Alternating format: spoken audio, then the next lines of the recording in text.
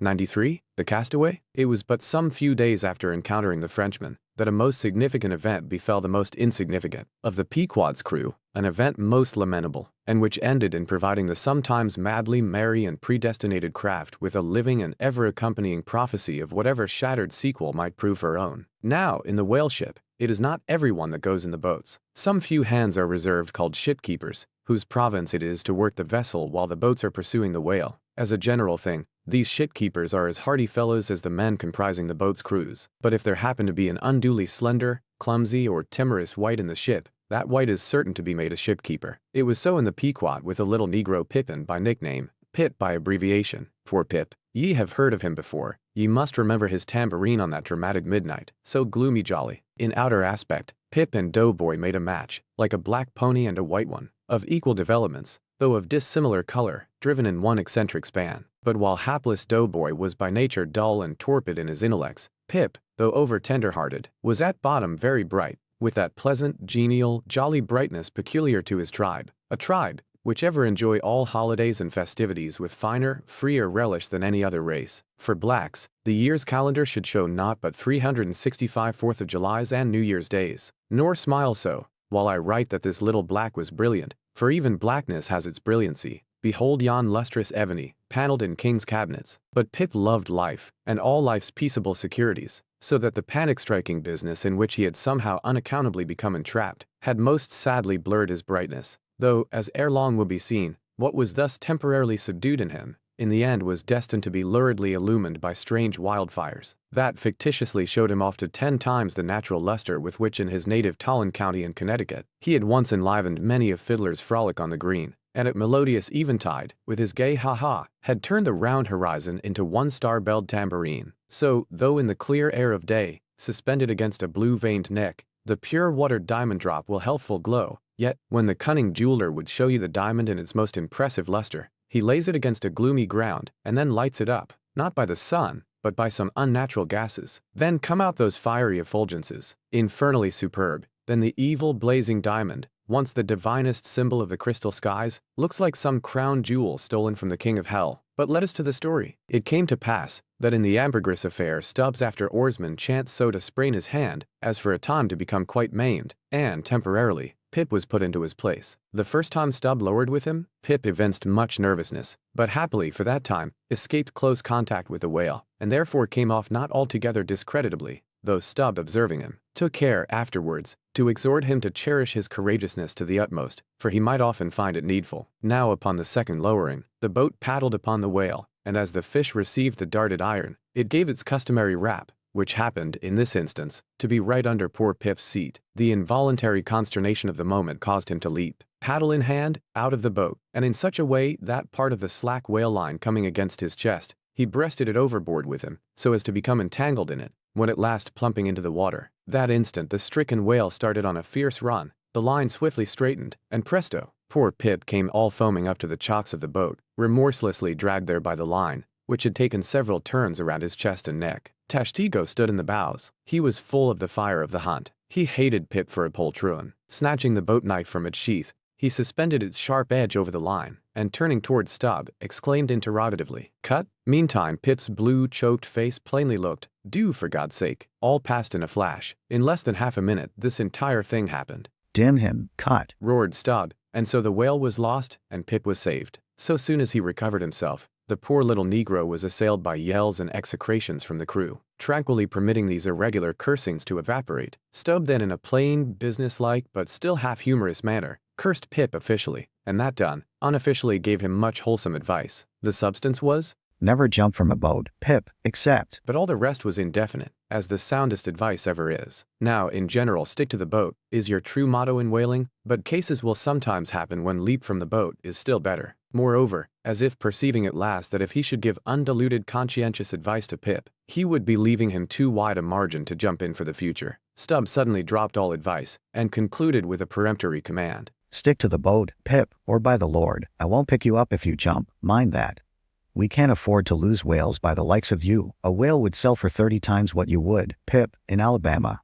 Bear that in mind, and don't jump any more." Hereby perhaps Stubb indirectly hinted that though man loved his fellow, yet man is a money-making animal, which propensity too often interferes with his benevolence. But we are all in the hands of the gods, and Pip jumped again. It was under very similar circumstances to the first performance, but this time he did not breast out the line, and hence, when the whale started to run, Pip was left behind on the sea, like a hurried traveler's trunk. Alas, Stubb was but too true to his word. It was a beautiful, bounteous blue day, the spangled sea calm and cool, and flatly stretching away all round to the horizon, like gold-beater's skin hammered out to the extremist. Bobbing up and down in that sea, Pip's ebon head showed like a head of cloves. No boat knife was lifted when he fell so rapidly astern. Stubb's inexorable back was turned upon him, and the whale was winged. In 3 minutes, a whole mile of shoreless ocean was between Pip and Stubb. Out from the center of the sea, poor Pip turned his crisp, curling black head to the sun, another lonely castaway, though the loftiest and the brightest. Now, in calm weather, to swim in the open ocean is as easy to the practiced swimmer as to ride in a spring carriage ashore, but the awful lonesomeness is intolerable. The intense concentration of self in the middle of such a heartless immensity, my God, who can tell it? Mark how when sailors in a dead calm bathe in the open sea, mark how closely they hood their ship and only coast along her sides. But had Stubb really abandoned the poor little Negro to his fate? No, he did not mean to, at least, because there were 2 boats in his wake, and he supposed, no doubt, that they would of course come up to Pip very quickly and pick him up, though, indeed, such considerations towards oarsmen jeopardized through their own timidity is not always manifested by the hunters in all similar instances, and such instances not unfrequently occur. Almost invariably in the fishery, a coward, so-called, is marked with the same ruthless detestation peculiar to military navies and armies. But it so happened that those boats, without seeing Pip, suddenly spying whales close to them on one side, turned and gave chase, and Stubb's boat was now so far away, and he and all his crew so intent upon his fish, that Pip's ringed horizon began to expand around him miserably. By the merest chance the ship itself at last rescued him, but from that hour the little Negro went about the deck an idiot. Such, at least, they said he was. The sea had jeeringly kept his finite body up, but drowned the infinite of his soul. Not drowned entirely, though, rather carried down alive to wondrous depths, where strange shapes of the unwarped primal world glided to and fro before his passive eyes, and the miser Merman, wisdom, revealed his hoarded heaps, and among the joyous, heartless, ever-juvenile eternities, Pip saw the multitudinous, God-omnipresent, coral insects, that, out of the firmament of waters heaved the colossal orbs. He saw God's foot upon the treadle of the loom, and spoke it, and therefore his shipmates called him mad. So man's insanity is heaven sense, and wandering from all mortal reason. Man comes at last to that celestial thought, which, to reason, is absurd and frantic, and weal or woe, feels then uncompromised, indifferent as is God. For the rest, blame not Stubb too hardly. The thing is common in that fishery, and in the sequel of the narrative, it will then be seen what like abandonment befell myself. XCV squeeze of the hand, that whale of Stubb's, so dearly purchased, was duly brought to the Pequod side, where all those cutting and hoisting operations previously detailed were regularly gone through, even to the bailing of the Heidelberg ton or case. While some were occupied with this latter duty, others were employed in dragging away the larger tuds, so soon as filled with the sperm, and when the proper time arrived, this same sperm was carefully manipulated ere going to the TryWorks, of which anon it had cooled and crystallized to such a degree that when, with several others, I sat down before a large Constantine's bath of it, I found it strangely concreted into lumps, here and there rolling about in the liquid part. It was our business to squeeze these lumps back into fluid, a sweet and unctuous duty. No wonder that in old times this sperm was such a favored cosmetic, such a clearer, such a sweetener, such a softener, such a delicious mollifier. After having my hands in it for only a few minutes, my fingers felt like eels, and began, as it were, to serpentine and spiralize. As I sat there at my ease, cross-legged on the deck, after the bitter exertion at the windlass, under a blue tranquil sky, the ship under indolent sail, and gliding so serenely along, as I bathed my hands among those soft, gentle globules of infiltrated tissues, woven almost within the hour, as they richly broke to my fingers, and discharged all their opulence, like fully ripe grapes their wine, as I snuffed up that uncontaminated aroma, literally and truly, like the smell of spring violets, I declare to you, that for the time I lived as in a musky meadow. I forgot all about our horrible oath. In that inexpressible sperm, I washed my hands and my heart of it. I almost began to credit the old Paracelsian superstition that sperm is of rare virtue in allaying the heat of anger. While bathing in that bath, I felt divinely free from all ill will, or petulance, or malice of any sort whatsoever. Squeeze, squeeze, squeeze, all the morning long, I squeezed that sperm till I myself almost melted into it. Squeezed that sperm till a strange sort of insanity came over me, and I found myself unwittingly squeezing my co-laborer's hands in it.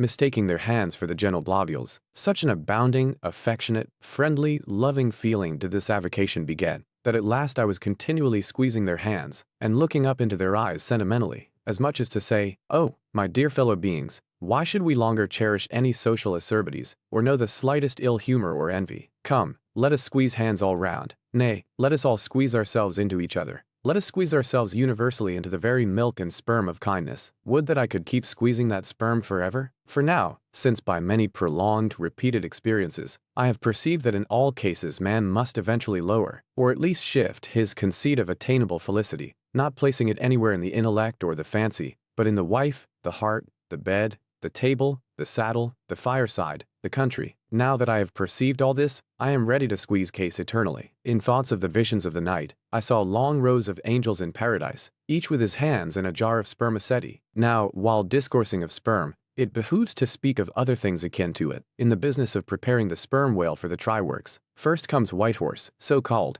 which is obtained from the tapering part of the fish, and also from the thicker portions of his flukes. It is tough with congealed tendons, a wad of muscle, but still contains some oil. After being severed from the whale, the white horse is first cut into portable oblongs ere going to the mincer. They look much like blocks of Berkshire marble. Plum pudding is the term bestowed upon certain fragmentary parts of the whale's flesh, here and there adhering to the blanket of blubber, and often participating to a considerable degree in its unctuousness. It is a most refreshing, convivial, beautiful object to behold. As its name imports, it is of an exceedingly rich, mottled tint, with a bestreaked snowy and golden ground, dotted with spots of the deepest crimson and purple. It is plums of rubies in pictures of citron. Spite of reason, it is hard to keep yourself from eating it. I confess that once I stole behind the foremast to try it. It tasted something as I should conceive a royal cutlet from the thigh of Louis le Gros might have tasted. Supposing him to have been killed the first day after the venison season, and that particular venison season contemporary with an unusually fine vintage of the vineyards of Champagne, there is another substance, and a very singular one,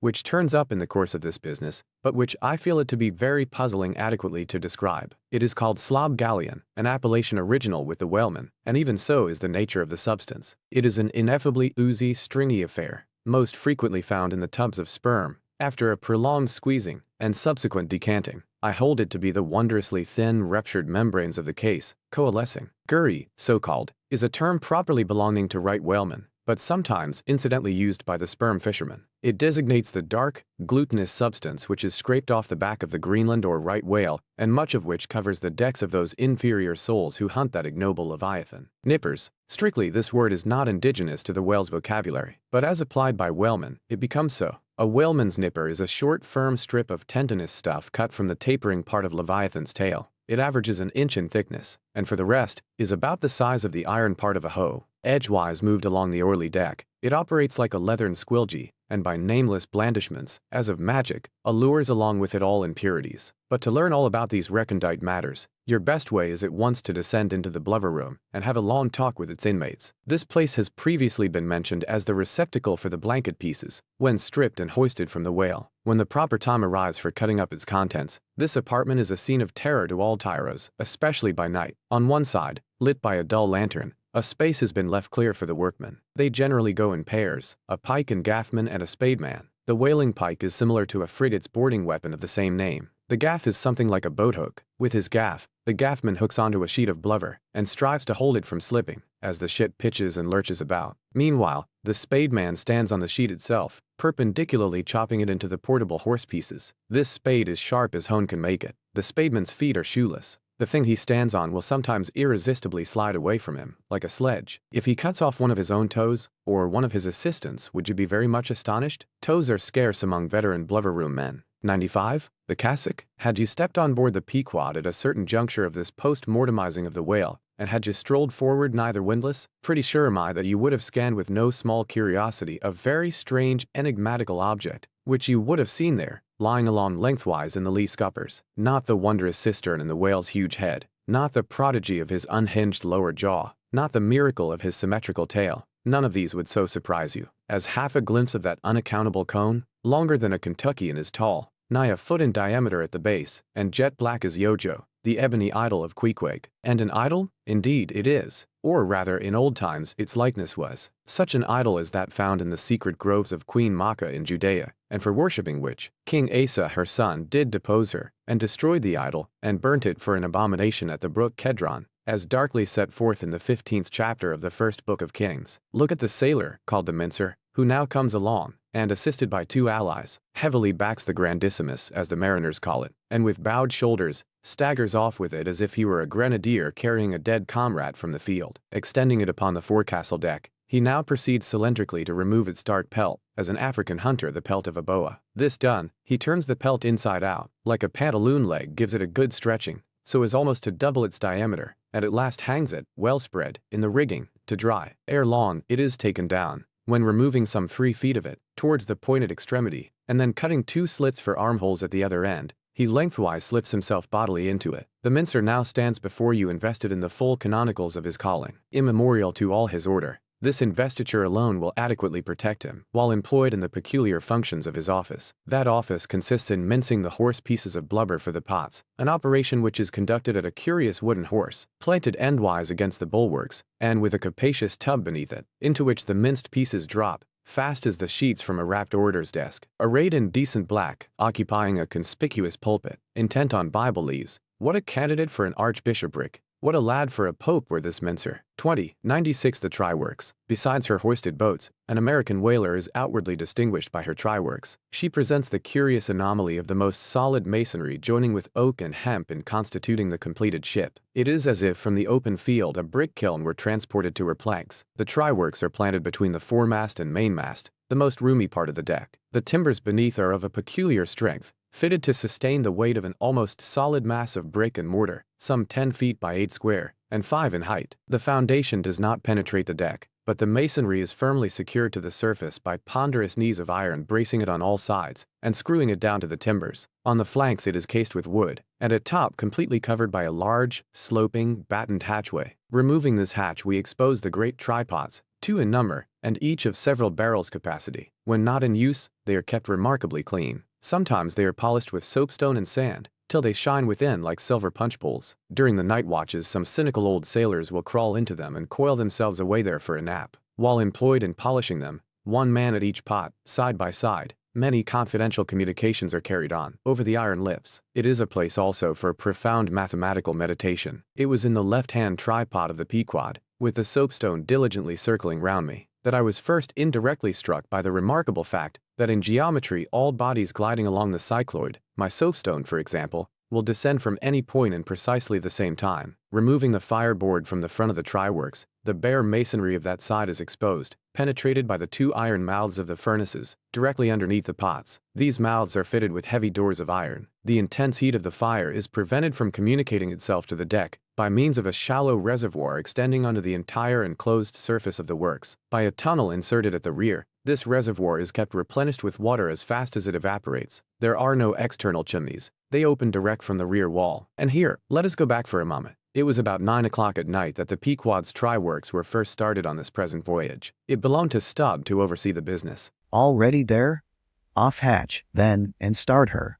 You cook, fire the works. This was an easy thing, for the carpenter had been thrusting his shavings into the furnace throughout the passage. Here be it said that in a whaling voyage the first fire in the TryWorks has to be fed for a time with wood. After that no wood is used, except as a means of quick ignition to the staple fuel. In a word, after being tried out, the crisp, shriveled blubber, now called scraps or fritters, still contains considerable of its unctuous properties. These fritters feed the flames, like a plethoric burning martyr, or a self-consuming misanthrope. Once ignited, the whale supplies his own fuel and burns by his own body. Would that he consumed his own smoke, for his smoke is horrible to inhale, and inhale it you must, and not only that, but you must live in it for the time. It has an unspeakable, wild, Hindu odor about it, such as may lurk in the vicinity of funereal pyres. It smells like the left wing of the Day of Judgment. It is an argument for the pit. By midnight the works were in full operation. We were clear from the carcass, sail had been made, the wind was freshening, the wild ocean darkness was intense. But that darkness was licked up by the fierce flames, which at intervals forked forth from the sooty flues, and illuminated every lofty rope in the rigging, as with the famed Greek fire. The burning ship drove on, as if remorselessly commissioned to some vengeful deed. So the pitch and sulphur-freighted brigs of the bold Hydra, Canaris, issuing from their midnight harbors, with broad sheets of flame for sails, bore down upon the Turkish frigates, and folded them in conflagrations. The hatch, removed from the top of the works, now afforded a wide hearth in front of them. Standing on this were the Tartarian shapes of the pagan harpooneers, always the whaleship stokers. With huge pronged poles they pitched hissing masses of blubber into the scalding pots, or stirred up the fires beneath, till the snaky flames darted, curling, out of the doors to catch them by the feet. The smoke rolled away in sullen heaps. To every pitch of the ship there was a pitch of the boiling oil, which seemed all eagerness to leap into their faces. Opposite the mouth of the works, on the further side of the wide wooden hearth, was the windlass. This served for a sea sofa. Here lounged the watch, when not otherwise employed, looking into the red heat of the fire, till their eyes felt scorched in their heads. Their tawny features, now all begrimed with smoke and sweat, their matted beards, and the contrasting barbaric brilliancy of their teeth, all these were strangely revealed in the capricious emblazonings of the works, as they narrated to each other their unholy adventures, their tales of terror told in words of mirth, as their uncivilized laughter forked upwards out of them, like the flames from the furnace, as to and fro in their front, the harpooneers wildly gesticulated with their huge pronged forks and dippers, as the wind howled on, and the sea leaped, and the ship groaned and dived, and yet steadfastly shot her red hell further and further into the blackness of the sea in the night, and scornfully champed the white bone in her mouth, and viciously spat round her on all sides. Then the rushing Pequod, freighted with savages and laden with fire, and burning a corpse, and, plunging into that blackness of darkness, seemed the material counterpart of her monomaniac commander's soul. So seemed it to me, as I stood at her helm, and for long hours silently guided the way of this fireship on the sea. Wrapped, for that interval, in darkness myself, I but the better saw the redness, the madness, the ghastliness of others, the continual sight of the fiends' shapes before me, capering half in smoke and half in fire. These at last begat kindred visions in my soul, so soon as I began to yield to that unaccountable drowsiness which ever would come over me at a midnight helm. But that night, in particular, a strange and ever since inexplicable thing occurred to me. Starting from a brief standing sleep, I was horribly conscious of something fatally wrong. The jawbone tiller smote my side, which leaned against. In my ears was the low hum of sails, just beginning to shake in the wind. I thought my eyes were open. I was half conscious of putting my fingers to the lids and mechanically stretching them still further apart. But, spite of all this, I could see no compass before me to steer by, though it seemed but a minute since I had been watching the card, by the steady binnacle lamp illuminating it. Nothing seemed before me but a jet gloom, now and then made ghastly by flashes of redness. Uppermost was the impression that whatever swift rushing thing I stood on was not so much bound to any haven ahead, as rushing from all havens astern. A stark, bewildered feeling, as of death, came over me. Convulsively my hands grasped the tiller, but with the crazy conceit that the tiller was, somehow, in some enchanted way, inverted. My God, what is the matter with me? Thought I. Lo, in my brief sleep I had turned myself about, and was fronting the ship's stern, with my back to her prow and the compass. In an instant I faced back, just in time to prevent the vessel from flying up into the wind, and very probably capsizing her. How glad and how grateful the relief from this unnatural hallucination of the night, and the fatal contingency of being brought by the lee. Look not too long in the face of the fire, O man. Never dream with thy hand on the helm. Turn not thy back to the compass, accept the first hint of the hitching tiller. Believe not the artificial fire, when its redness makes all things look ghastly. Tomorrow, in the natural sun, the skies will be bright. Those who glared like devils in the forking flames, the morn will show in far other, at least gentler relief, the glorious, golden, glad sun, the only true lamp, all others but liars. Nevertheless, the sun hides not Virginia's dismal swamp, nor Rome's accursed Campania, nor wide Sahara, nor all the millions of miles of deserts and of Greece beneath the moon. The sun hides not the ocean, which is the dark side of this earth, and which is 2/3 of this earth. So therefore that mortal man who hath more of joy than sorrow in him, that mortal man cannot be true, not true, or undeveloped. With books the same. The truest of all men was the man of sorrows, and the truest of all books is Solomon's, and Ecclesiastes is the fine hammered steel of woe. All is vanity. All? This wilful world hath not got hold of unchristian Solomon's wisdom yet, but he who dodges hospitals and jails, and walks fast crossing graveyards, and would rather talk of operas than hell, calls Cowper, Young, Pascal, Rousseau, poor devils all of sick men, and throughout a carefree lifetime swears by Rabelais as passing wise, and therefore jolly. Not that man is fitted to sit down on tombstones and break the green damp mold with unfathomably wondrous Solomon. But even Solomon, he says, the man that wandereth out of the way of understanding shall remain, i.e., even while living, in the congregation of the dead. Give not thyself up then to fire, lest it invert thee, deaden thee, as for the time it did me. There is a wisdom that is woe, but there is a woe that is madness. And there is a catskill eagle in some souls that can alike dive down into the blackest gorges, and soar out of them again and become invisible in the sunny spaces. And even if he forever flies within the gorge, that gorge is in the mountains, so that even in his lowest swoop the mountain eagle is still higher than other birds upon the plain, even though they soar. 97 The Lamp. Had you descended from the Pequod's TryWorks to the Pequod's forecastle, where the off-duty watch were sleeping, for one single moment you would have almost thought you were standing in some illuminated shrine of canonized kings and counselors. There they lay in their triangular oaken vaults, each mariner a chiseled mutinous, a score of lamps flashing upon his hooded eyes. In merchantmen, oil for the sailor is more scarce than the milk of queens. To dress in the dark, and eat in the dark, and stumble in darkness to his palate, this is his usual lot. But the whaleman, as he seeks the food of light, so he lives in light. He makes his berth in Aladdin's lamp, and lays him down in it, so that in the pitchiest night the ship's black hole still houses an illumination. See with what entire freedom the whaleman takes his handful of lamps, often but old bottles and vials though, to the copper cooler at the TryWorks, and replenishes them there, as mugs of ale at a vat. He burns, too, the purest of oil, in its unmanufactured, and therefore unvitiated state, a fluid unknown to solar, lunar, or astral contrivances ashore. It is sweet as early grass butter in April. He goes and hunts for his oil, so as to be sure of its freshness and genuineness, even as the traveler on the prairie hunts up his own supper of game. 98 Stowing down and clearing up. Already has it been related how the great Leviathan is afar off descried from the masthead, how he is chased over the watery moors, and slaughtered in the valleys of the deep, how he is then towed alongside and beheaded, and how, on the principle which entitled the headsman of old to the garments in which the beheaded was killed, his great padded surtout becomes the property of his executioner. How, in due time, he is condemned to the pots, and, like Shadrach, Meshach, and Abednego, his spermaceti, oil, and bone pass unscathed through the fire. But now it remains to conclude the last chapter of this part of the description by rehearsing, singing, if I may, the romantic proceeding of decanting off his oil into the casks and striking them down into the hold, where once again Leviathan returns to his native profundities,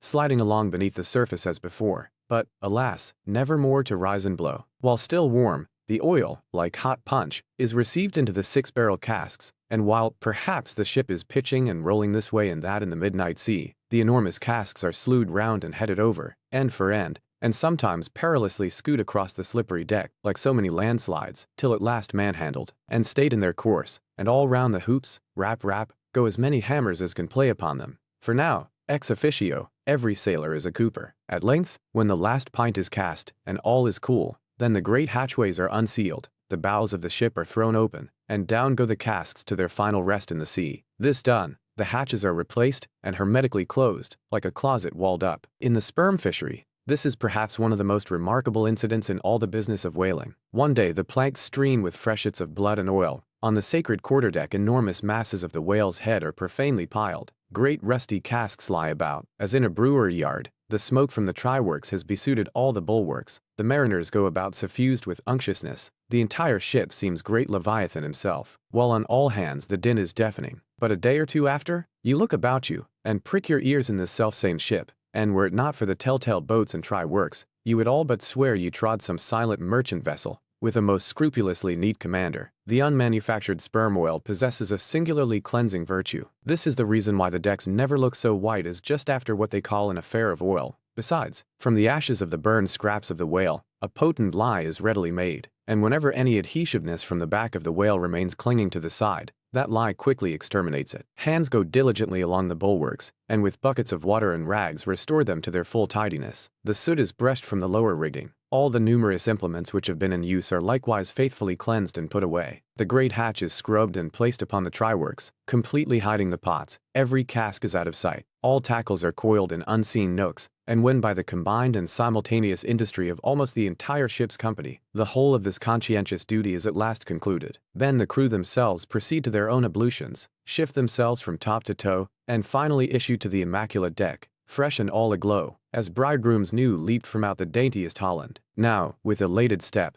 they pace the planks in 2s and 3s, and humorously discourse of parlors, sofas, carpets, and fine cambrics, propose to mat the deck, think of having hanging to the top, object not to taking tea by moonlight on the piazza of the forecastle. To hint to such must mariners of oil and bone and blubber were little short of audacity. They know not the thing you distantly allude to. Away, and bring us napkins. But mark, aloft there, at the 3 mastheads, stand 3 men intent on spying out more whales, which if caught, infallibly will again soil the old oaken furniture, and drop at least one small grease spot somewhere. Yes, and many is the time when, after the severest uninterrupted labors which know no night, continuing straight through for 96 hours, when from the boat, where they have swelled their wrists with all day rowing on the line, they only step to the deck to carry vast chains, and heave the heavy windlass, and cut and slash, yea, and, in their very sweatings to be smoked and burned anew by the combined fires of the equatorial sun and the equatorial TryWorks, when, on the heel of all this, they have finally bestirred themselves to cleanse the ship, and make a spotless dairy room of it. Many is the time the poor fellows, just buttoning the necks of their clean frocks, are startled by the cry of, "There she blows!" and away they fly to fight another whale, and go through the whole weary thing again. Oh,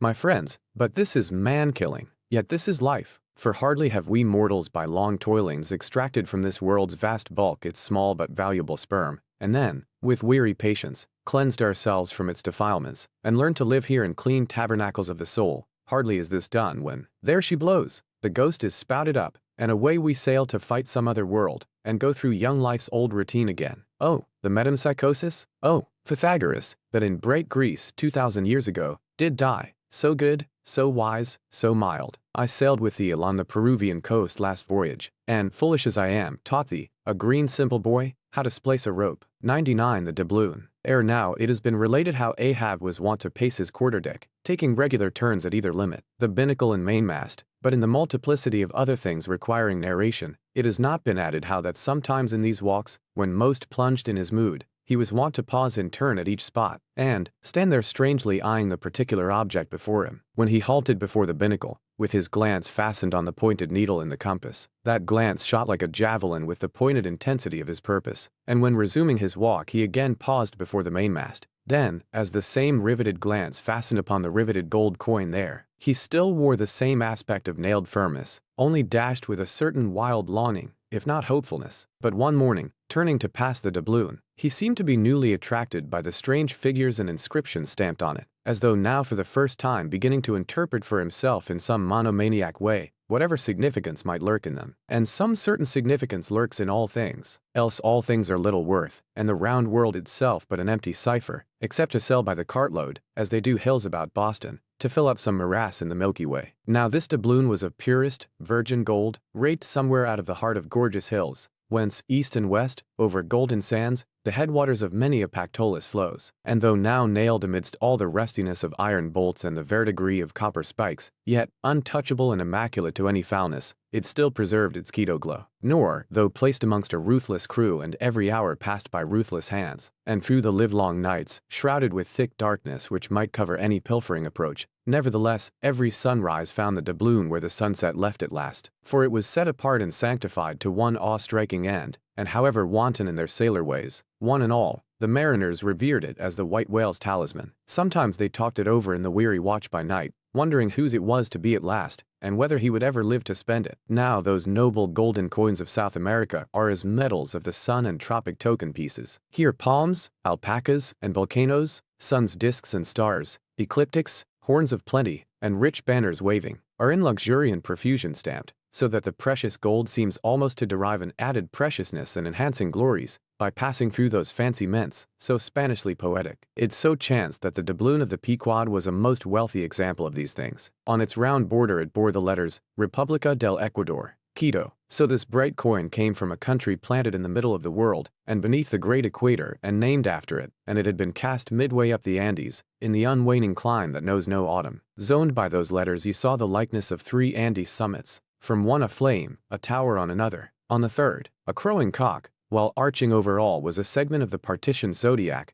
the signs all marked with their usual cabalistics, and the keystone sun entering the equinoctial point at Libra. Before this equatorial coin, Ahab, not unobserved by others, was now pausing. There's something ever egotistical in mountain tops and towers, and all other grand and lofty things. Look here, 3 peaks as proud as Lucifer. The foam tower, that is Ahab; the volcano, that is Ahab; the courageous, the undaunted, and victorious fowl, that too is Ahab. All are Ahab, and this round gold is but the image of the rounder globe, which, like a magician's glass, to each and every man in turn but mirrors back his own mysterious self. Great pains, small gains for those who ask the world to solve them. It cannot solve itself. Methinks now this coined sun wears a ruddy face. But see, he He enters the sign of storms, the equinox, and but 6 months before he wheeled out of a former equinox at Aries. From storm to storm? So be it then. Born in throes, 'tis fit that man should live in pains and die in pangs. So be it then. Here's stout stuff for woe to work on. So be it then. No fairy fingers can have pressed the gold, but devil's claws must have left their moldings there since yesterday, murmured Starbuck to himself, leaning against the bulwarks. The old man seems to read Belshazzar's awful writing. I have never marked the coin inspectingly. He goes below. Let me read. A dark valley between 3 mighty, heaven-abiding peaks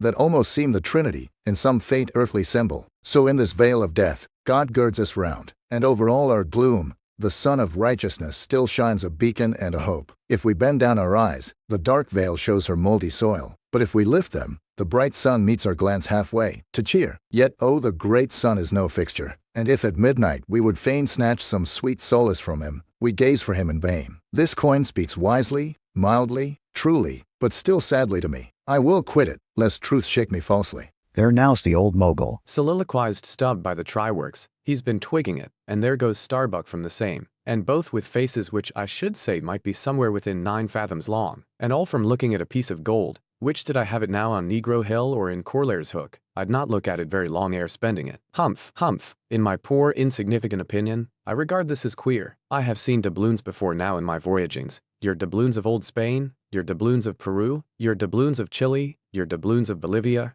your doubloons of Popian, with plenty of gold moidores and pistoles, and joes, and half-joes, and quarter-joes. What then should there be in this doubloon of the equator that is so killing wonderful? By Golconda, let me read it once. Halloa, here's signs and wonders truly. That, now, is what old Bowditch in his epitome calls the zodiac, and what my almanac below calls ditto. I'll get the almanac, and as I have heard, devils can be raised with Dable's arithmetic. I'll try my hand at raising a meaning out of these queer curlicues here with the Massachusetts calendar. Here's the book. Let's see now. Signs and wonders, and the sun. He's always among them. Ham, here they are, here they go, all alive. Aries, or the ram. Taurus, or the bull and Gemini. Here's Gemini himself, or the twins. Well, the sun he wheels among them. Aye, here on the coin, he's just crossing the threshold between 2 of 12 sitting rooms all in a ring. Book, you lie there. The fact is, you books must know your places. You'll do to give us the bare words and facts, but we come in to supply the thoughts. That's my small experience, so far as the Massachusetts calendar and Bowditch's navigator and Dable's arithmetic go. Signs and wonders, eh? Pity if there's nothing wonderful in signs, and significant in wonders. There's a clue somewhere. Wait a bit. Hist, hark, by Jove, I have it.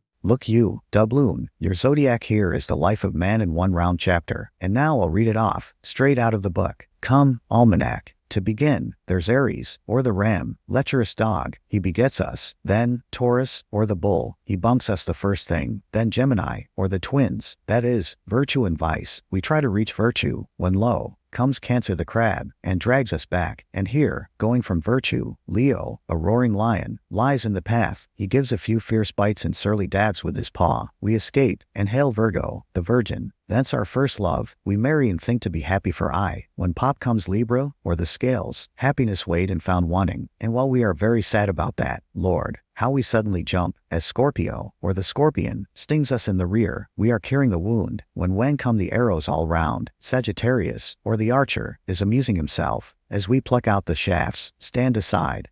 Here's the battering ram, Capricornus, or the goat, full tilt, he comes rushing, and headlong we are tossed, when Aquarius, or the water-bearer, pours out his whole deluge and drowns us, and to wind up with Pisces, or the fishes, we sleep. There's a sermon now, writ in high heaven, and the sun goes through it every year, and yet comes out of it all alive and hearty. Jollily he, aloft there, wheels through toil and trouble, and so, alow here, does jolly Stubb. Oh, jolly's the word for aye. Adieu, doubloon. But stop, here comes little King Post, dodge round the TryWorks, now, and let's hear what he'll have to say. There, he's before it, he'll out with something presently. So, he's beginning. I see nothing here, but a round thing made of gold, and whoever raises a certain whale, this round thing belongs to him. So, what's all this staring been about? It is worth $16, that's true, and at 2 cents the cigar, that's 960 cigars. I won't smoke dirty pipes like Stubb, but I like cigars, and here's 960 of them, so here goes flask aloft to spy 'em out. Shall I call that wise or foolish? Now, if it be really wise it has a foolish look to it, yet, if it be really foolish, then has it a sort of wiseish look to it. But, avast, here comes our old Manxman, the old hearse driver. He must have been, that is, before he took to the sea. He lefts up before the doubloon, Halloa, and goes round on the other side of the mast. Why, there's a horseshoe nailed on that side, and now he's back again. What does that mean? Hark! He's muttering, voice like an old worn-out coffee mill. Prick ears, and listen. If the white whale be raised, it must be in a month and a day, when the sun stands in some one of these signs. I've studied signs, and know their marks. They were taught me 20 years ago by the old witch in Copenhagen. Now, in what sign will the sun then be? The horseshoe sign. For there it is, right opposite the gold. And what's the horseshoe sign? The lion is the horseshoe sign, the roaring and devouring lion. Ship, old ship, my old head shakes to think of thee. There's another rendering now, but still one text. All sorts of men in one kind of world, you see. Dodge again.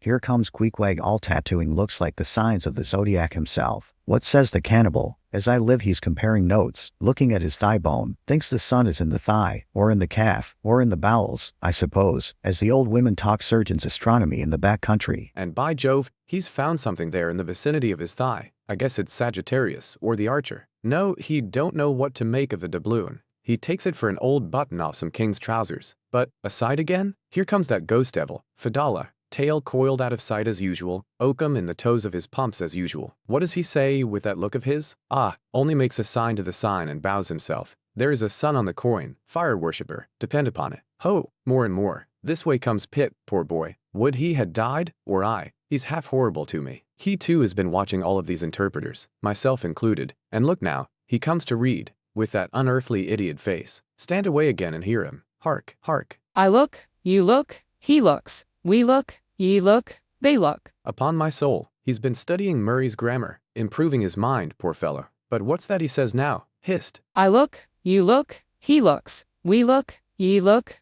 they look. Why, he's getting it by heart, hist. Again, again? I look, you look, he looks, we look, ye look, they look. Well, that's funny. And I, you, and he, and we, ye, and they, are all bats, and I'm a crow, especially when I stand atop of this pine tree here. Caw, caw, caw, caw, caw, caw, caw, caw, caw, caw, caw, caw. Ain't I a crow? And where's the scarecrow? There he stands, 2 bones stuck into a pair of old trousers, and 2 more poked into the sleeves of an old jacket. Wonder if he means me. Complimentary, poor lad. I could go hang myself. Anyway, for the present, I'll quit Pip's vicinity. I can stand the rest, for they have plain wits, but he's too crazy witty for my sanity. So, I leave him muttering. Here's the ship's navel, this doubloon here, and they are all on fire to unscrew it. But unscrew your navel, and what's the consequence? Then again, if it stays here, that is ugly too, for when aught's nailed to the mast, it's a sign that things grow desperate. Ha ha, old Ahab, the white whale, he'll nail ye. This is a pine tree. My father,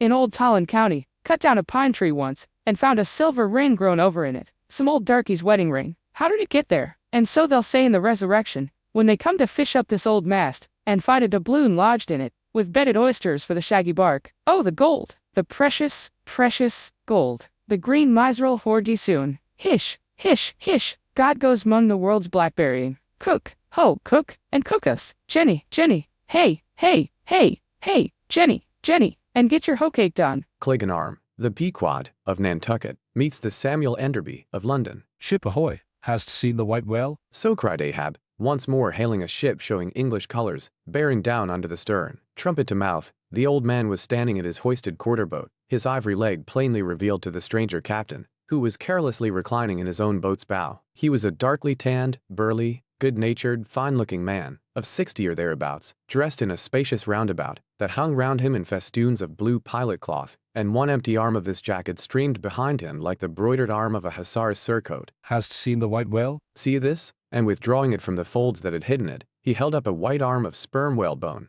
terminating in a wooden head like a mallet. Man my boat? Cried Ahab impetuously, and tossing about the oars near him. Stand by to lower. In less than a minute, without quitting his little craft, he and his crew were dropped to the water, and were soon alongside of the stranger. But here a curious difficulty presented itself. In the excitement of the moment, Ahab had forgotten that since the loss of his leg, he had never once stepped on board of any vessel at sea but his own, and then it was always by an ingenious and very handy mechanical contrivance peculiar to the Pequod, and a thing not to be rigged and shipped in any other vessel at a moment's warning. Now, it is no very easy matter for anybody, except those who are almost hourly used to it, like whalemen, to clamber up a ship's side from a boat on the open sea, for the great swells now lift the boat high up towards the bulwarks, and then instantaneously drop it halfway down to the kelson. So, deprived of one leg, and the strange ship of course being altogether unsupplied with a kindly invention, Ahab now found himself abjectly reduced to a clumsy landsman again, hopelessly eyeing the uncertain changeful height he could hardly hope to attain. It has before been hinted, perhaps, that every little untoward circumstance that befell him, and which indirectly sprang from his luckless mishap, almost invariably irritated or exasperated Ahab. And in the present instance, all this was heightened by the sight of the two officers of the strange ship, leaning over the side, by the perpendicular ladder of nailed cleats there, and swinging towards him a pair of tastefully ornamented man-ropes, for at first they did not seem to bethink them that a one-legged man must be too much of a cripple to use their sea banisters. But this awkwardness only lasted a minute, because the strange captain, observing at a glance how affairs stood, cried out, I see, a vast heaving there. Jump, boys, and swing over the cutting tackle." As good luck would have it, they had had a whale alongside a day or two previous, and the great tackles were still aloft, and the massive curved blubber hook, now clean and dry, was still attached to the end. This was quickly lowered to Ahab,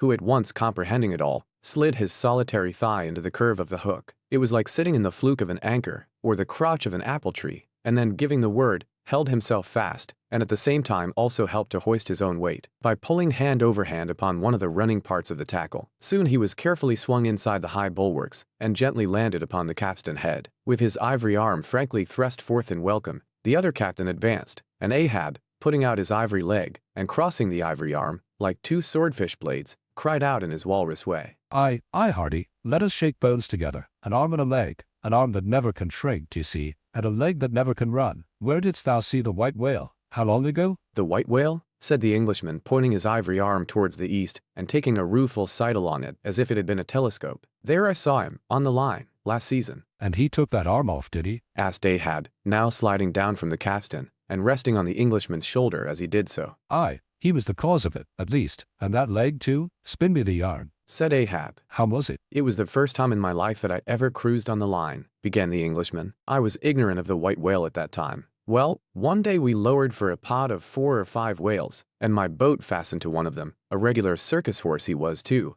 that went milling and milling round so, that my boat's crew could only trim dish, by sitting all their sterns on the outer gunwale. Presently up breaches from the bottom of the sea a bouncing great whale, with a milky white head and hump, all crow's feet and wrinkles." That was he, cried Ahab, suddenly letting out his suspended breath. and harpoon sticking in near his starboard fin. They were mine, my irons, cried Ahab, exultingly. put on. "Give me a chance then," said the Englishman good-humoredly. "Well, this old great-grandfather, with the white head and hump, runs all afoam into the pod, and goes to snapping furiously at my fast line." I see, wanted to part it, free the fast fish, an old trick, I know him. "How it was exactly," continued the one-armed commander, "I do not know, but in biting the line, it got foul of his teeth, caught there somehow, but we didn't know it then, so that when we afterwards pulled on the line, bouts we came plump onto his hump, instead of the other whales, that went off to windward, all fluking. Seeing how matters stood, and what a noble great whale it was, the noblest and biggest I ever saw, sir, in my life, I resolved to capture him, spite of the boiling rage he seemed to be in, and thinking the haphazard line would get loose, or the tooth it was tangled to might draw,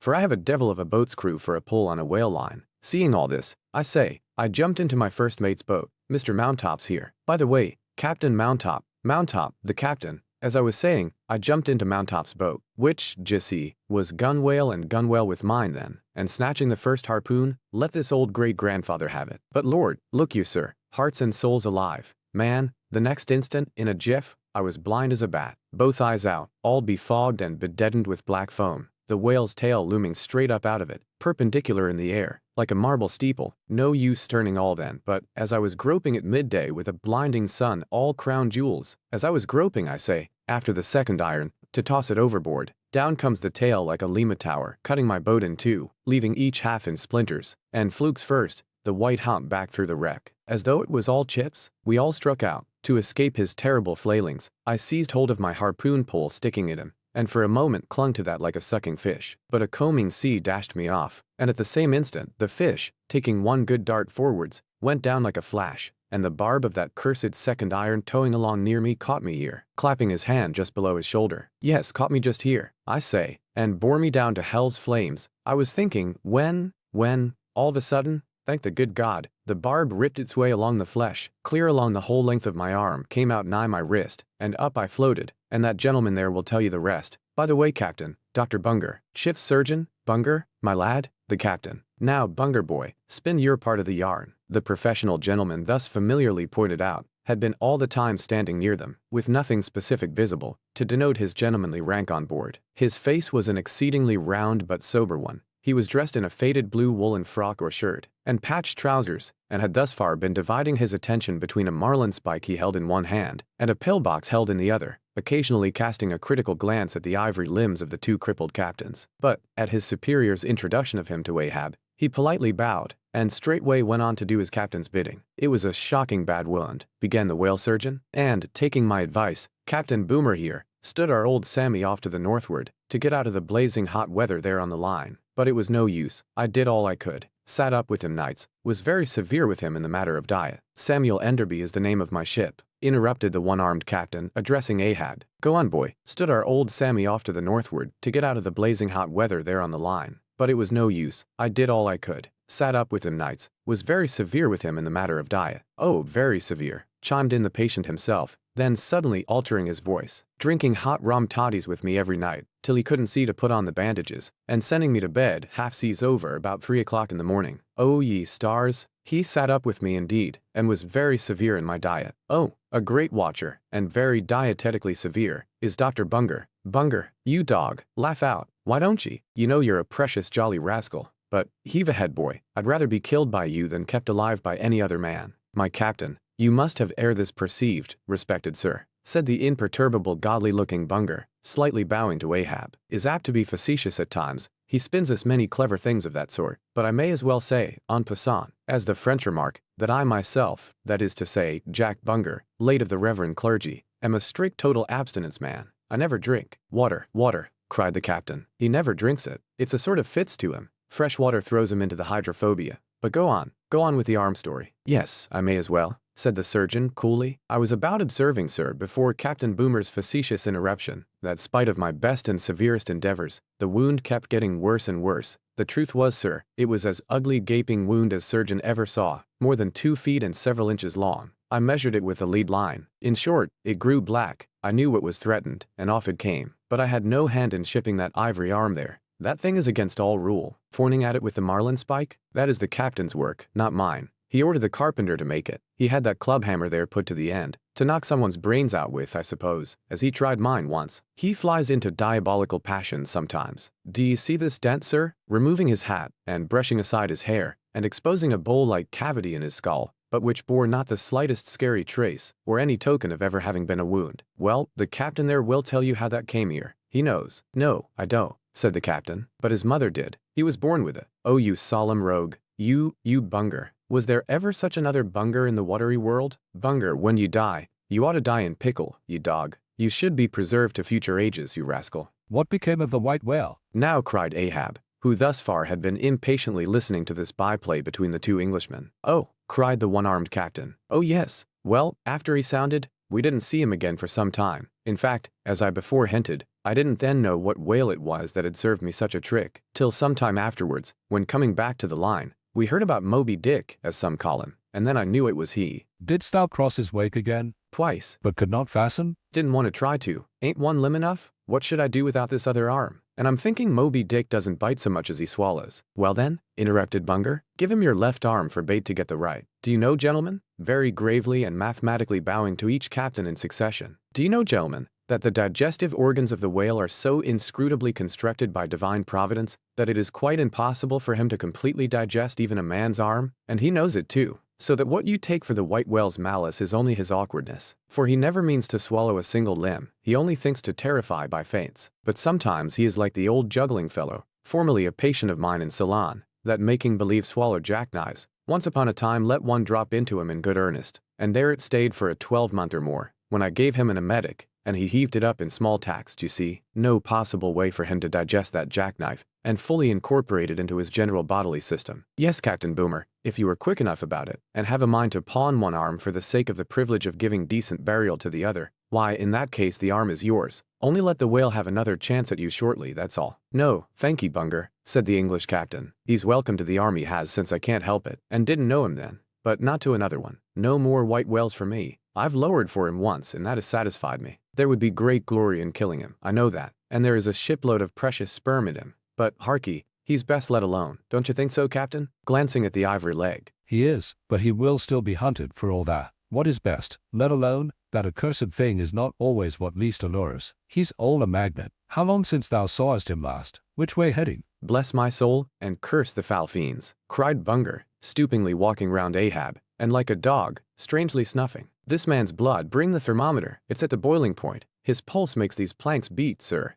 Taking a lancet from his pocket, and drawing near to Ahab's arm. Avast, Roared Ahab, dashing him against the bulwarks. Man the boat, which way heading? Good God, cried the English captain, to whom the question was put. What's the matter? He was heading east, I think. Is your captain crazy? Whispering Fedallah. But Fedallah, putting a finger on his lip, slid over the bulwarks to take the boat's steering oar, and Ahab, swinging the cutting tackle towards him, commanded the ship's sailors to stand by to lower. In a moment he was standing in the boat's stern, and the Manila men were springing to their oars. In vain the English captain hailed him. With back to the stranger ship, and face set like a flint to his own, Ahab stood upright till alongside of the Pequod. CII the Decanter, ere the English ship fades from sight, be it set down here, that she hailed from London, and was named after the late Samuel Enderby, merchant of that city, the original of the famous whaling house of Enderby and Sons, a house which, in my poor whaleman's opinion, comes not far behind the united royal houses of the Tudors and Bourbons. In point of real historical interest, how long prior to the year of our Lord 1775, this great whaling house was in existence, my numerous fish documents do not make plain,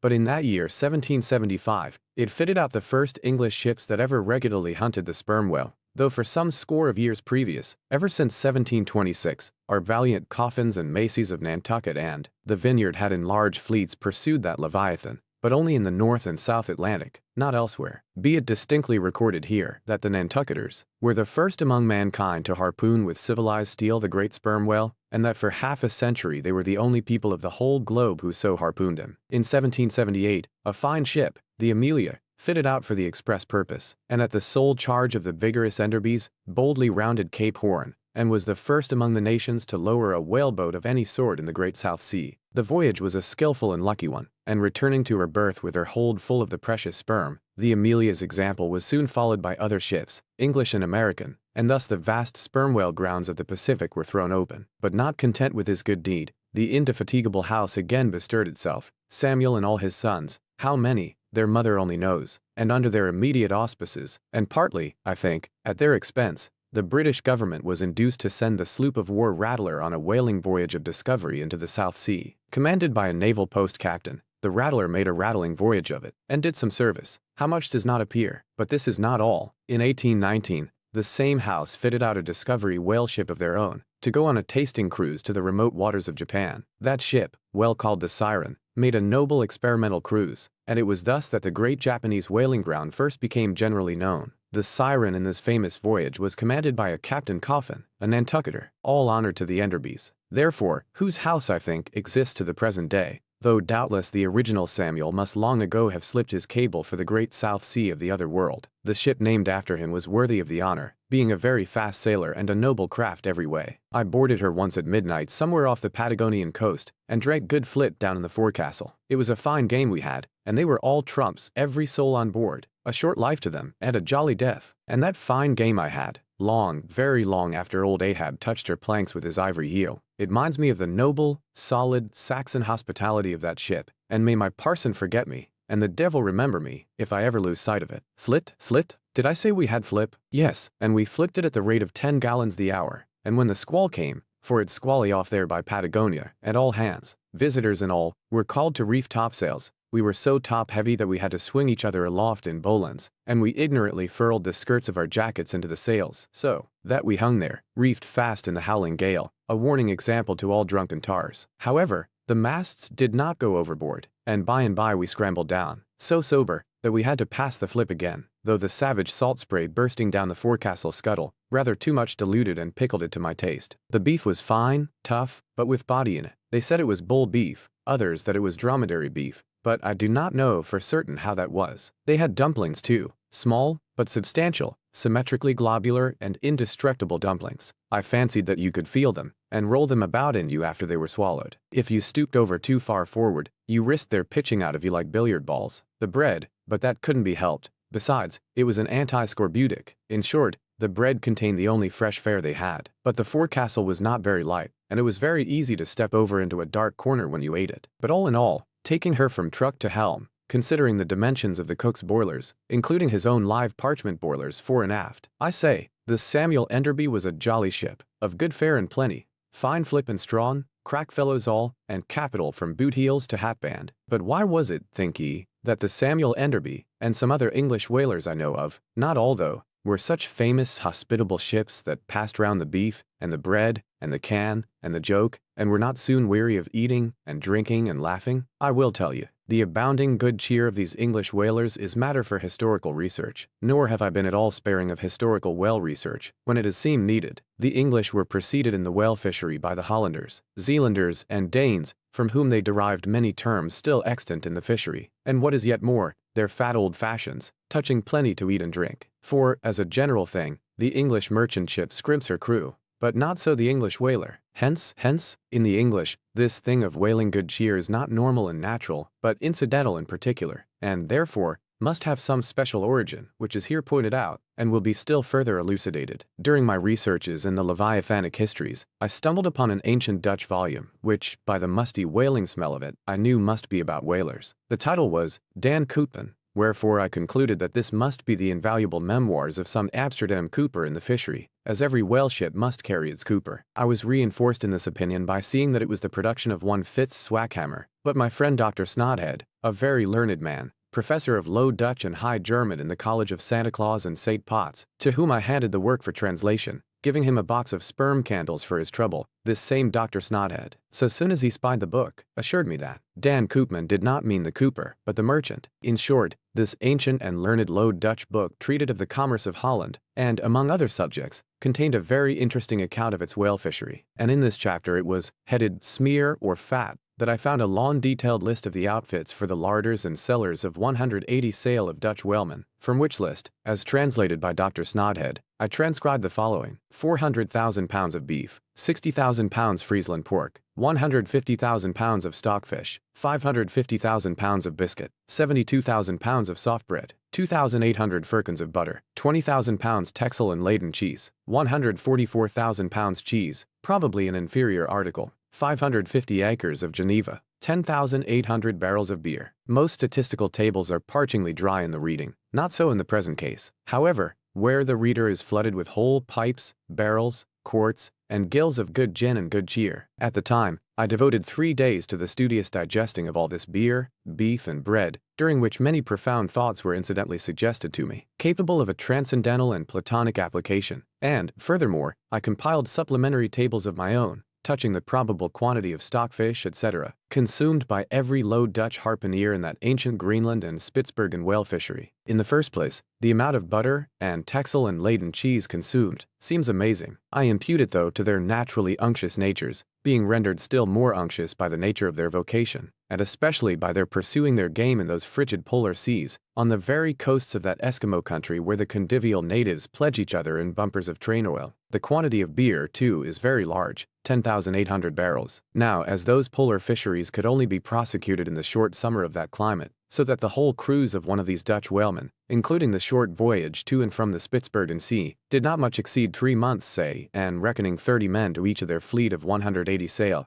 we have 5,400 Low Dutch seamen in all. Therefore, I say, we have precisely 2 barrels of beer per man for a 12 weeks' allowance, exclusive of his fair proportion of that 550 anchors of gin. Now, whether these gin and beer harpooneers, so fuddled as one might fancy them to have been, were the right sort of men to stand up in a boat's head and take good aim at flying whales, this would seem somewhat improbable. Yet they did aim at them, and hit them too. But this was very far north, be it remembered, where beer agrees well with the constitution. Upon the equator, in our southern fishery, beer would be apt to make the harpooner sleepy at the masthead and boozy in his boat, and grievous loss might ensue to Nantucket and New Bedford. But no more. Enough has been said to show that the old Dutch whalers of 2 or 3 centuries ago were high livers, and that the English whalers have not neglected so excellent an example. For, say they, when cruising in an empty ship, if you can get nothing better out of the world, get a good dinner out of it, at least. And this empties the Decanter. CII A Bower and the Arsacides. Hitherto, in descriptively treating of the sperm whale, I have chiefly dwelt upon the marvels of his outer aspect, or separately and in detail upon some few interior structural features. But to a large and thorough sweeping comprehension of him,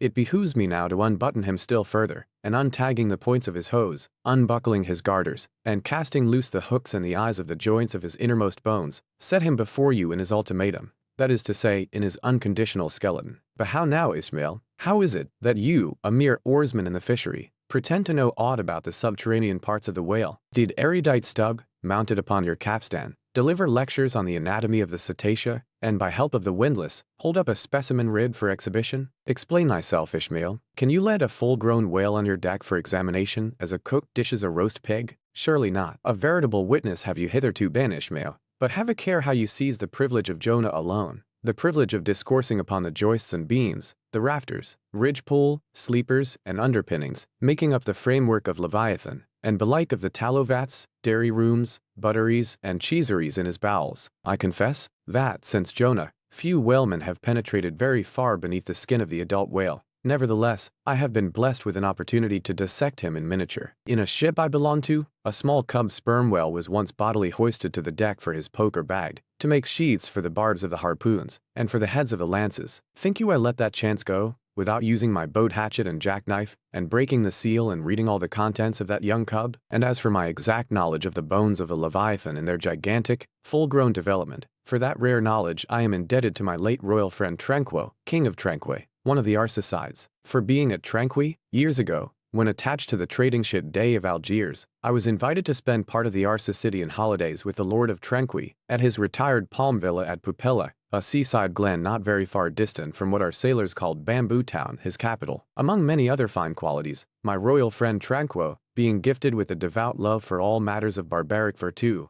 had brought together in Pupella whatever rare things the more ingenious of his people could invent, chiefly carved woods of wonderful devices, chiseled shells, inlaid spears, costly paddles, aromatic canoes, and, all these distributed among whatever natural wonders, the wonder-freighted, tribute-rendering waves had cast upon his shores. Chief among these latter was a great sperm whale, which, after an unusually long raging gale, had been found dead and stranded, with his head against a coconut tree, whose plumage like tufted droopings seemed his verdant jet. When the vast body had at last been stripped of its fathom-deep enfoldings, and the bones become dust-dry in the sun, then the skeleton was carefully transported up the Pupella Glen, where a grand temple of lordly palms now sheltered it. The ribs were hung with trophies, the vertebrae were carved with Arsacidian annals, in strange hieroglyphics. In the skull, the priests kept up an unextinguished aromatic flame, so that the mystic head again sent forth its vapory spout, while, suspended from a bough, the terrific lower jaw vibrated over all the devotees, like the hair-hung sword that so affrighted Damocles. It was a wondrous sight. The wood was green as mosses of the icy glen. The trees stood high and haughty, feeling their living sap. The industrious earth beneath was as a weaver's loom, with a gorgeous carpet on it, whereof the ground vine tendrils formed the warp and woof, and the living flowers the figures. All the trees, with all their laden branches, all the shrubs, and ferns, and grasses, the message-carrying air, all these unceasingly were active. Through the lacings of the leaves, the great sun seemed a flying shuttle weaving the unwearied verdure. Oh, busy weaver, unseen weaver, pause, one word, whither flows the fabric? What palace may it deck? Wherefore all these ceaseless toilings? Speak, weaver, stay thy hand, but one single word with thee. Nay, the shuttle flies, the figures float from forth the loom, the freshet-rushing carpet forever slides away. The weaver god, he weaves, and by that weaving is he deafened, that he hears no mortal voice, and by that humming, we too who look on the loom are deafened, and only when we escape it shall we hear the thousand voices that speak through it. For even so it is in all material factories. The spoken words that are inaudible among the flying spindles, those same words are plainly heard without the walls, bursting from the open casements. Thereby have villainies been detected. Ah, mortal, then, be heedful, for so in all this den of the great world's loom, thy subtlest thinkings may be overheard afar. Now, amid the green, life-restless loom of that Arsacidian wood, the great, white, worshipped skeleton lay lounging, a gigantic idler. Yet, as the ever-woven verdant warp and woof intermixed and hummed around him, the mighty idler seemed the cunning weaver, himself all woven over with the vines, every month assuming greener, fresher verdure, but himself a skeleton. Life folded death, death trellised life, the grim god wived with youthful life, and begat him curly-headed glories. Now, when with royal tranquo I visited this wondrous whale, and saw the skull and altar, and the artificial smoke ascending from where the real jet had issued, I marveled that the king should regard a chapel as an object of virtue. He laughed. But more, I marveled that the priest should swear that smoky jet of his was genuine. To and fro I paced before this skeleton, brushed the vines aside, broke through the ribs, and with a ball of Arsacidean twine, wandered, eddied long amid its many winding, shaded colonnades and arbors. But soon my line was out, and following it back, I emerged from the opening where I entered. I saw no living thing within.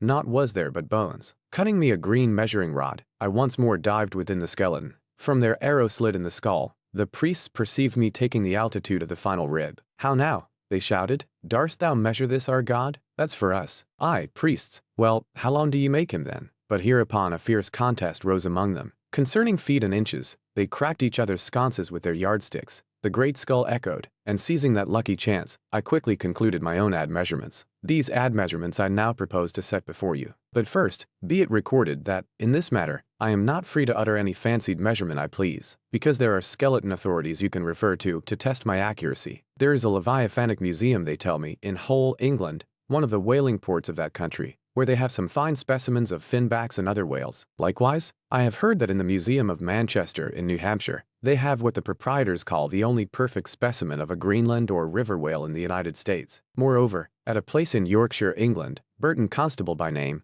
a certain Sir Clifford Constable has in his possession the skeleton of a sperm whale, but of moderate size, by no means of the full-grown magnitude of my friend King Tranquus. In both cases, the stranded whales to which these two skeletons belonged were originally claimed by their proprietors upon similar grounds, King Tranquo seizing his because he wanted it, and Sir Clifford because he was lord of the seigneuries of those parts. Sir Clifford's whale has been articulated throughout, so that, like a great chest of drawers, you can open and shut him in all his bony cavities, spread out his ribs like a gigantic fan, and swing all day upon his lower jaw. Locks are to be put upon some of his trapdoors and shutters, and a footman will show round future visitors with a bunch of keys at his side. Sir Clifford thinks of charging 2d for a peep at the whispering gallery in the spinal column, 3d to hear the echo in the hollow of his cerebellum, and 6d for the unrivaled view from his forehead. The skeleton dimensions I shall now proceed to set down are copied verbatim from my right arm, where I had them tattooed, as in my wild wanderings at that period, there was no other secure way of preserving such valuable statistics. But as I was crowded for space, and wished the other parts of my body to remain a blank page for a poem I was then composing, at least, what untattooed parts might remain, I did not trouble myself with the odd inches, nor, indeed, should inches at all enter into a congenial ad measurement of the whale. Chew measurement of the whale skeleton. In the first place, I wish to lay before you a particular, plain statement touching the living bulk of this Leviathan, whose skeleton we are briefly to exhibit. Such a statement may prove useful here, according to a careful calculation I have made, and which I partly base upon Captain Scoresby's estimate, of 70 tons for the largest sized Greenland whale of 60 feet in length according to my careful calculation. I say, a sperm whale of the largest magnitude, between 85 and 90 feet in length, and something less than 40 feet in its fullest circumference. Such a whale will weigh at least 90 tons, so that, reckoning 13 men to a ton, he would considerably outweigh the combined population of a whole village of 1,100 inhabitants. Think ye not then that brains, like yoked cattle, should be put to this Leviathan, to make him at all budge to any landsman's imagination? Having already in various ways put before you his skull, spout hole, jaw, teeth, tail, forehead, fins, and divers other parts, I shall now simply point out what is most interesting in the general bulk of his unobstructed bones. But as the colossal skull embraces so very large a proportion of the entire extent of the skeleton, as it is by far the most complicated part, and as nothing is to be repeated concerning it in this chapter, you must not fail to carry it in your mind or under your arm as we proceed. Otherwise, you will not gain a complete notion of the general structure we are about to view. In length, the sperm whale skeleton at Tranqui measured 72 feet, so that when fully invested and extended in life, he must have been 90 feet long, for in the whale, the skeleton loses about 1/5 in length compared with the living body. Of this 72 feet, his skull and jaw comprised some 20 feet, leaving some 50 feet of plain backbone. Attached to this backbone, for something less than a third of its length, was the mighty circular basket of ribs which once enclosed his vitals. To me this vast ivory-ribbed chest, with the long, unrelieved spine, extending far away from it in a straight line, not a little resembled the hull of a great ship new laid upon the stocks, when only some 20 of her naked bow ribs are inserted, and the keel is otherwise, for the time, but a long disconnected timber. The ribs were 10 on a side. The first, to begin from the neck, was nearly 6 feet long. The second, third, and fourth were each successively longer, till you came to the climax of the fifth, or one of the middle ribs, which measured 8 feet and some inches. From that part, the remaining ribs diminished, till the 10th and last only spanned 5 feet and some inches. In general thickness, they all bore a seemly correspondence to their length. The middle ribs were the most arched. In some of the Arsacides they are used for beams whereon to lay footpath bridges over small streams. In considering these ribs, I could not but be struck anew with the circumstance, so variously repeated in this book, that the skeleton of the whale is by no means the mold of his invested form. The largest of the trachea ribs, one of the middle ones, occupied that part of the fish which, in life, is greatest in depth. Now, the greatest depth of the invested body of this particular whale must have been at least 16 feet, whereas the corresponding rib measured but little more than 8 feet, so that this rib only conveyed half of the true notion of the living magnitude of that part. Besides, for some way, where I now saw but a naked spine, all that had been once wrapped round with tons of added bulk in flesh, muscle, blood, and bowels, still more, for the ample fins, I here saw but a few disordered joints, and in place of the weighty and majestic but boneless flukes, an utter blank. How vain and foolish, then thought I, for timid untraveled man to try to comprehend aright this wondrous whale, by merely poring over his dead attenuated skeleton, stretched in this peaceful wood. No, only in the heart of quickest perils, only when within the eddyings of his angry flukes, only on the profound unbounded sea, can the fully invested whale be truly and livingly found out. But the spine? For that, the best way we can consider it is, with a crane, to pile its bones high up on end. No speedy enterprise, but now it's done. It looks much like Pompey's pillar. There are 40 and odd vertebrae in all, which in the skeleton are not locked together. They mostly lie like the great knobbed blocks on a Gothic spire, forming solid courses of heavy masonry. The largest, a middle one, is in width something less than 3 feet, and in depth more than 4. The smallest, where the spine tapers away into the tail, is only 2 inches in width, and looks something like a white billiard ball. I was told that there were still smaller ones, but they had been lost by some little cannibal urchins, the priest's children,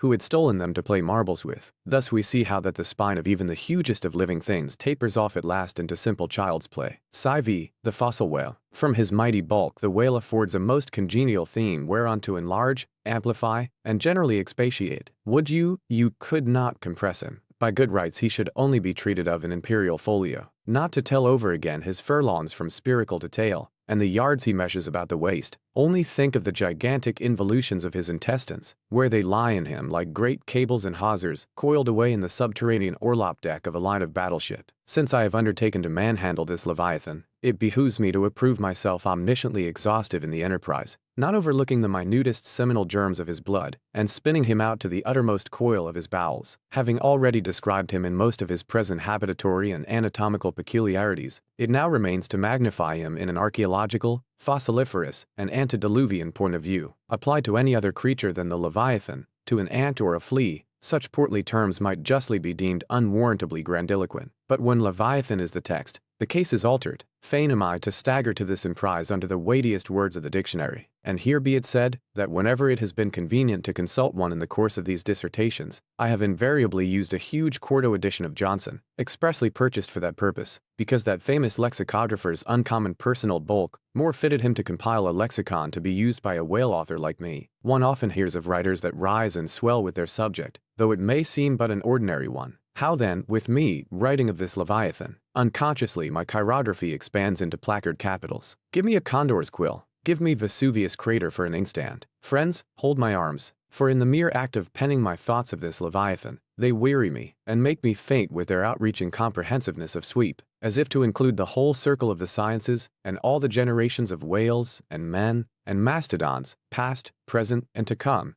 with all the revolving panoramas of empire on earth, and, throughout the whole universe, not excluding its suburbs. Such, and so magnifying, is the virtue of a large and liberal theme. We expand to its bulk. To produce a mighty book, you must choose a mighty theme. No great and enduring volume can ever be written on the flea, though many there be who have tried it. Ere entering upon the subject of fossil whales, I present my credentials as a geologist, by stating that in my miscellaneous time I have been a stonemason, and also a great digger of ditches, canals and wells, wine vaults, cellars, and cisterns of all sorts. Likewise, by way of preliminary, I desire to remind the reader that while in the earlier geological strata there are found the fossils of monsters now almost completely extinct, The subsequent relics discovered in what are called the tertiary formations seem the connecting, or at any rate intercepted links, between the antichronical creatures and those whose remote posterity are said to have entered the Ark. All the fossil whales hitherto discovered belong to the tertiary period, which is the last preceding the superficial formations, and though none of them precisely answer to any known species of the present time, they are yet sufficiently akin to them in general respects to justify their taking rank as cetacean fossils. Detached broken fossils of pre-Adamite whales, fragments of their bones and skeletons, have within 30 years past, at various intervals, been found at the base of the Alps, in Lombardy, in France, in England, in Scotland, and in the states of Louisiana,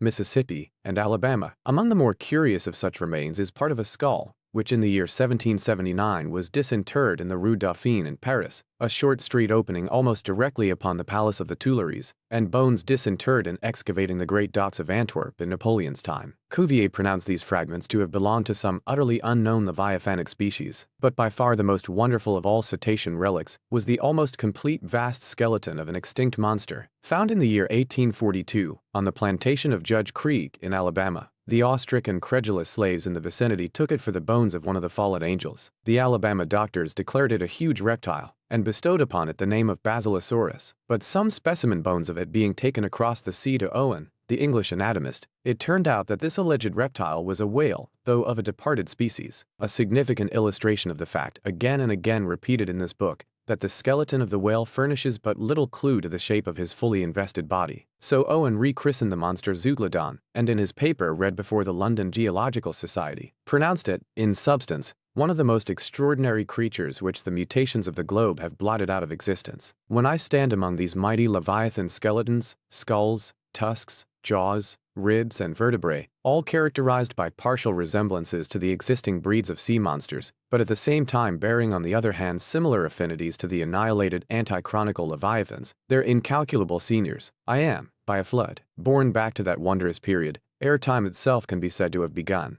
For time began with man. Here Saturn's gray chaos rolls over me, and I obtain dim, shuddering glimpses into those polar eternities, when wedged bastions of ice pressed hard upon what are now the tropics, and in all the 25,000 miles of this world's circumference, not an inhabitable hand's breadth of land was visible. Then the whole world was the whale's, and, king of creation, he left his wake along the present lines of the Andes and the Himalayas. Who can show a pedigree like Leviathan? Ahab's harpoon had shed older blood than the pharaoh's. Methuselah seems a schoolboy. I look round to shake hands with Shem. I am horror-struck at this anti-mosaic, unsourced existence of the unspeakable terrors of the whale, which, having been before all time, must needs exist after all humane ages are over. But not alone has this Leviathan left his pre-Adamite traces in the stereotype plates of nature, and in limestone and marl bequeathed his ancient bust, but upon Egyptian tablets, whose antiquity seems to claim for them an almost fossiliferous character, we find the unmistakable print of his fin. In an apartment of the great temple of Dendar, some 50 years ago, there was discovered upon the granite ceiling a sculptured and painted planisphere, abounding in centaurs, griffins, and dolphins, similar to the grotesque figures on the celestial globe of the moderns. Gliding among them, old Leviathan swam as of yore. Was there swimming in that planisphere, centuries before Solomon was cradled? Nor must there be omitted another strange attestation of the antiquity of the whale in his own osseous post-diluvian reality, as set down by the venerable John Leo, the old Barbary traveler. Not far from the seaside they have a temple, the rafters and beams of which are made of whale bones, for whales of a monstrous size are oftentimes cast up dead upon that shore. The common people imagine that by a secret power bestowed by God upon the temple, no whale can pass it without immediate death. But the truth of the matter is that on either side of the temple there are rocks that shoot 2 miles into the sea, and wound the whales when they light upon them. They keep a whale's rib of an incredible length for a miracle, which, lying upon the ground with its convex part uppermost, makes an arch, the head of which cannot be reached by a man upon a camel's back. This rib, says John Leo, is said to have lain there 100 years before I saw it. Their historians affirm that a prophet who prophesied of Muhammad came from this temple, and some do not stand to assert that the prophet Jonas was cast forth by the whale at the base of the temple. In this Afric temple of the whale I leave you, reader, and if you be a Nantucketer and a whaleman, you will silently worship there. CV, does the whale's magnitude diminish? Will he perish? Inasmuch then, as this Leviathan comes floundering down upon us from the headwaters of the eternities, it may be fitly inquired, whether, in the long course of his generations, he is not degenerated from the original bulk of his sires. But upon investigation we find that not only are the whales of the present day superior in magnitude to those whose fossil remains are found in the tertiary system, embracing a distinct geological period prior to man, but of the whales found in that tertiary system, those belonging to its latter formations exceed in size those of its earlier ones. Of all the pre-Adamite whales yet exhumed, by far the largest is the Alabama one mentioned in the last chapter, and that was less than 70 feet in length in the skeleton. Whereas, we have already seen that the tape measure gives 72 feet for the skeleton of a large-sized modern whale, and I have heard, on whaleman's authority, that sperm whales have been captured near 100 feet long at the time of capture. But may it not be that while the whales of the present hour are an advance in magnitude upon those of all previous geological periods, may it not be that since Adam's time they have degenerated? Assuredly, we must conclude so, if we are to credit the accounts of such gentlemen as Pliny, and the ancient naturalists generally. For Pliny tells us of whales that embraced acres of living bulk, and Aldrovandus of others which measured 800 feet in length, rope walks and Thames tunnels of whales, and even in the days of Banks and Solander, Cook's naturalists, we find a Danish member of the Academy of Sciences setting down certain Iceland whales, Raden sisker, or wrinkled bellies, at 120 yards, that is, 360 feet, and Lacépède, the French naturalist, in his elaborate history of whales, in the very beginning of his work, sets down the right whale at 100 meters, 328 feet, and this work was published so late as AD 1825. But will any whaleman believe these stories? No. The whale of today is as big as his ancestors in Pliny's time, and if ever I go where Pliny is, I, a whaleman more than he was, will make bold to tell him so, because I cannot understand how it is that while the Egyptian mummies that were buried thousands of years before even Pliny was born did not measure so much in their coffins as a modern Kentuckian in his socks, and while the cattle and other animals sculptured on the oldest Egyptian and Nineveh tablets, by the relative proportions in which they are drawn, just as plainly prove that the high-bred, stall-fed, prize cattle of Smithfield not only equal, but far exceed in magnitude the fattest of Pharaoh's fat kine. In the face of all this, I will not admit that of all animals the whale alone should have degenerated. But still another inquiry remains, one often agitated by the more recondite Nantucketers, whether, owing to the almost omniscient lookouts at the mastheads of the whale ships, now penetrating even through Bering Straits, and into the remotest secret drawers and lockers of the world, and the 1,000 harpoons and lances darted along all continental coasts, the moot point is, whether Leviathan can long endure so wide a chase, and, so remorseless a havoc, whether he must not at last be exterminated from the waters, and the last whale, like the last man, smoke his last pipe, and then himself evaporate in the final puff. Comparing the humped herds of whales with the humped herds of buffalo, which, not 40 years ago, overspread by tens of thousands the prairies of Illinois and Missouri, and shook their iron manes, and scowled with their thunder-clotted brows upon the sites of populous river capitals, where now the polite broker sells you land at $1 an inch. In such a comparison an irresistible argument would seem furnished, to show that the hunted whale cannot now escape speedy extinction. But you must look at this matter in every light. Though so short a period ago not a good lifetime, the census of the buffalo in Illinois exceeded the census of men now in London, and though at the present day not one horn or hoof of them remains in all that region, and though the cause of this wondrous extermination was the spear of man, yet the far different nature of the whale hunt peremptorily forbids so inglorious an end to the Leviathan. 40 men in one ship hunting the sperm whales for 48 months think they have done extremely well, and thank God, if at last they carry home the oil of 40 fish. Whereas, in the days of the old Canadian and Indian hunters and trappers of the West,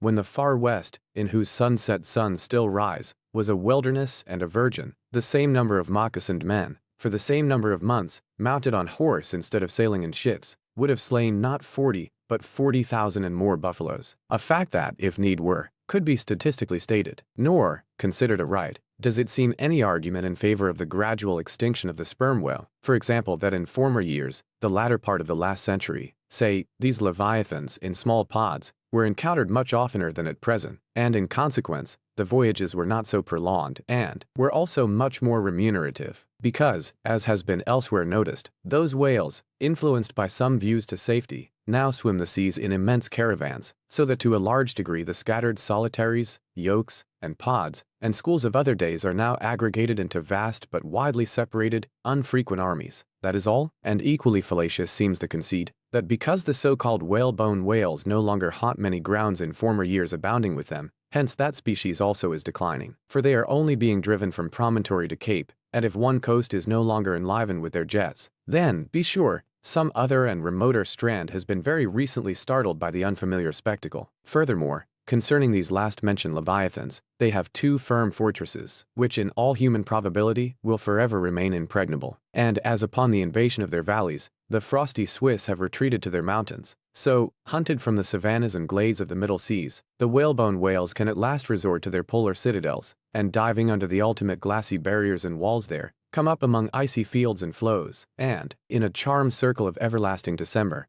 bid defiance to all pursuit from man. But as perhaps 50 of these whalebone whales are harpooned for one cachalot, some philosophers of the forecastle have concluded that this positive havoc has already very seriously diminished their battalions. But though for some time past a number of these whales, not less than 13,000, have been annually slain on the nor-west coast by the Americans alone, yet there are considerations which render even this circumstance of little or no account as an opposing argument in this matter. Natural as it is to be somewhat incredulous concerning the populousness of the more enormous creatures of the globe, yet what shall we say to Harto, the historian of Goa, when he tells us that at one hunting the king of Siam took 4,000 elephants, that in those regions elephants are numerous as droves of cattle in the temperate climes, and there seems no reason to doubt that if these elephants, which have now been hunted for thousands of years, by Semiramis, by Porus, by Hannibal, and by all the successive monarchs of the East, if they still survive there in great numbers, much more may the great whale outlast all hunting, since he has a pasture to expatiate in, which is precisely twice as large as all Asia, both Americas, Europe, and Africa, New Holland, and all the isles of the sea combined. Moreover, we are to consider that from the presumed great longevity of whales, they're probably attaining the age of a century and more, therefore at any one period of time, several distinct adult generations must be contemporary, and what that is, we may soon gain some idea of, by imagining all the graveyards, cemeteries, and family vaults of creation yielding up the live bodies of all the men, women, and children who were alive 75 years ago, and adding this countless host to the present human population of the globe. Wherefore, for all these things, we account the whale immortal in his species, however perishable in his individuality. He swam the seas before the continents broke water. He once swam over the side of the Tuileries and Windsor Castle and the Kremlin. In Noah's flood he despised Noah's Ark, and if ever the world is to be again flooded, like the Netherlands, to kill off its rats, then the eternal whale will still survive, and rearing upon the topmost crest of the equatorial flood, spout his frothed defiance to the skies. CII Ahabs Leg. The precipitating manner in which Captain Ahab had quitted the Samuel Enderby of London had not been unattended with some small violence to his own person. He had lighted with such energy upon a thwart of his boat that his ivory leg had received a half-splintering shock, and when after gaining his own deck, at his own pivot-hole there, he so vehemently wheeled round with an urgent command to the steersman, it was, as ever, something about his not steering inflexibly enough. Then the already shaken ivory received such an additional twist and wrench that though it still remained entire, and, to all appearances, lusty, yet Ahab did not deem it entirely trustworthy. And, indeed, it seems small matter for wonder that for all his pervading, mad recklessness, Ahab did at times give careful heed to the condition of that dead bone upon which he partly stood. For it had not been very long prior to the Pequod sailing from Nantucket that he had been found one night lying prone upon the ground, and insensible, by some unknown and seemingly inexplicable, unimaginable casualty, his ivory limb having been so violently displaced that it had stake-wise smitten, and all but pierced his groin. Nor was it without extreme difficulty that the agonizing wound was entirely cured, nor at the time had it failed to enter his monomaniac mind that all the anguish of that then present suffering was but the direct issue of a former woe. And he too plainly seemed to see that as the most poisonous reptile of the marsh perpetuates his kind as inevitably as the sweetest songster of the grove, so equally with every felicity, all miserable events do naturally beget their like. Yea, more than equally, thought Ahab, since both the ancestry and posterity of grief go further than the ancestry and posterity of joy. For, not to hint of this, that it is an inference from certain canonic teachings, that while some natural enjoyments here shall have no children born to them for the other world, but, on the contrary, shall be followed by the joy childlessness of all hell's despair, whereas some guilty mortal miseries shall still fertilely beget to themselves an eternally progressive progeny of griefs beyond the grave. Not at all to hint of this, there still seems an inequality in the deeper analysis of the thing. For, thought Ahab, while even the highest earthly felicities ever have a certain unsignifying pettiness lurking in them, but, at bottom, all heart woes, a mystic significance, and in some men, an archangelic grandeur, so do their diligent tracings out not belie the obvious deduction. To trail the genealogies of these high mortal miseries carries us at last among the sourceless promogenitures of the gods, so that, in the face of all the glad, haymaking suns, and soft cymbaling, round harvest moons, we must needs give in to this, that the gods themselves are not forever glad. The ineffaceable, sad birthmark in the brow of man is but the stamp of sorrow in the ciders. Unwittingly here a secret has been divulged, which perhaps might more properly, in set way, have been disclosed before. With many other particulars concerning Ahab, always had it remained a mystery to some, why it was that for a certain period, both before and after the sailing of the Pequod, he had hidden himself away with such grand llama-like exclusiveness, and for that one interval, sought speechless refuge, as it were, among the marble senate of the dead. Captain Peleg's brooded reason for this thing appeared by no means adequate, though, indeed, as touching all Ahab's deeper part, every revelation partook more of significant darkness than of explanatory light. But, in the end, it all came out. This one matter did, at least, that direful mishap was at the bottom of his temporary recklessness, and not only this, but to that ever-contracting, dropping circle ashore who, for any reason, possessed the privilege of a less banned approach to him. To that timid circle the above-hinted casualty, remaining, as it did, moodily unaccounted for by Ahab, invested itself with terrors, not entirely underived from the land of spirits and of whales, so that, through their zeal for him, they had all conspired, so far as in them lay, to muffle up the knowledge of this thing from others, and hence it was, that not till a considerable interval had elapsed, did it transpire upon the Pequod's decks. But be all this as it may, let the unseen ambiguous synod in the air, or the vindictive princes and potentates of fire, have to do or not with earthly Ahab,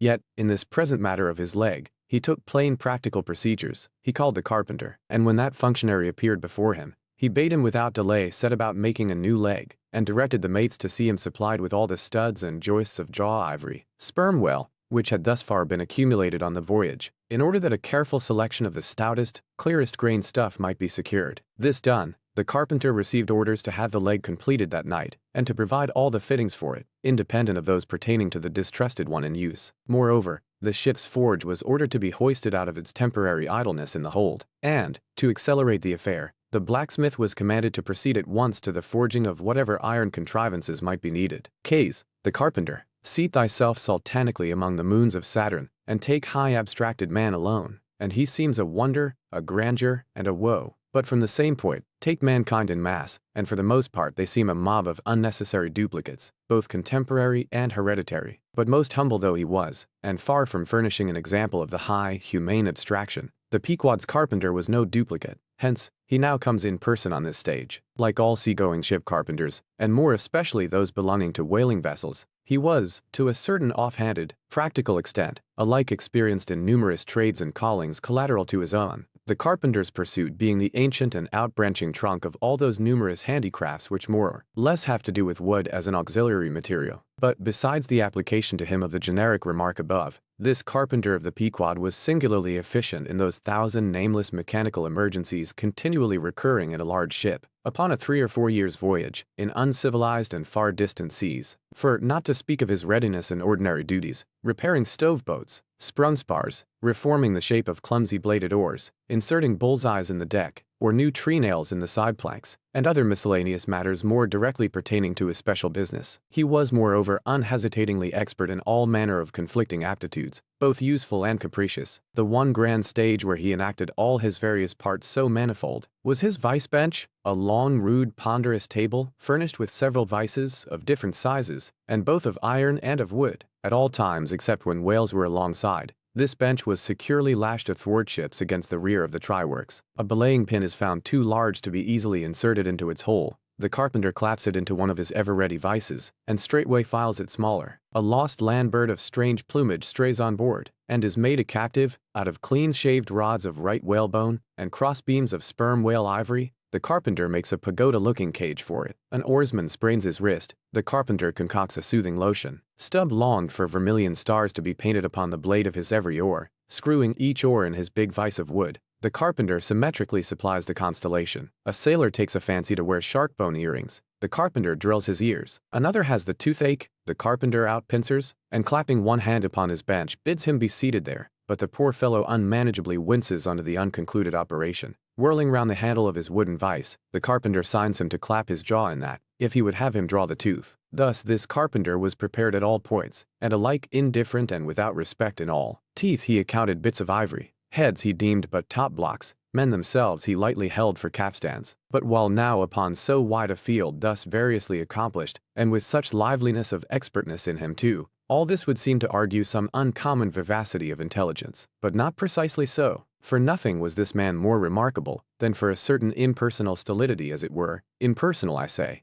for it so shaded off into the surrounding infinite of things, that it seemed one with the general stolidity discernible in the whole visible world, which while pauselessly active in uncounted modes, still eternally holds its peace, and ignores you, though you dig foundations for cathedrals. Yet was this half-horrible stolidity in him, involving too, as it appeared, an all-ramifying heartlessness, yet was it oddly dashed at times with an old, crutch-like, antediluvian, wheezing humorousness, not unstreaked now and then with a certain grizzled wittiness, such as might have served to pass the time during the midnight watch on the bearded forecastle of Noah's Ark. Was it that this old carpenter had been a lifelong wanderer, whose much rolling to and fro not only had gathered no moss, but, what is more, had rubbed off whatever small outward clingings might have originally pertained to him? He was a stripped abstract, an unfractioned integral, uncompromised as a newborn babe, living without premeditated reference to this world or the next. You might almost say that this strange uncompromisedness in him involved a sort of unintelligence, for in his numerous trades, he did not seem to work so much by reason or by instinct, or simply because he had been tutored to it, or by any intermixture of all these, even or uneven,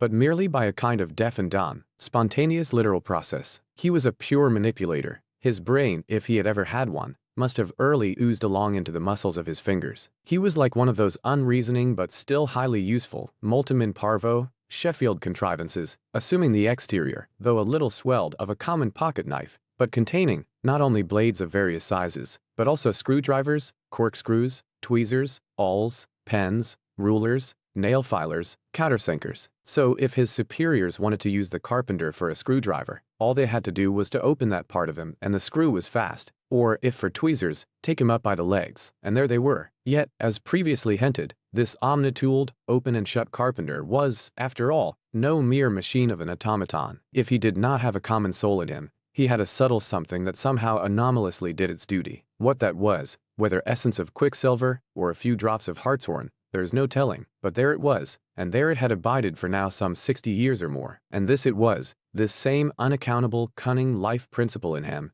this it was that kept him a great part of the time soliloquizing, but only like an unreasoning wheel, which also hummingly soliloquizes, or rather, his body was a sentry box and this soliloquizer on guard there, and talking all the time to keep himself awake. Ahab in The Carpenter. The deck first night watch, Carpenter standing before his vice bench, and by the light of 2 lanterns busily filing the ivory joist for the leg, which joist is firmly fixed in the vice. Slabs of ivory, leather straps, pads, screws, and various tools of all sorts lying about the bench. Forward, the red flame of the forge is seen, where the blacksmith is at work. Drat the file, and drat the bone. That is hard which should be soft, and that is soft which should be hard. So we go, who file old jaws and chin bones. Let's try another. I now, this works better. Sneezes. Halloa, this bone dust is. Sneezes. Why it's. Sneezes. Yes it's. Sneezes. Bless my soul, it won't let me speak. This is what an old fellow gets now for working in dead lumber. Saw a live tree, and you don't get this dust. Amputate a live bone, and you don't get it. Sneezes. Come, you old smug. There, bear a hand, and let's have that ferrule and buckle screw.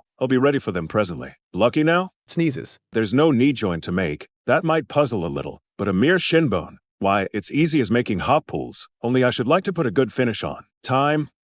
If I but only had the time, I could turn him out as neat a leg now as ever. Sneezes. Scrape to a lady in a parlor. Those buckskin legs and calves of legs I've seen in shop windows wouldn't compare at all. They soak water, they do, and of course get rheumatic and have to be doctored. Sneezes. With washes and lotions just like live legs. There, before I saw it off, now, I must call his old mogul ship, and see whether the length will be all right. Too short if anything I guess. Ha, that's the heel. We are in luck. Here he comes, or it's somebody else, that's certain. Ahab advancing. During the ensuing scene, the carpenter continues sneezing at times. Well, manmaker. Just in time, sir. If the captain pleases, I will now mark the length. Let me measure, sir. Measured for a leg? Good. Well, it's not the first time. About it. There, keep thy finger on it. This is a cogent vice thou hast here, carpenter. Let me feel its grip once. So, it does pinch some. Oh, sir, it will break bones. Beware. No fear. I like a good grip. I like to feel something in this slippery world that can hold, man. What's Prometheus about there? The blacksmith? I mean, what's he about? He must be forging the buckle screw, sir, now. Right? It's a partnership. He supplies the muscle part. He makes a fierce red flame there. Aye, sir. He must have the white heat for this kind of fine work. Amen? So he must. I do deem it now a most meaning thing, that old Greek, Prometheus, who made men they say, should have been a blacksmith, and animated them with fire. For what's made in fire must properly belong to fire, and so hell's probable. How the soot flies! This must be the remainder the Greek made the Africans of. Carpenter, when he's through with that buckle, tell him to forge a pair of steel shoulder blades. There's a peddler aboard with a crushing pack. Sir? Hold. While Prometheus is about it, I'll order a complete man after a desirable pattern. Imprimis, 50 feet high in his socks. Then, chest modeled after the Thames Tunnel. Then, legs with roots to 'em, to stay in one place. Then, arms 3 feet through the wrist, no heart at all, brass forehead, and about 1/4 of an acre of fine brains. And let me see, shall I order eyes to see outwards? No, but put a skylight on top of his head to illuminate inwards. There, take the order, and away. Now, what's he speaking about? And who's he speaking to, I should like to know? Shall I keep standing here, aside? 'Tis but indifferent architecture to make a blind dome. Here's one. No, no, no, I must have a lantern. Kong. That's it, hey? Here are 2, sir. One will serve my turn. What art thou thrusting that thief-catcher into my face for, man? Thrusted light is worse than presented pistols. I thought, sir, that you spoke to Carpenter. Carpenter? Why that's... But no, a very tidy, and, I may say, an extremely gentlemanlike sort of business thou art in here, Carpenter. Or wouldst thou rather work in clay? Sir? Clay? Clay, sir? That's mud. We leave clay to ditchers, sir. The fellow's impious. What art thou sneezing about? Bone is rather dusty, sir. Take the hint then, and when thou art dead, never bury thyself under living people's noses. Sir? Oh, I guess so. Yes, oh dear. Look ye, Carpenter, I dare say thou callest thyself a right good workmanlike workman, eh? Well then, will it speak thoroughly well for thy work? If, when I come to mount this leg thou makest, I shall nevertheless feel another leg in the same identical place with it, that is, Carpenter, my old lost leg, the flesh and blood one, I mean, canst thou not drive that old Adam away? Truly, sir, I begin to understand somewhat now. Yes, I have heard something curious on that score, sir. How that a dismasted man never entirely loses the feeling of his old spar, but it will be still pricking him at times. May I humbly ask if it be really so, sir? It is, man. Look, put thy live leg here in the place where mine once was. So, now, here is only one distinct leg to the eye, yet 2 to the soul, where thou feelest tingling life. There, exactly there, there to a hair do I. Is to riddle? I should humbly call it a poser, sir. Hist then. How dost thou know that some entire, living, thinking thing may not be invisibly and uninterpenetratingly standing precisely where thou now standest, aye, and standing there in thy spite, in thy most solitary hours then? Dost thou not fear eavesdroppers? Hold, don't speak, and if I still feel the smart of my crushed leg, though it be now so long dissolved, then, why mayst not thou, Carpenter, feel the fiery pains of hell forever, and without a body? Ha! Good Lord! Truly, sir, if it comes to that, I must calculate over again. I think I didn't carry a small figure, sir. Look-ye, pudding-heads should never grant premises. How long before the leg is done? Perhaps an hour, sir. Bundle away at it then, and bring it to me. Turns to go. Oh life, here I am, proud as Greek god, and yet standing debtor to this blockhead for a bone to stand on. Cursed be that mortal inter-indebtedness which will not do away with ledgers. I would be free as air, and I'm down in the whole world's books. I am so rich, I could have given bid for bid with the wealthiest praetorians at the auction of the Roman Empire, which was the world's, and yet I owe for the flesh and the tongue I brag with. By heavens, I'll get a crucible, and into it, and dissolve myself down to one small compendious vertebra. So, Carpenter, resuming his work. Well, Stubb knows him best of all, and Stubb always says he's queer. Says nothing but that one sufficient little word queer. He's queer, says Stubb. He's queer,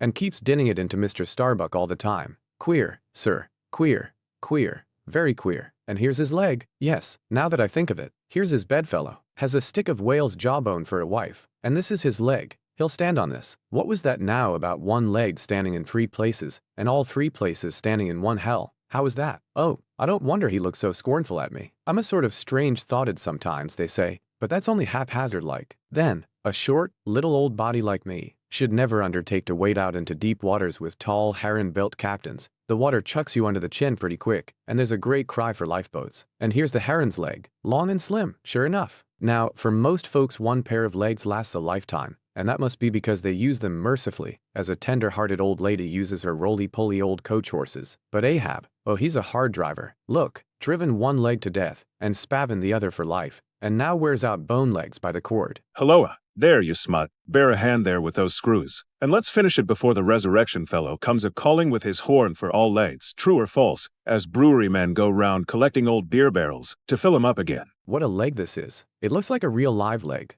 filed down to nothing but the core. He'll be standing on this tomorrow. He'll be taking altitudes on it. Helloa. I almost forgot the little oval slate, smoothed ivory where he figures out the latitude. So, chisel, file, and sandpaper. Now, 6 Ahab and Starbuck in the cabin. According to usage, they were pumping the ship next morning, and lo, no inconsiderable oil came up with the water. The casks below must have sprung a bad leak. Much concern was shown, and Starbuck went down into the cabin to report this unfavorable affair. Now, from the south and west, the Pequod was drawing nigh to Formosa and the Bashi Isles, between which lies one of the tropical outlets from the China waters into the Pacific. And so Starbuck found Ahab with a general chart of the Oriental archipelagos spread before him, and another separate one representing the long eastern coasts of the Japanese islands, Nippon, Matsushima, and Shikoku, with his snow-white new ivory leg braced against the screwed leg of his table, and with a long pruning hook of a jackknife in his hand. The wondrous old man, with his back to the gangway door, was wrinkling his brow and tracing his old courses again. Who's there? Hearing the footstep at the door, but not turning round to it. On deck? Begone. Captain Ahab mistakes. It is I. The oil in the hold is leaking, sir. We must up Burtons and break out. Up Burtons and break out? Now that we are nearing Japan, heave to here for a week to tinker a parcel of old hoots? Either do that, sir, or waste in one day more oil than we may make good in a year. What we come 20,000 miles to get is worth saving, sir. So it is if we get it. I was speaking of the oil in the hold, sir. And I was not speaking or thinking of that at all. Begone. Let it leak. I'm all a leak myself. Leaks in leaks. Not only full of leaky casks, but those leaky casks are in a leaky ship, and that's a far worse plight than the Pequod's, man. Yet I don't stop to plug my leak, for who can find it in the deep-loaded hole, or how hope to plug it, even if found, in this life's howling gale? Starbuck, I'll not have the Burtons hoisted. What will the owner say, sir? Let the owners stand on Nantucket Beach and out-isle the typhoons. What cares Ahab? Owners?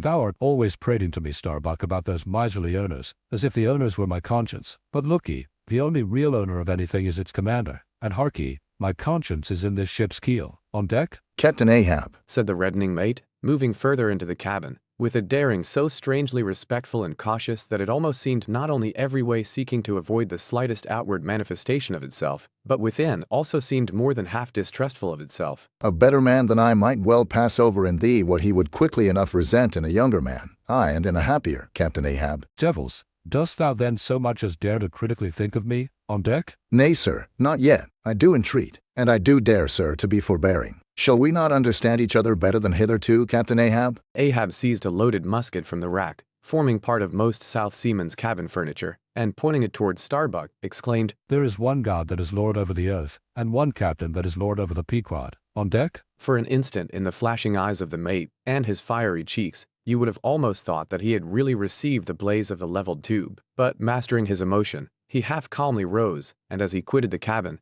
paused for an instant and said, Thou hast outraged, not insulted me, sir. But for that I ask thee not to beware of Starbuck. Thou wouldst but laugh. But let Ahab beware of Ahab. Beware of thyself, old man. He waxes brave, but nevertheless obeys. Most careful bravery that. murmured Ahab, as Starbuck disappeared. What's that he said? Ahab, beware of Ahab. There's something there. Then unconsciously using the musket for a staff, with an iron brow he paced to and fro in the little cabin. But presently the thick plaits of his forehead relaxed, and returning the gun to the rack, he went to the deck. Thou art but too good a fellow, Starbuck. He said lowly to the mate, then raising his voice to the crew. Furl the gallant sails, and close reef the topsails fore and aft, back the main yard, up Burton, and break out in the main hold. It were perhaps vain to surmise exactly why it was that as respecting Starbuck, Ahab thus acted. It may have been a flash of honesty in him, or mere prudential policy which, under the circumstance, imperiously forbade the slightest symptom of open disaffection, however transient, in the important chief officer of his ship. However it was, his orders were executed, and the Burtons were hoisted. CX Queequeg and His Coffin. Upon searching, it was found that the casks last struck into the hold were perfectly sound, and that the leak must be further off. So, it being calm weather, they broke out deeper and deeper, disturbing the slumbers of the huge ground tier butts, and from that black midnight sending those gigantic moles into the daylight above. So deep did they go, and so ancient, and corroded, and weedy the aspect of the lowermost puncheons, that you almost looked next for some moldy cornerstone cask containing coins of Captain Noah, with copies of the posted placards, vainly warning the infatuated old world from the flood. Tierce after tierce, too, of water, and bread, and beef, and shooks of staves, and iron bundles of hoops, were hoisted out, till at last the piled decks were hard to get about, and the hollow hull echoed underfoot, as if you were treading over empty catacombs, and reeled and rolled in the sea like an air-freighted demijohn. Top-heavy was the ship as a dinnerless student with all Aristotle in his head. Well, was it that the typhoons did not visit them then? Now, at this time it was that my poor pagan companion and fast-bosom friend, Queequeg, was seized with a fever, which brought him nigh to his endless end. Be it said, that in this vocation of whaling, sinecures are unknown.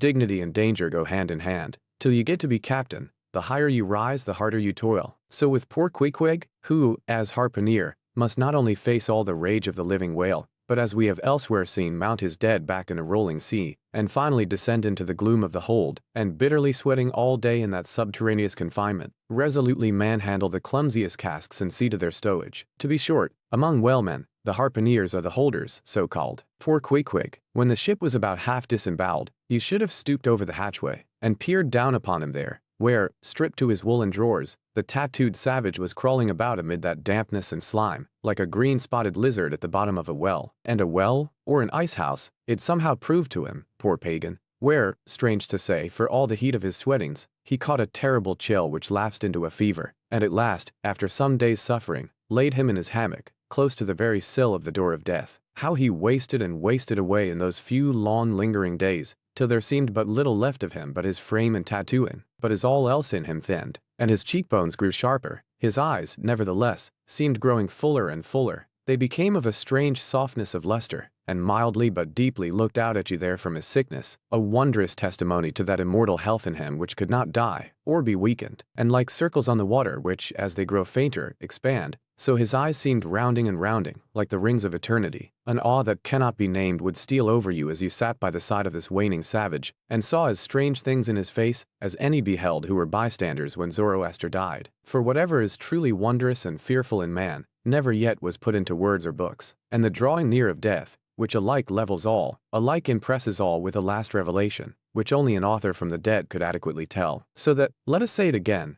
no dying Chaldee or Greek had higher and holier thoughts than those, whose mysterious shades you saw creeping over the face of poor Queequeg, as he quietly lay in his swaying hammock, and the rolling sea seemed gently rocking him to his final rest, and the ocean's invisible flood tide lifted him higher and higher towards his destined heaven. Not a man of the crew but gave him up, and as for Queequeg himself, what he thought of his case was forcibly shown by a curious favor he asked. He called one to him in the grey morning watch, when the day was just breaking, and taking his hand, said that while in Nantucket he had chanced to see certain little canoes of dark wood, like the rich war wood of his native isle, and upon inquiry, he had learned that all whalemen who died in Nantucket were laid in those same dark canoes, and that the fancy of being so laid had much pleased him, for it was not unlike the custom of his own race, who, after embalming a dead warrior, stretched him out in his canoe, and so left him to be floated away to the starry archipelagos. For not only do they believe that the stars are isles, but that far beyond all visible horizons, their own mild, uncontinented seas, interflow with the blue heavens, and so form the white breakers of the Milky Way. He added that he shuddered at the thought of being buried in his hammock, according to the usual sea custom, tossed like something vile to the death-devouring sharks. No, he desired a canoe like those of Nantucket, all the more congenial to him, being a whaleman, that like a whaleboat these coffin canoes were without a keel, though that involved but uncertain steering, and much leeway adown the dim ages. Now, when this strange circumstance was made known aft, the carpenter was at once commanded to do Queequeg's bidding, whatever it might include. There is some heathenish, coffin-colored old lumber aboard, which, upon a long previous voyage, had been cut from the aboriginal groves of the Lackaday Islands, and from these dark planks the coffin was recommended to be made. No sooner was the carpenter apprised of the order, than taking his rule, he forthwith, with all the indifferent promptitude of his character, proceeded into the forecastle and took Queequeg's measure with great accuracy, regularly chalking Queequeg's person as he shifted the rule. "Ah, poor fellow, he'll have to die now," ejaculated the Long Island sailor, going to his vice bench. The carpenter, for convenience sake and general reference, now transferringly measured on it the exact length the coffin was to be, and then made the transfer permanent by cutting 2 notches at its extremities. This done, he marshaled the planks and his tools, and to work. When the last nail was driven, and the lid duly planed and fitted, he lightly shouldered the coffin and went forward with it, inquiring whether they were ready for it yet in that direction. Overhearing the indignant but half-humorous cries with which the people on deck began to drive the coffin away, Queequeg, to everyone's consternation, commanded that the thing should be instantly brought to him, nor was there any denying him, seeing that, of all mortals, some dying men are the most tyrannical, and certainly, since they will shortly trouble us so little for evermore, the poor fellows ought to be indulged. Leaning over in his hammock, Queequeg long regarded the coffin with an attentive eye. He then called for his harpoon, had the wooden stock drawn from it, and then had the iron part placed in the coffin along with one of the paddles of his boat, all by his own request. Also, biscuits were then ranged round the sides within a flask of fresh water was placed at the head, and a small bag of woody earth scraped up in the hold at the foot, and a piece of sailcloth being rolled up for a pillow. Queequeg now entreated to be lifted into his final bed, that he might make trial of its comforts. If any it had, he lay without moving a few minutes, then told one to go to his bag and bring out his little god, Yojo. Then, crossing his arms on his breast with Yojo between, he called for the coffin lid, hatch he called it, to be placed over him. The head part turned over with a leather hinge, and there lay Queequeg in his coffin, with little but his composed countenance in view. Rame. "It will do. It is easy," he murmured at last, and signed to be replaced in his hammock. But ere this was done, Pip, who had been slyly hovering nearby all this while, drew nigh to him where he lay, and with soft sobbings took him by the hand, in the other, holding his tambourine. Poor rover, will ye never have done with all this weary roving? Where go ye now? But if the currents carry ye to those sweet Antilles where the beaches are only beat with water lilies, will ye do one little errand for me? Seek out one Pip, who's now been missing long. I think he's in those far Antilles. If ye find him, then comfort him, for he must be very sad, for look, he's left his tambourine behind. I found it. Rig a dig dig dig. Now Queequeg, die, and I'll beat ye your dying march. I have heard, Murmured Starbuck, gazing down the scuttle. that in violent fevers, men, all ignorance, have talked in ancient tongues, and that when the mystery is probed, it turns out always that in their wholly forgotten childhood, those ancient tongues have been really spoken in their hearing by some lofty scholars. So, to my fond faith, poor Pip, in this strange sweetness of his lunacy, brings heavenly vouchers of all our heavenly homes. Where learned he that? But there, hark, hark, he speaks again, but more wildly now. Form 2 and 2. Let's make a general of him. Ho, where's his harpoon? Lay it across here. Rig a dig dig dig. Huzzah! Oh, for a gamecock now to sit upon his head and crow. Queequeg dies game. Mind ye that. Queequeg dies game. Take ye good heed of that. Queequeg dies game. I say, game, game, game. But base little Pip, he died a coward. Died all a sheaver. Out upon Pip. Hark ye, if ye find Pip, tell all the Antilles he's a runaway. A coward, a coward, a coward. Tell him he jumped from a whaleboat. I'd never beat my tambourine over base Pip, and hail him general, if he were once more dying here. No, no. Shame upon all cowards. Shame upon them. Let him go drown like Pip that jumped from a whaleboat. Shame, shame, shame, shame. During all this, Queequeg lay with closed eyes, as if in a dream. Pip was led away, and the sick man was replaced in his hammock. But now that he had apparently made every preparation for death, now that his coffin was proved a good fit, Queequeg suddenly rallied. Soon there seemed no need of the carpenter's box, and thereupon, when some expressed their delighted surprise, he, in substance, said that the cause of his sudden convalescence was this: at a critical moment, he had just recalled a little duty ashore, which he was leaving undone, and therefore had changed his mind about dying. He could not die yet, he averred. They asked him, then, whether to live or die was a matter of his own sovereign will and pleasure. He answered, certainly. In a word, it was Queequeg's conceit, that if a man made up his mind to live, mere sickness could not kill him. Nothing but a whale, or a gale, or some violent, ungovernable, unintelligent destroyer of that sort. Now, there is this noteworthy difference between savage and civilized, that while a sick, civilized man may be 6 months convalescing, generally speaking, a sick savage is almost half well again in a day. So, in good time Queequeg gained strength, and at length, after sitting on the windlass for a few indolent days, but eating with a vigorous appetite, he suddenly leaped to his feet, threw out his arms and legs, gave himself a good stretching, yawned a little bit, and then springing into the head of his hoisted boat, and poising a harpoon, pronounced himself fit for a fight. With a wild whimsiness, he now used his coffin for a sea chest, and emptying into it his canvas bag of clothes, set them in order there. Many spare hours he spent in carving the lid with all manner of grotesque figures and drawings, and it seemed that hereby he was striving, in his rude way, to copy parts of the twisted tattooing on his body. And this tattooing had been the work of a departed prophet and seer of his island, who, by those hieroglyphic marks, had written out on his body a complete theory of the heavens and the earth, and a mystical treatise on the art of attaining truth, so that Queequeg in his own proper person was a riddle to unfold, a wondrous work in one volume, but whose mysteries not even himself could read, though his own live heart beat against them, and these mysteries were therefore destined in the end to moulder away with the living parchment whereon they were inscribed, and so be unsolved to the last. And this thought it must have been which suggested to Ahab that wild exclamation of his, when one morning turning away from surveying poor Queequeg, Oh, devilish tantalization of the gods! CXI The Pacific, when gliding by the Bashy Isles, we emerged at last upon the great South Sea, Were it not for other things, I could have greeted my dear Pacific with uncounted thanks, for now the long supplication of my youth was answered. That serene ocean rolled eastwards from me 1,000 leagues of blue. There is, one knows not what sweet mystery about this sea, whose gently awful stirrings seem to speak of some hidden soul beneath, like those fabled undulations of the Ephesian sod over the buried evangelist St. John. And meet it is, that over these sea pastures, wide rolling watery prairies and potter's fields of all 4 continents, the waves should rise and fall, and ebb and flow unceasingly. For here, millions of mixed shades and shadows, drowned dreams, somnambulisms, reveries, all that we call lives and souls, lie dreaming, still, tossing like slumberers in their beds, the ever-rolling waves, but made so by their restlessness. To any meditative Magian rover, this serene Pacific once beheld, must ever after be the sea of his adoption. It rolls the midmost waters of the world, the Indian Ocean and Atlantic being but its arms. The same waves wash the moles of the new built Californian towns, but yesterday planted by the recentest race of men, and lave the faded but still gorgeous skirts of Asiatic lands, older than Abraham, while all between float milky ways of coral isles, and low-lying, endless, unknown archipelagos, and impenetrable Japans. Thus this mysterious, divine Pacific zones the world's whole bulk about,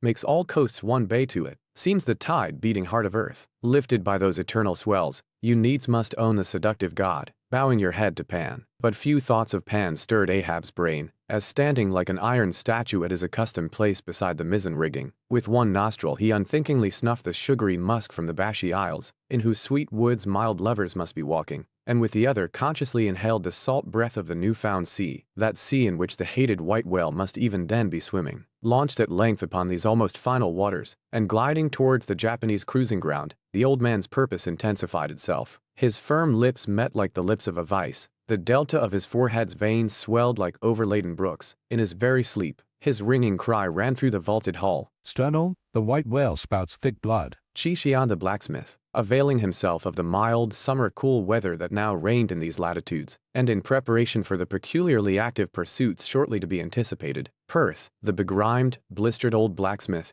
had not removed his portable forge to the hold again, after concluding his contributory work for Ahab's Leg, but still retained it on deck, fast lashed to ringbolts by the foremast, being now almost incessantly invoked by the headsmen, and harpooneers, and bowsmen to do some little job for them, altering or repairing, or new shaping their various weapons and boat furniture. Often he would be surrounded by an eager circle, all waiting to be served, holding boat spades, pike heads, harpoons, and lances, and jealously watching his every sooty movement as he toiled. Nevertheless, this old man's was a patient hammer wielded by a patient arm. No murmur, no impatience, no petulance did come from him. Silent, slow, and solemn, bowing over still further his chronically broken back, he toiled away, as if toil were life itself, and the heavy beating of his hammer the heavy beating of his heart. And so it was, most miserable. A peculiar walk in this old man, a certain slight but painful appearing yawing in his gait, had at an early period of the voyage excited the curiosity of the mariners, and to the importunity of their persisted questionings he had finally given in.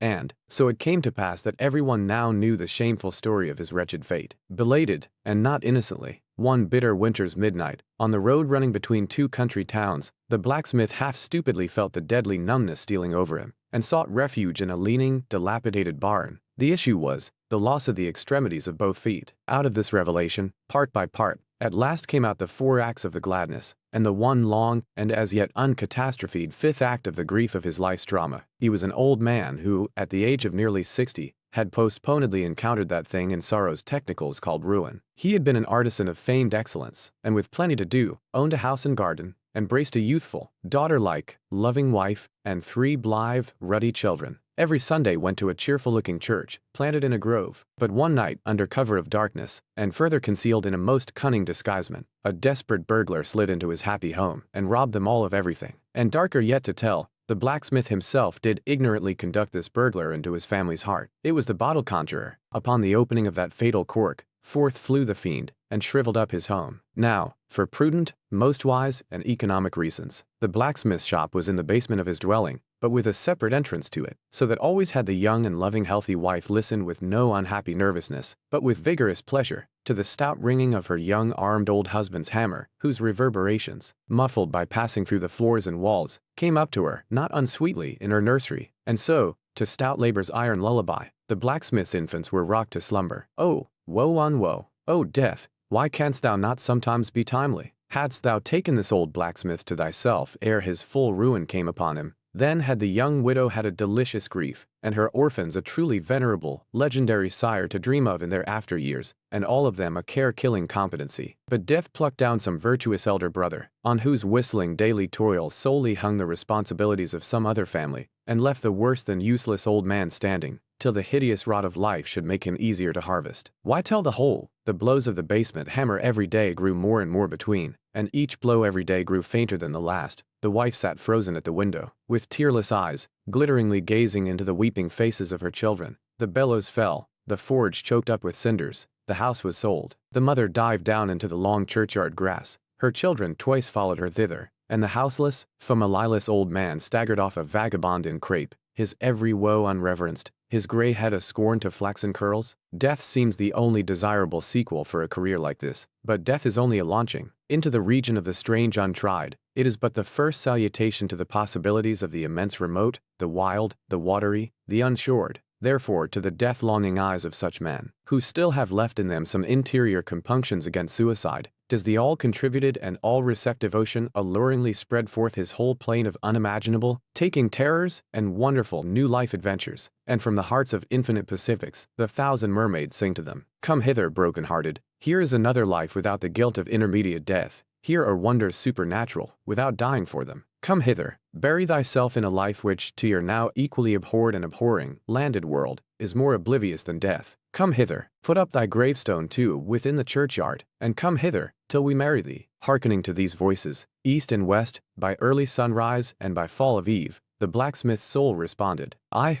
come, and so Perth went a-wailing. CIII The Forge, with matted beard, and swathed in a bristling sharkskin apron. About midday, Perth was standing between his forge and anvil, the latter placed upon an ironwood log, with one hand holding a pike head in the coals, and with the other at his forge's logs, when Captain Ahab came along, carrying in his hand a small rusty-looking leathern bag. While yet a little distance from the forge, moody Ahab paused, till at last, Perth, withdrawing his iron from the fire, began hammering it upon the anvil, the red mass sending off the sparks in thick hovering flights, some of which flew close to Ahab. Are these thy mother Carrie's chickens, Perth? They are always flying in thy wake. Birds of good omen too, but not to all. Look here, they burn, but thou livest among them without a scorch. Because I am scorched all over, Captain Ahab, answered Perth, resting for a moment on his hammer. I am past scorching. Not easily canst thou scorch a scar. Well, no more. Thy shrank voice sounds too calmly, sanely woeful to me. In no paradise myself, I am impatient of all misery in others that is not mad. Thou shouldst go mad, blacksmith. Say, why dost thou not go mad? How canst thou endure without being mad? Do the heavens yet hate thee, that thou canst not go mad? What wert thou making there? Welding an old pike head, sir. There were seams and dents in it. And canst thou make it all smooth again, blacksmith, after such hard usage as it had? I think so, sir. And I suppose thou canst smooth almost any seams and dents, never mind how hard the metal, blacksmith. Aye, sir, I think I can. All seams and dents but one. Look ye here, then, cried Ahab, passionately advancing, and leaning with both hands on Perth's shoulders. Look ye here. Can ye smooth out a seam like this, blacksmith? Sweeping one hand across his ribbed brow. If thou couldst, blacksmith, glad enough would I lay my head upon thy anvil, and feel thy heaviest hammer between my eyes. Answer, canst thou smooth this seam? Oh, that is the one, sir. Said I not all seams and dents but one? Aye, blacksmith, it is the one. Aye, man, it is unsmoothable. For though thou only seest it here in my flesh, it is worked down into the bone of my skull. That is all wrinkles. But away with child's play. No more gaffs and pikes today. Look ye here. Jingling the leathern bag as if it were full of gold coins. I too want a harpoon made.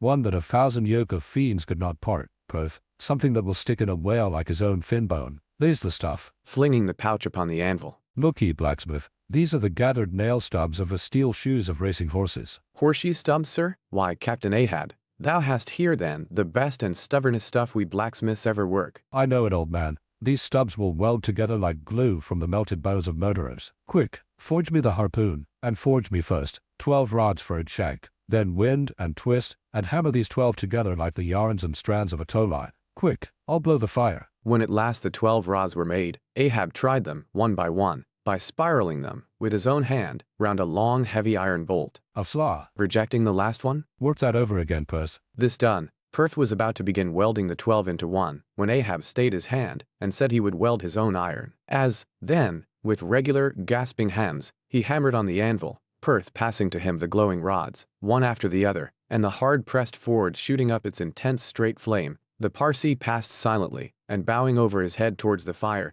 seemed invoking some curse or some blessing on the toil. But, as Ahab looked up, he slid aside. What's that bunch of Lucifers dodging about there for? Muttered Stubb, looking on from the forecastle. That Parsee smells fire like a fusee, and smells of it himself, like a hot musket's powder pan. At last the shank, in one complete rod, received its final heat, and as Perth, to temper it, plunged it all hissing into the cask of water nearby, the scalding steam shot up into Ahab's bent face. Wouldst thou brand me, Perth? Wincing for a moment with the pain. Have I been but forging my own branding iron then? Pray God, not that. Yet I fear something, Captain Ahab. Is not this harpoon for the white whale? For the white fiend? But now for the barbs. Thou must make them thyself, man. Here are my razors, the best of steel. Here, and make the barbs sharp as the needle sleet of the icy sea. For a moment, the old blacksmith eyed the razors as though he would fain not use them. Take them, man. I have no need for them, for I now neither shave, sup, nor pray till but here to work. Fashioned at last into an arrowy shape, and welded by Perth to the shank, the steel soon pointed the end of the iron,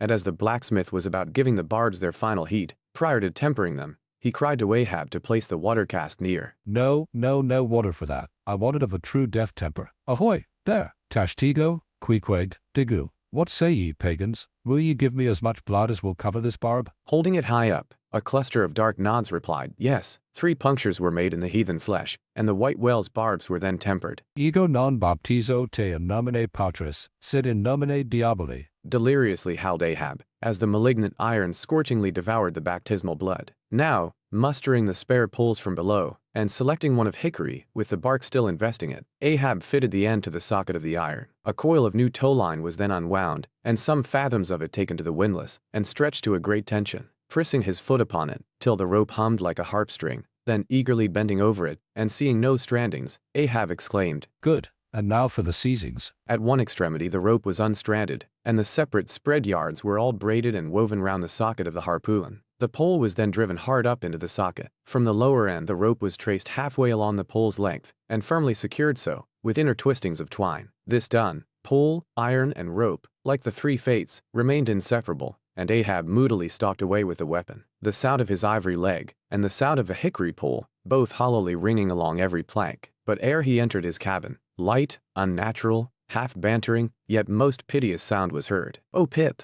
thy wretched laugh, thy idle but unresting eye, all thy strange mummeries not unmeaningly blended with the black tragedy of the melancholy ship, and mocked it. XCIV The Gilder, penetrating further and further into the heart of the Japanese cruising ground, the Pequod was soon all astir in the fishery. Often, in mild, pleasant weather, for 12, 15, 18, and 20 hours on the stretch, they were engaged in the boats, steadily pulling or sailing or paddling after the whales, or for an interlude of 60 or 70 minutes calmly awaiting their uprising, though with but small success for their pains. At such times, under an abated sun, afloat all day upon smooth, slow heaving swells, seated in his boat, light as a birch canoe, and so sociably mixing with the soft waves themselves, that like hearthstone cats they purr against the gunwale. These are the times of dreamy quietude, when beholding the tranquil beauty and brilliancy of the ocean's skin, one forgets the tiger heart that pants beneath it, and would not willingly remember that this velvet paw but conceals a remorseless fang. These are the times when in his whaleboat the rover softly feels a certain filial, confident, land-like feeling towards the sea, that he regards it as so much flowery earth, and the distant ship revealing only the tops of her masts, seems struggling forward, not through high rolling waves, but through the tall grass of a rolling prairie, as when the western emigrants' horses only show their erected ears,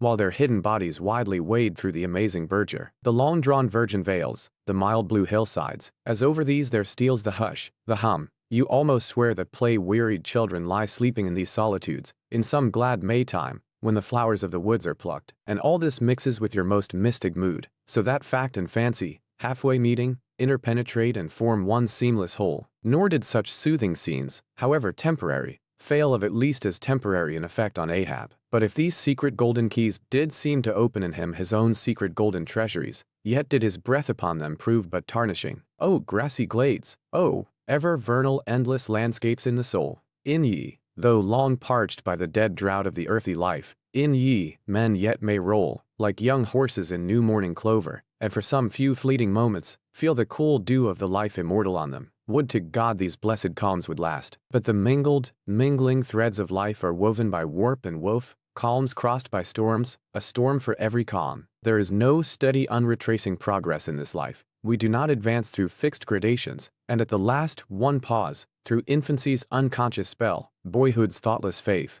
adolescence doubt, the common doom, then skepticism, then disbelief, resting at last in manhood's pondering repose of if. But once gone through, we trace the round again, and are infants, boys, and men, and ifs eternally. Where lies the final harbor, whence we unmoor no more? In what rapt ether sails the world, of which the weariest will never weary? Where is the foundling's father hidden? Our souls are like those orphans whose unwedded mothers die in bearing them. The secret of our paternity lies in their grave, and we must there to learn it. And that same day, too, gazing far down from his boat's side into that same golden sea, Starbuck lowly murmured, Loveliness unfathomable, as ever lover saw in his young bride's eye. Tell me not of thy teeth-tiered sharks, and thy kidnapping cannibal ways. Let faith oust fact, let fancy oust memory. I look deep down and do believe. And Stubb, fish-like, with sparkling scales, leaped up in that same golden light. I am Stubb, and Stubb has his history, but here Stubb takes oaths that he has always been jolly. CXV the Pequod meets the Bachelor, and jolly enough were the sights and the sounds that came bearing down before the wind, some few weeks after Ahab's harpoon had been welded. It was a Nantucket ship, the Bachelor, which had just wedged in her last cask of oil, and bolted down her bursting hatches,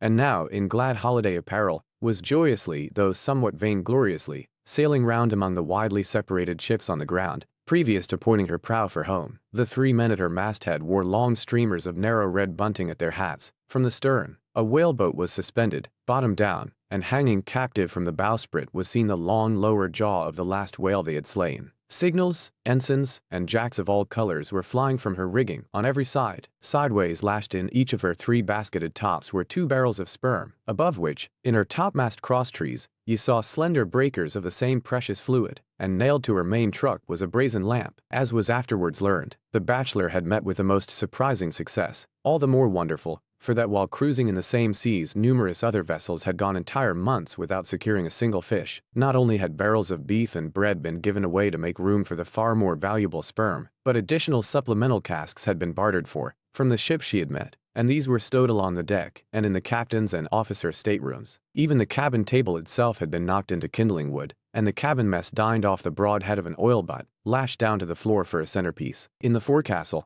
the sailors had actually caulked and pitched their chests, and filled them. It was humorously added that the cook had clapped a head on his largest boiler, and filled it, that the steward had plugged his spare coffee pot and filled it, that the harpooneers had headed the sockets of their irons and filled them. That indeed everything was filled with sperm, except the captain's pantaloons pockets, and those he reserved to thrust his hands into, in self-complacent testimony of his entire satisfaction. As this glad ship of good luck bore down upon the moody Pequod, the barbarian sound of enormous drums came from her forecastle, and drawing still nearer, a crowd of her men were seen standing round her huge tripods, which, covered with the parchment like poke or stomach skin of the blackfish, gave forth a loud roar to every stroke of the clenched hands of the crew. On the quarterdeck, the mates and harpooneers were dancing with the olive-hued girls who had eloped with them from the Polynesian Isles, while suspended in an ornamented boat, firmly secured aloft between the foremast and mainmast, 3 Long Island Negroes, with glittering fiddle bows of whale ivory, were presiding over the hilarious jig. Meanwhile, others of the ship's company were tumultuously busy at the masonry of the TryWorks, from which the huge pots had been removed. You would have almost thought they were pulling down the cursed Bastille, such wild cries they raised, as the now useless brick and mortar were being hurled into the sea. Lord and master over all this scene,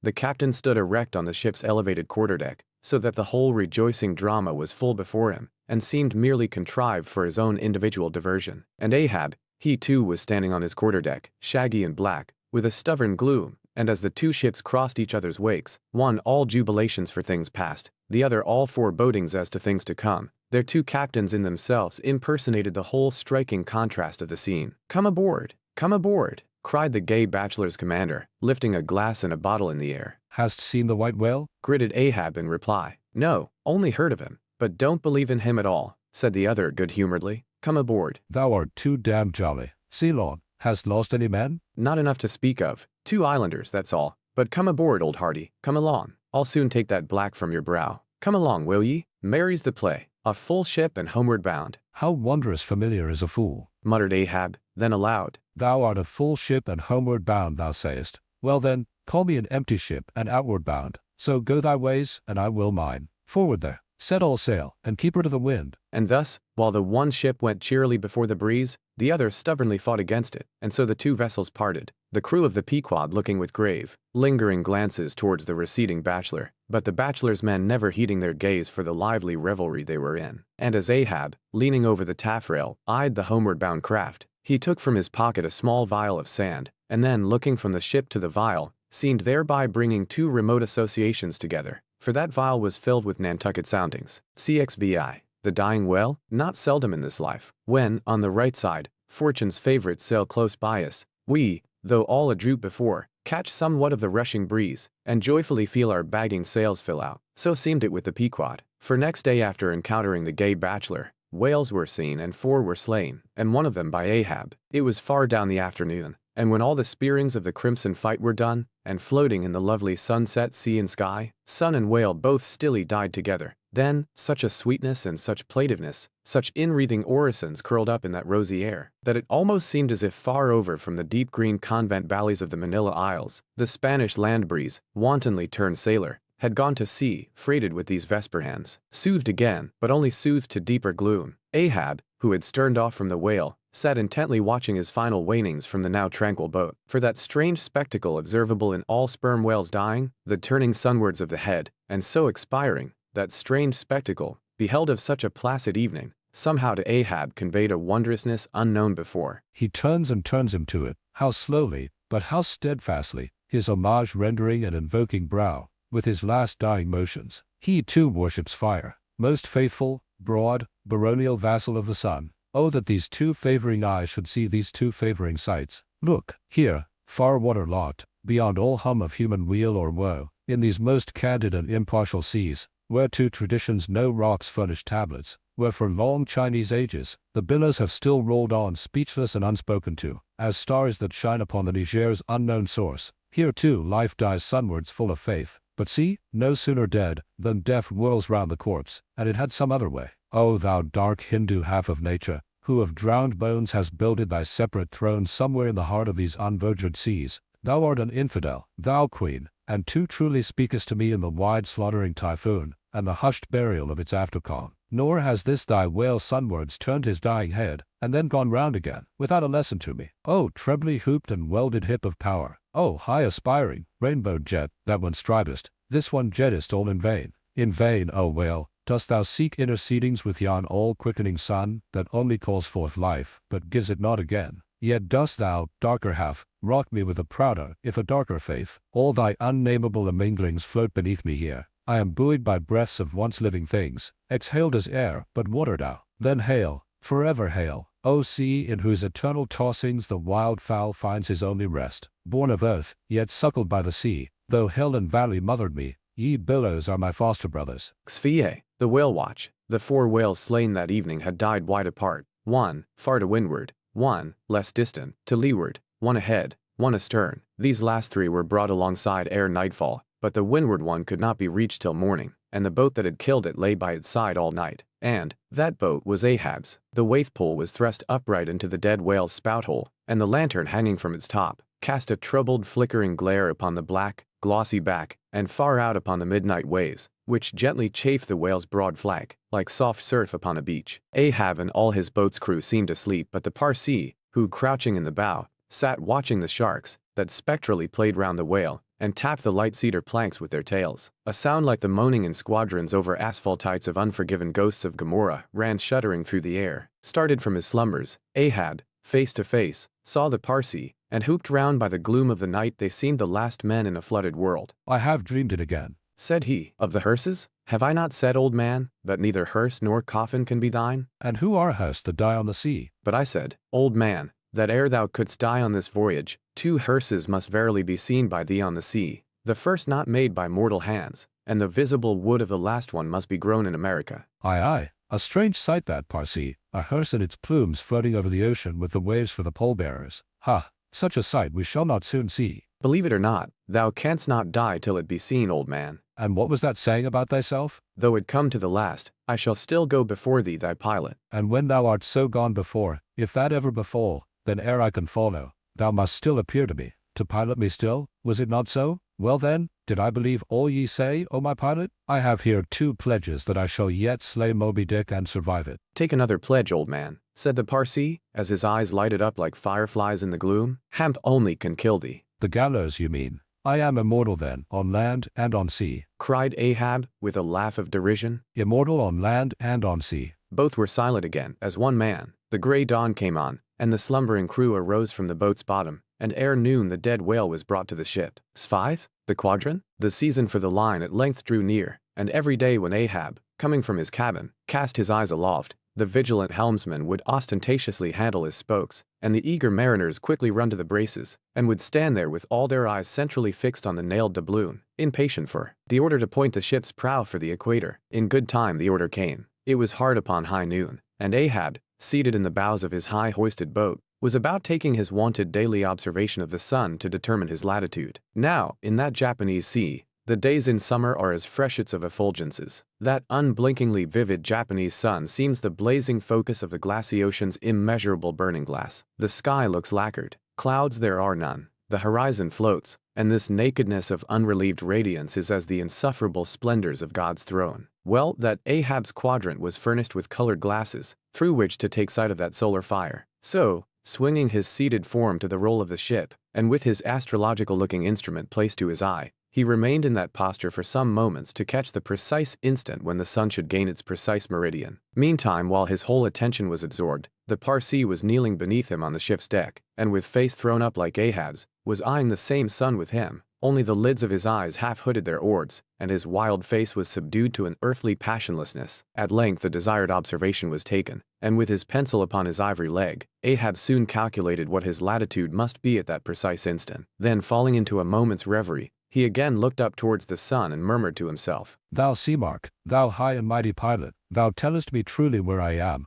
but canst thou cast the least hint where I shall be? Or canst thou tell where some other thing besides me is this moment living? Where is Moby Dick? This instant thou must be eyeing him. These eyes of mine look into the very eye that is even now beholding him. Aye, and into the eye that is even now equally beholding the objects on the unknown, thither side of thee, thou sun. Then, gazing at his quadrant, and handling, one after the other, its numerous cabalistical contrivances, he pondered again, and muttered, Foolish toy, baby's plaything of haughty admirals and commodores and captains, the world brags of thee, of thy cunning and might, but what after all canst thou do? But tell the poor, pitiful point, where thou thyself happenest to be on this wide planet, and the hand that holds thee, no, not one jot more. Thou canst not tell where one drop of water or one grain of sand will be tomorrow noon, and yet with thy impudence thou insultest the sun. Science, curse thee, thou vain toy, and cursed be all the things that cast man's eyes aloft to that heaven, whose live vividness but scorches him, as these old eyes are even now scorched with thy light, O sun. Level by nature to this earth's horizon are the glances of man's eyes, not shot from the crown of his head, as if God had meant him to gaze on his firmament. Curse thee, thou quadrant. dashing it to the deck. No longer will I guide my earthly way by thee,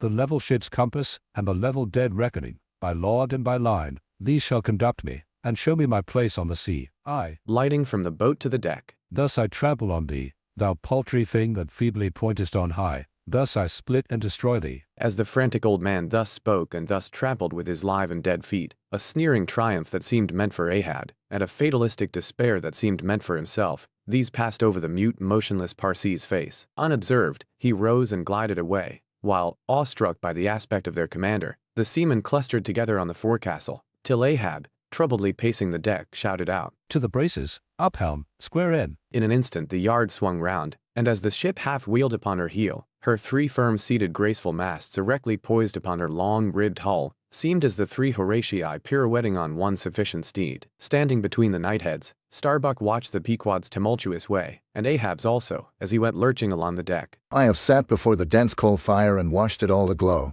full of its tormented flaming life, and I have seen it wane at last, down, down, to dumbest dust. Old man of oceans, of all this fiery life of thine, what will at length remain but one little heap of ashes? Aye, Cried Stubb. but sea coal ashes, mind ye that, Mr. Starbuck, sea coal, not your common charcoal. Well, well, I heard Ahab mutter. Here someone thrust these cards into these old hands of mine, swears that I must play them, and no others. and damn me, Ahab, but thou actest right, live in the game, and die in it. CXIX The Candles, warmest climes but nurse the cruelest fangs. The tiger of Bengal crouches in spiced groves of ceaseless verdure, skis the most effulgent but bask at the deadliest thunders, gorgeous Cuba knows tornadoes that never swept tame northern lands. So, too it is, that in these resplendent Japanese seas the mariner encounters the direst of all storms, the typhoon. It will sometimes burst from out that cloudless sky, like an exploding bomb upon a dazed and sleepy town. Towards evening of that day, the Pequod was torn of her canvas, and bare-poled was left to fight a typhoon which had struck her directly ahead. When darkness came on, sky and sea roared and split with the thunder, and blazed with the lightning, that showed the disabled masts fluttering here and there with the rags which the first fury of the tempest had left for its aftersport. Holding by a shroud, Starbuck was standing on the quarterdeck, at every flash of the lightning glancing aloft, to see what additional disaster might have befallen the intricate hamper there, while Stubb and Flask were directing the men in the higher hoisting and firmer lashing of the boats. But all their pains seemed naught. Though lifted to the very top of the cranes, the windward quarter-boat, Ahabs, did not escape. A great rolling sea, dashing high up against the reeling ship's high teetering side, stove in the boat's bottom at the stern, and left it again, all dripping through like a sieve. Bad work, Mr. Starbuck, said Stubb, regarding the wreck. But the sea will have its way. Stubb, for one, can't fight it. You see, Mr. Starbuck, a wave has such a great long start before it leaves. All round the world it runs, and then comes the spring. But as for me, all the start I have to meet it is just across the deck here. But never mind, it's all in fun, so the old song says. He sings, "Oh, jolly is the gale, and a joker is the whale, a flourish in his tail. Such a funny, sporty, peace-a-ken, jesty, jokey, hokey-pokey lad is the ocean. Oh, the scud all a-flyin', that's his flip only foamin'. When he stirs in the spicin', such a funny, sporty, peace-a-ken, jesty, jokey, hokey-pokey lad is the ocean. Oh, thunder splits the ships, but he only smacks his lips. A tastin' of this flip? Such a funny, sporty, peace-a-ken, jesty, jokey, hokey-pokey lad is the ocean. Oh." Avast Stubb. Fine Starbuck. Let the typhoon sing, and strike his harp here in our rigging. But if thou art a brave man, thou wilt hold thy peace. But I am not a brave man, never said I was a brave man. I am a coward, and I sing to keep up my spirits. And I tell you what it is, Mr. Starbuck, there's no way to stop my singing in this world but to cut my throat. And when that's done, 10 to 1 I sing ye the doxology for a wind-up. Madman, look through my eyes if thou hast none of thine own. What? How can you see better on a dark night than anybody else? Never mind how foolish. Here, cried Starbuck, seizing Stubb by the shoulder, and pointing his hand towards the weather bow. Markest thou not that the gale comes from the eastward, the very course Ahab is to run from Obi Deck, the very course he swung to this day noon? Now mark his boat there. Where's that stove? In the stern sheets, man, where he is wont to stand. His standpoint is stove, man. Now jump overboard, and sing away if thou must. I don't half understand ye. What's in the wind? Yes, round the Cape of Good Hope is the shortest way to Nantucket. Soliloquized Starbuck suddenly, heedless of Stubb's question. The gale that now hammers at us to stave us, we can turn it into a fair wind that will drive us towards home. Yonder, to windward, all is blackness of doom. But to leeward, homeward, I see it lightens up there, but not with the lightning. At that moment, in one of the intervals of profound darkness, following the flashes, a voice was heard at his side, and almost at the same instant a volley of thunder peals rolled overhead. "Who's there?" Old Thunder, said Ahab, groping his way along the bulwarks to his pivot hole, but suddenly finding his path made plain to him by elbowed lances of fire. Now, as the lightning rod to a spire on shore is intended to carry off the perilous fluid into the soil, so the kindred rod which at sea some ships carry to each mast is intended to conduct it into the water. But as this conductor must descend to considerable depth, that its end may avoid all contact with the hull, and as moreover, if kept constantly towing there, it would be liable to many mishaps, besides interfering not a little with some of the rigging, and more or less impeding the vessel's way in the water because of all this. The lower parts of a ship's lightning rods are not always overboard, but are generally made in long slender lengths, so as to be the more readily hauled up into the chains outside, or thrown down into the sea as occasion may require. "The rods? The rods?" cried Starbuck to the crew, suddenly admonished to vigilance by the vivid lightning that had just been darting flambeaux to light Ahab to his post. "Are they overboard? Drop them over, fore and aft, quick!" Avast, cried Ahab. Let's have fair play here, though we be the weaker side. Yet I'll contribute to raise rods on the Himalayas and Andes, that all the world may be secured. But out on privileges, let them be, sir. "Look aloft." Fine Starbuck. "The corpusants? The corpusants." All the yardarms were tipped with a pallid fire, and touched at each tri-pointed lightning rod end with 3 tapering white flames. Each of the 3 tall masts was silently burning in that sulphurous air, like 3 gigantic wax tapers before an altar. Blast the boat. Let it go, cried Stubb at this instant, as a swashing sea heaved up under his own little craft, so that its gunwale violently jammed his hand as he was passing a lashing. Blast it. But slipping backward on the deck, his uplifted eyes caught the flames, and immediately shifting his tone, he cried, The corpusants have mercy on us all. To sailors, oaths are household words. They will swear in the trance of the calm, and in the teeth of the tempest, they will imprecate curses from the topsail yardarms, when most they teeter over to a seething sea. But in all my voyagings, seldom have I heard a common oath when God's burning finger has been laid on the ship, when his Tekalufarcine has been woven into the shrouds and the cordage. While this pallidness was burning aloft, few words were heard from the enchanted crew, who in one thick cluster stood on the forecastle, all their eyes gleaming in that pale phosphorescence, like a faraway constellation of stars. Relieved against the ghostly light, the gigantic jet negro Dagu loomed up to thrice his real stature, and seemed the black cloud from which the thunder had come. The parted mouth of Tashtigo revealed his shark-white teeth, which strangely gleamed as if they too had been tipped by corpuscents, while lit up by the preternatural light. Queequeg's tattooing burned like satanic blue flames on his body. The tableau all waned at last with the pallidness aloft, and once more the Pequod and every soul on her decks were wrapped in a pall. A moment or two passed, when Starbuck, going forward, pushed against someone. It was Stubbed? What thinkest thou now, man? I heard thy cry. It was not the same in the song. No, it wasn't. I said the corpusants have mercy on us all, and I hope they will, still. But do they only have mercy on long faces? Have they no bowels for a laugh? And look ye, Mr. Starbuck, but it's too dark to look. Hear me, then, I take that masthead flame we saw for a sign of good luck, for those masts are rooted in a hold that is going to be chock-a-block with sperm oil, do you see? And so, all that sperm will work up into the mass, like sap in a tree. Yes, our 3 masts will yet be as 3 spermaceti candles. That's the good promise we saw. At that moment Starbuck caught sight of Stubb's face slowly beginning to glimmer into sight. Glancing upwards, he cried, See!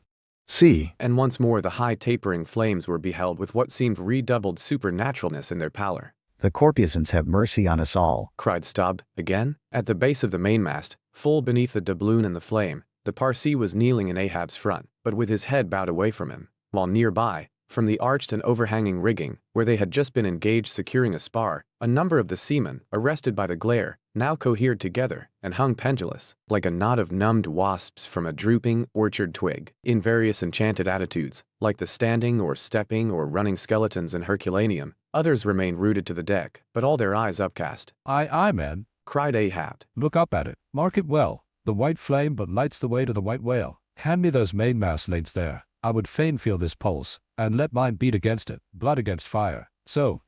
Then turning, the last link held fast in his left hand, he put his foot upon the Parsee, and with fixed upward eye and high-flung right arm, he stood erect before the lofty tri-pointed trinity of flames. Oh, thou clear spirit of clear fire, whom on these seas I as Protean once did worship, till in the sacramental act so burned by thee, that to this hour I bear the scar. I now know thee, thou clear spirit, and I now know that thy right worship is defiance. To neither love nor reverence wilt thou be kind, and e'en for hate thou canst but kill, and all are killed. No fearless fool now fronts thee. I own thy speechless, placeless power, but to the last gasp of my earthquake life will dispute its unconditional, unintegral mastery in me. In the midst of the personified impersonal, a personality stands here, though but a point at best. Whensoever I came, wheresoever I go, yet while I earthly live, the queenly personality lives in me, and feels her royal rights. But war is pain, and hate is woe. Come in thy lowest form of love, and I will kneel and kiss thee, but at thy highest, come as mere supernal power, and though thou launchest navies of full-freighted worlds,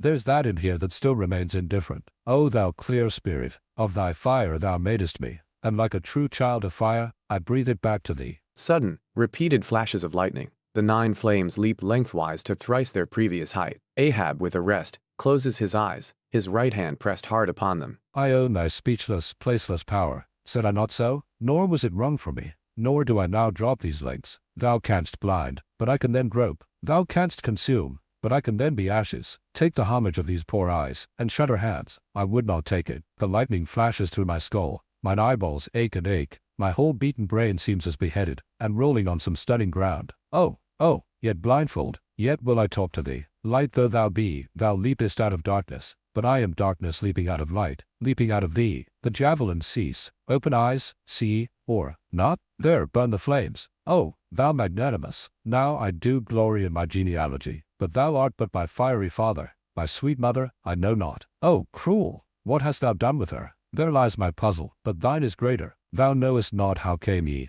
hence callest thyself unbegotten. Certainly knowest not thy beginning, hence callest thyself unbegun. I know that of me, which thou knowest not of thyself. O thou omnipotent, there is some unsuffusing thing beyond thee, thou clear spirit, to whom all thy eternity is but time, all thy creativeness mechanical. Through thee, thy flaming self, my scorched eyes do dimly see it. O thou foundling fire, thou hermit immemorial, thou too hast thy incommunicable riddle, thy unparticipated grief. Here again with haughty agony, I read my sire. Leap, leap up, and lick the sky. I leap with thee, I burn with thee, would fain be welded with thee, defiantly I worship thee. The boat, the boat, the boat, the boat? Fine Starbuck. Look at that boat, old man. Ahab's harpoon, the one forged at Perth's fire, remained firmly lashed in its conspicuous crotch, so that it projected beyond his whaleboat's bow, but the sea that had stove its bottom had caused a loose leather sheath to drop off, and from the keen steel barb there now came a leveled flame of pale forked fire. As the silent harpoon burned there like a serpent's tongue, Starbuck grasped Ahab by the arm. God is against thee, old man. Forbear. 'Tis an ill voyage, ill begun, ill continued. Let me square the yards while we may, old man,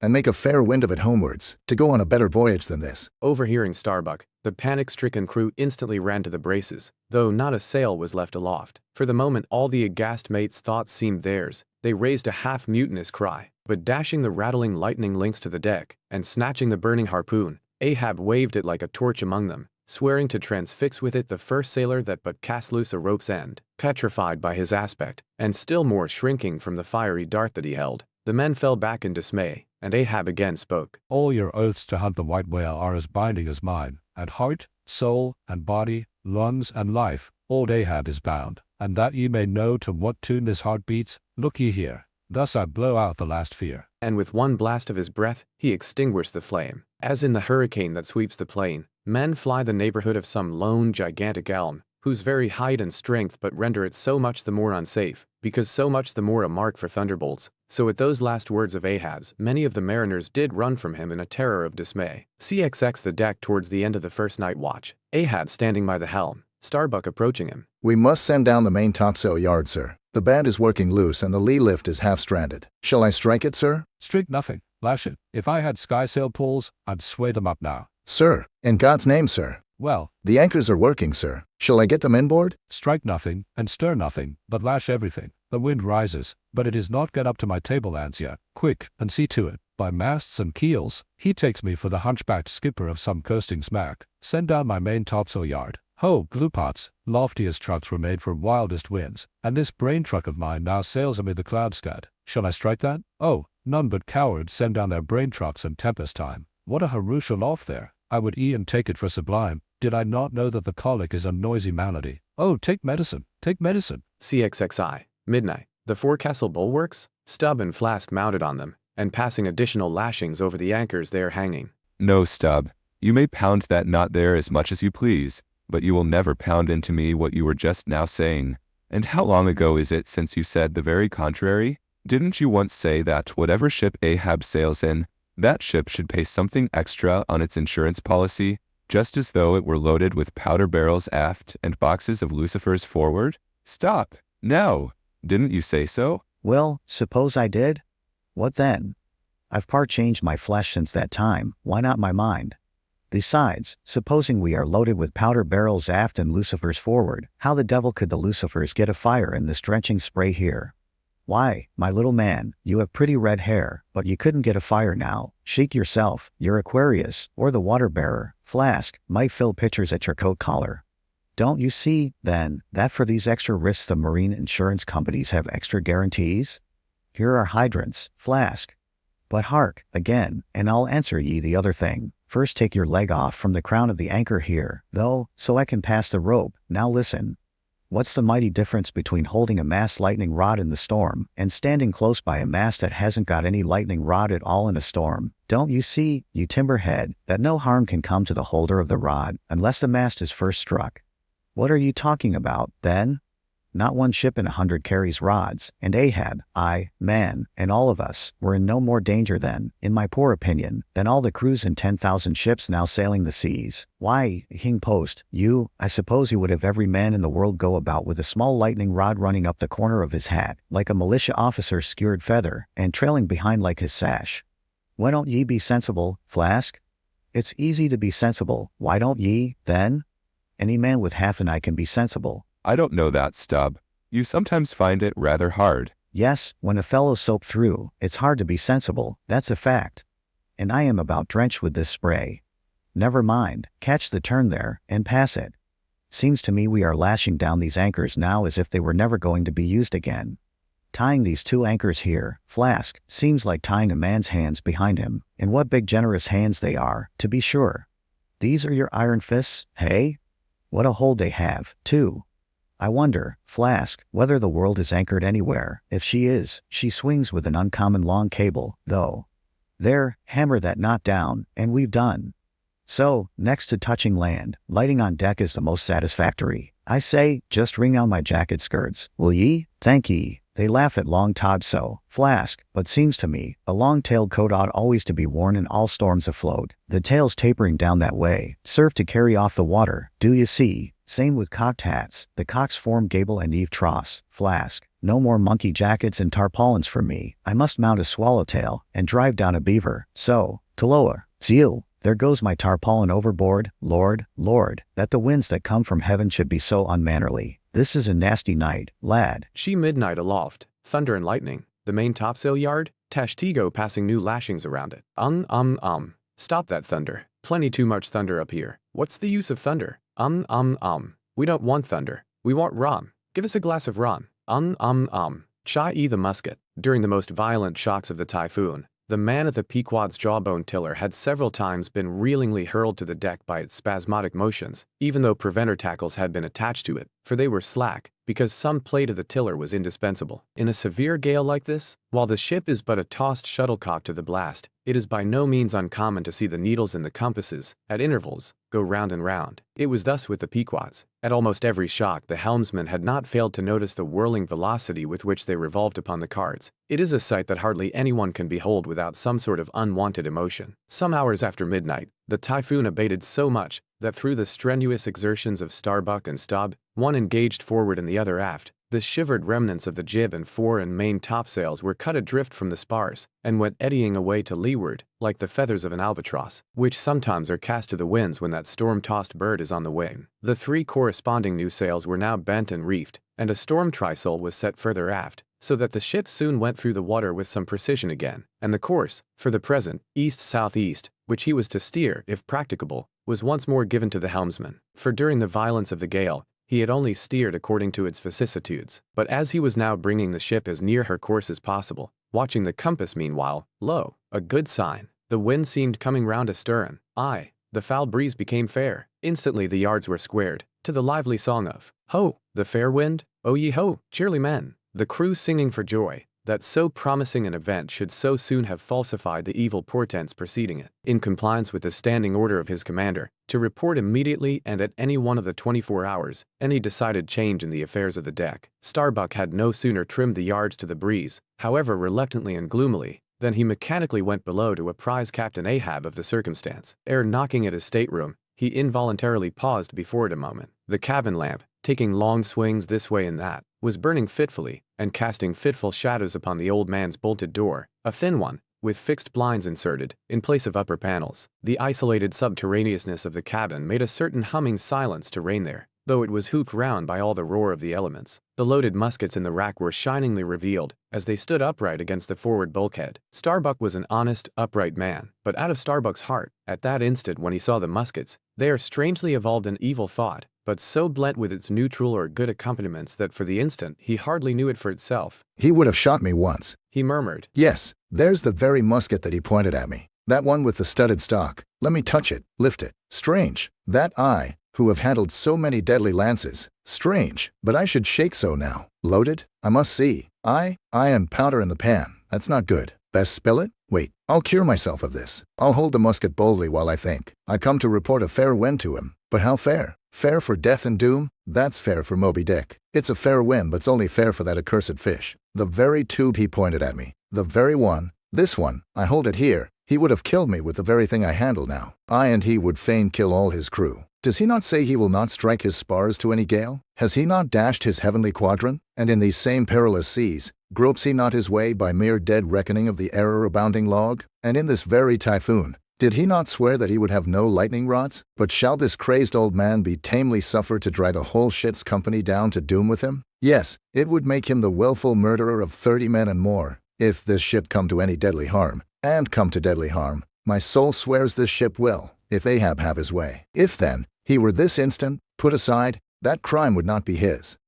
Is he muttering in his sleep? Yes, just there, in there, he's sleeping. Sleeping? Aye, but still alive, and soon awake again. I can't withstand thee then, old man. Not reasoning, not remonstrance, not entreaty wilt thou hearken to. All this thou scornest. Flat obedience to thy own flat commands, this is all thou breathest. Aye, and sayest the men have vowed thy vow. Sayst all of us are Ahabs. Great God forbid. But is there no other way? No lawful way? Make him a prisoner to be taken home? What? Hope to wrest this old man's living power from his own living hands? Only a fool would try it. Say he were pinioned even, knotted all over with ropes and hawsers, chained down to ring bolts on this cabin floor. He would be more hideous than a caged tiger then. I could not endure the sight, could not possibly fly his howlings. All comfort, sleep itself, inestimable reason would leave me on the long intolerable voyage. What then remains? The land is hundreds of leagues away, and Loch Japan the nearest. I stand alone here upon an open sea, with 2 oceans and a whole continent between me and law. Aye, 'tis so. Is heaven a murderer when its lightning strikes a would-be murderer in his bed, tindering sheets and skin together? And would I be a murderer then, if— And slowly, stealthily, and half sideways looking, he placed the loaded musket's end against the door. On this level, Ahab's hammock swings within, his head this way. A touch, and Starbuck may survive to hug his wife and child again. Oh, Mary, Mary, boy. But if I wake thee not to death, old man, who can tell to what unsounded deep Starbuck's body this day week may sink, with all the crew? Great God, where art thou? Shall I?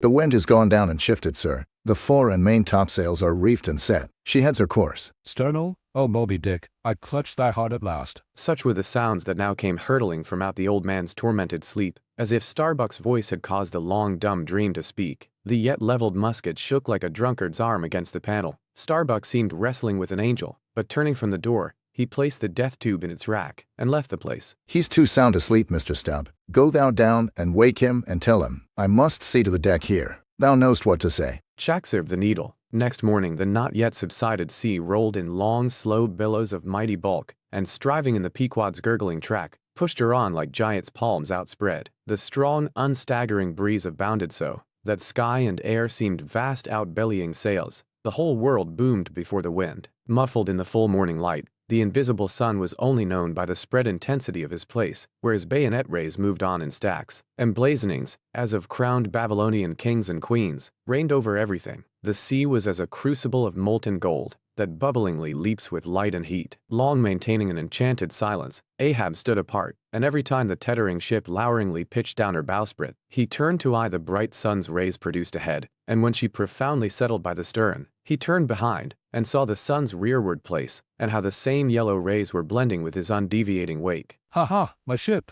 thou mightest well be taken now for the sea chariot of the sun. Ho ho, ho ho, all ye nations before my prow, I bring the sun to ye, yoke on the further billows, hello, a tandem, I drive the sea. But suddenly reined back by some counterthought, he hurried towards the helm, huskily demanding how the ship was heading. East sue-east, sir, said the frightened steersman. Thou liest. Smiting him with his clenched fist. Heading east at this hour in the morning and the sun astern? Upon this, every soul was confounded, for the phenomenon just then observed by Ahab had unaccountably escaped everyone else, but its very blinding palpableness must have been the cause. Thrusting his head halfway into the binnacle, Ahab caught one glimpse of the compasses. His uplifted arm slowly fell. For a moment he almost seemed to stagger. Standing behind him, Starbuck looked, and lo, the 2 compasses pointed east, and the Pequod was as infallibly going west. But ere the first wild alarm could get out abroad among the crew, the old man with a rigid laugh exclaimed, I have it. It has happened before. Mr. Starbuck, last night's thunder turned our compasses, that's all. Thou hast before now heard of such a thing, I take it. Aye, but never before has it happened to me, sir, said the pale mate gloomily. Here, it must needs be said,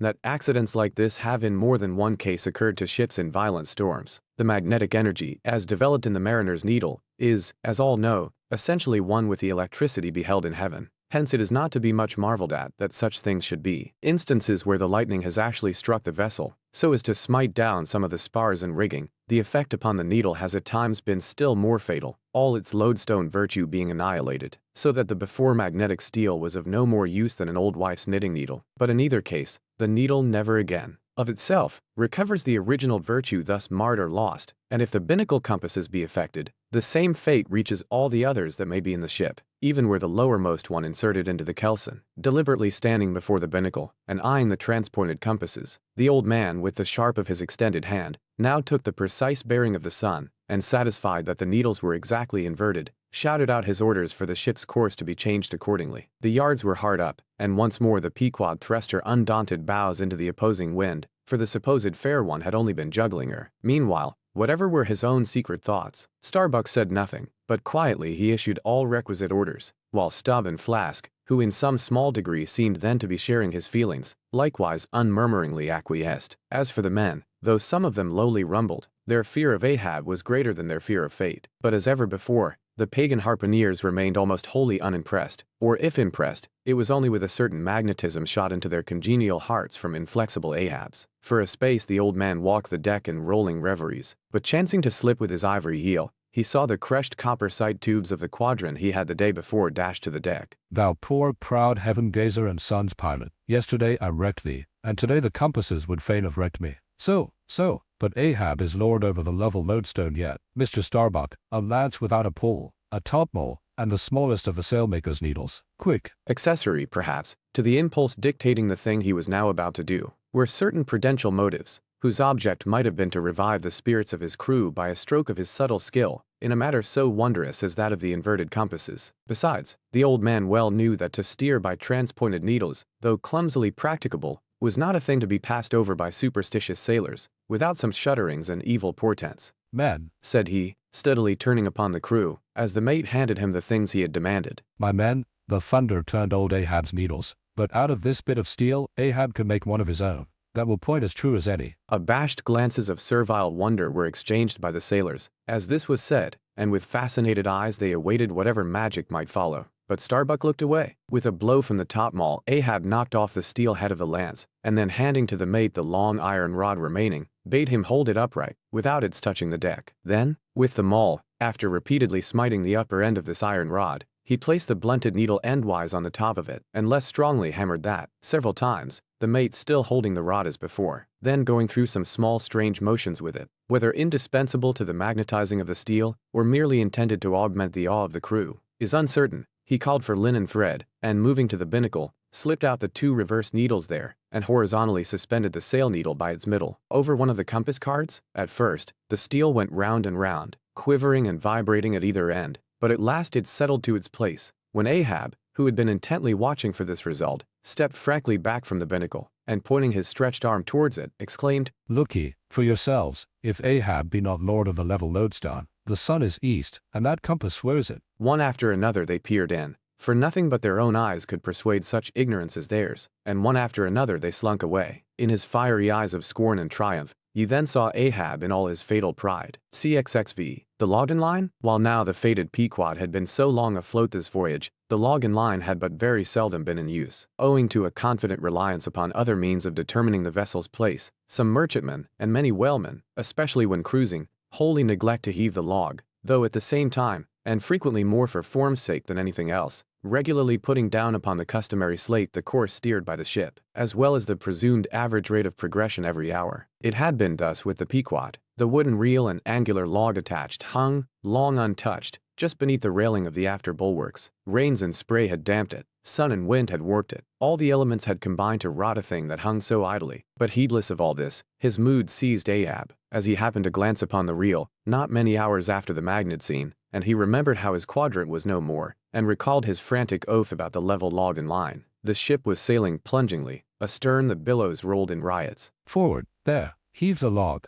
Two seamen came, the golden-hued Tahitian and the grizzly Manxman. Take the real one of ye, I'll heave. They went towards the extreme stern, on the ship's lee side, where the deck, with the oblique energy of the wind, was now almost dipping into the creamy, sidelong rushing sea. The manxman took the reel, and holding it high up, by the projecting handle ends of the spindle, round which the spool of line revolved, so stood with the angular log hanging downwards, till Ahab advanced to him. Ahab stood before him, and was lightly unwinding some 30 or 40 turns to form a preliminary hand coil to toss overboard, when the old manxman, who was intently eyeing both him and the line, made bold to speak. "Sir, I mistrust it. This line looks far gone. Lawn, heat, and wet have spoiled it." "'Twill hold, old gentleman. Lawn, heat, and wet, have they spoiled thee? Thou seems to hold. Or, truer perhaps, life holds thee, not thou. "I hold the spool, sir, but just as my captain says, with these grey hairs of mine 'tis not worthwhile disputing, specially with a superior, who'll ne'er confess." What's that? There, now's a patched professor in Queen Nature's granite-founded college, but methinks he's too subservient. Where wert thou born? "In the little rocky Isle of Man, sir." Excellent.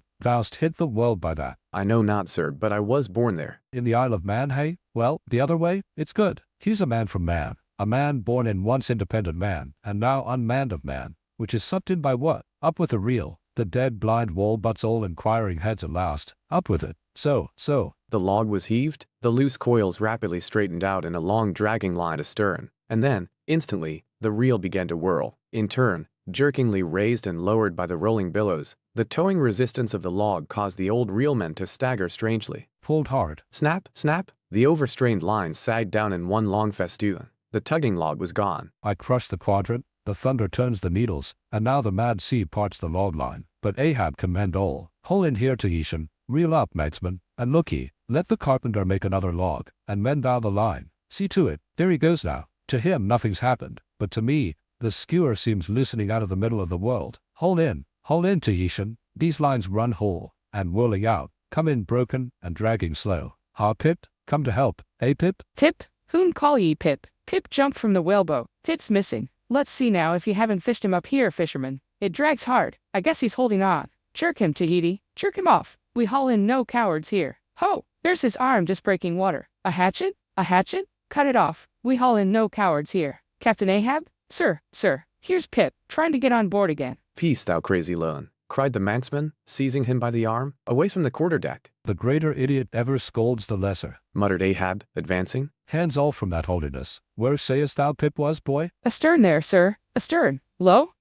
"And who art thou, boy? I see not my reflection in the vacant pupils of thy eyes. O God, that man should be a thing for immortal souls to sieve through. Who art thou, boy?" "Bellboy, sir. Ship's crier. Ding dong ding. Tip, tip, tip, tip, tip, tip. 100 pounds of clay reward for Pip. 5 feet high, looks cowardly. Quick as stone by that. Ding dong ding. Who's seen Pip the coward?" There can be no hearts above the snow line. O ye frozen heavens, look down here. Ye did beget this luckless child, and have abandoned him, ye creative libertines. Here, boy, Ahab's cabin shall be Pip's home henceforth, while Ahab lives. Thou touchest my inmost center, boy. Thou art tied to me by cords woven of my heartstrings. Come, let's down. "What's this? Here's velvet sharkskin." Intently gazing at Ahab's hand, and feeling it. "Ah, now, had poor Pip but felt so kind a thing as this, perhaps he had ne'er been lost. This seems to me, sir, as a man-rope, something that weak souls may hold by. Oh, sir, let old Perth now come and rivet these two hands together, the black one with the white, for I will not let this go." "Oh, boy, nor will I thee, unless I should thereby drag thee to worse horrors than are here. Come then, to my cabin. Lo, ye believers in God's all goodness, and in man all ill, lo you, see the omniscient gods oblivious of suffering man, and man, though idiotic and knowing not what he does, yet full of the sweet things of love and gratitude. Come, I feel prouder leading thee by thy black hand,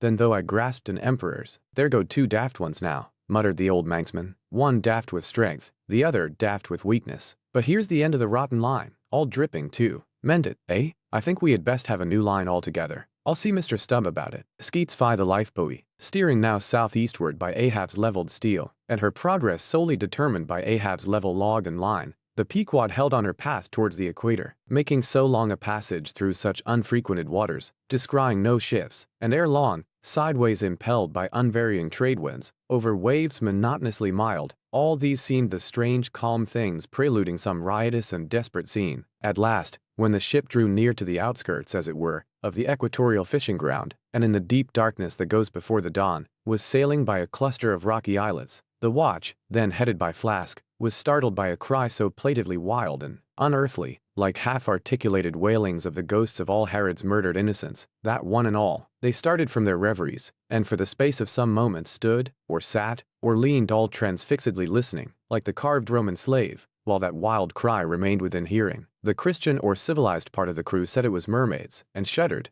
but the pagan harpooneers remained unappalled. Yet the Grey Manxman, the oldest mariner of all, declared that the wild thrilling sounds that were heard were the voices of newly drowned men in the sea. Below in his hammock, Ahab did not hear of this till grey dawn. When he came to the deck, it was then recounted to him by Flask, not unaccompanied with hinted dark meanings. He hollowly laughed, and thus explained the wonder. Those rocky islands the ship had passed were the resort of great numbers of seals, and some young seals that had lost their dams, or some dams that had lost their cubs, must have risen nigh the ship and kept company with her, crying and sobbing with their human sort of wail. But this only the more affected some of them, because most mariners cherish a very superstitious feeling about seals, arising not only from their peculiar tones when in distress, but also from the human look of their round heads and semi-intelligent faces, seen peeringly uprising from the water alongside. In the sea, under certain circumstances, seals have more than once been mistaken for men. But the bodings of the crew were destined to receive a most plausible confirmation in the fate of one of their number that morning. At sunrise this man went from his hammock to his masthead at the fore, and whether it was that he was not yet half wake from his sleep, for sailors sometimes go aloft in a transition state, whether it was thus with the man, there is now no telling.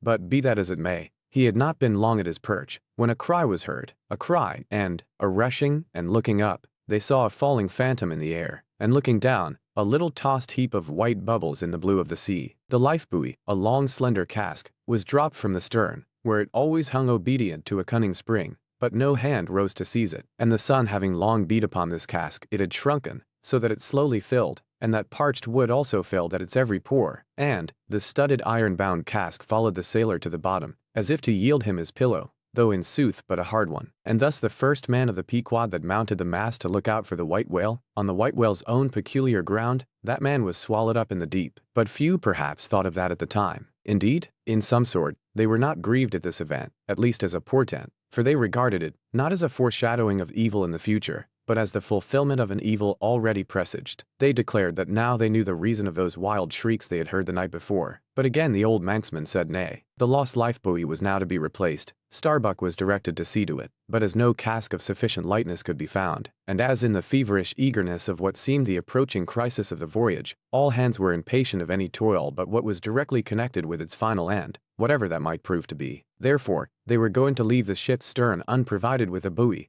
when by certain strange signs and innuendos, Queequeg hinted a hint concerning his coffin. A lifebuoy of a coffin? Cried Starbuck, starting. Rather queer, that, I should say. Sense done. It will make a good enough one. Sent Flask. The carpenter here can arrange it easily. Bring it up, there's nothing else for it. Said Starbuck after a melancholy pause. Rig it, carpenter. Do not look at me so. The coffin, I mean. Dost thou hear me? Rig it, rig it. And shall I nail down the lid, sir? Moving his hand as with a hammer. Aye. And shall I caulk the seams, sir? Moving his hand as with a caulking iron. Aye. And shall I then pay over the same with pitch, sir? Moving his hand as with a pitch pot. Away. What possesses thee to this? Make a lifebuoy of the coffin, and no more. Mr. Stubb, Mr. Flask, come forward with me. He goes off in a huff. The whole he can endure. At the parts he balks. Now I don't like this. I make a leg for Captain Ahab, and he wears it like a gentleman. But I make a bandbox for Queequeg, and he won't put his head into it. Are all my pains to go for nothing with that coffin? And now I'm ordered to make a life buoy of it. It's like turning an old coat, going to bring the flesh on the other side now. I don't like this cobbling sort of business. I don't like it at all. It's undignified. It's not my place. Let tinkers' brats do tinkerings. We are their betters. I like to take in hand none but clean, virgin, fair and square mathematical jobs. Something that regularly begins at the beginning, and is at the middle when midway, and comes to an end at the conclusion. Not a cobbler's job,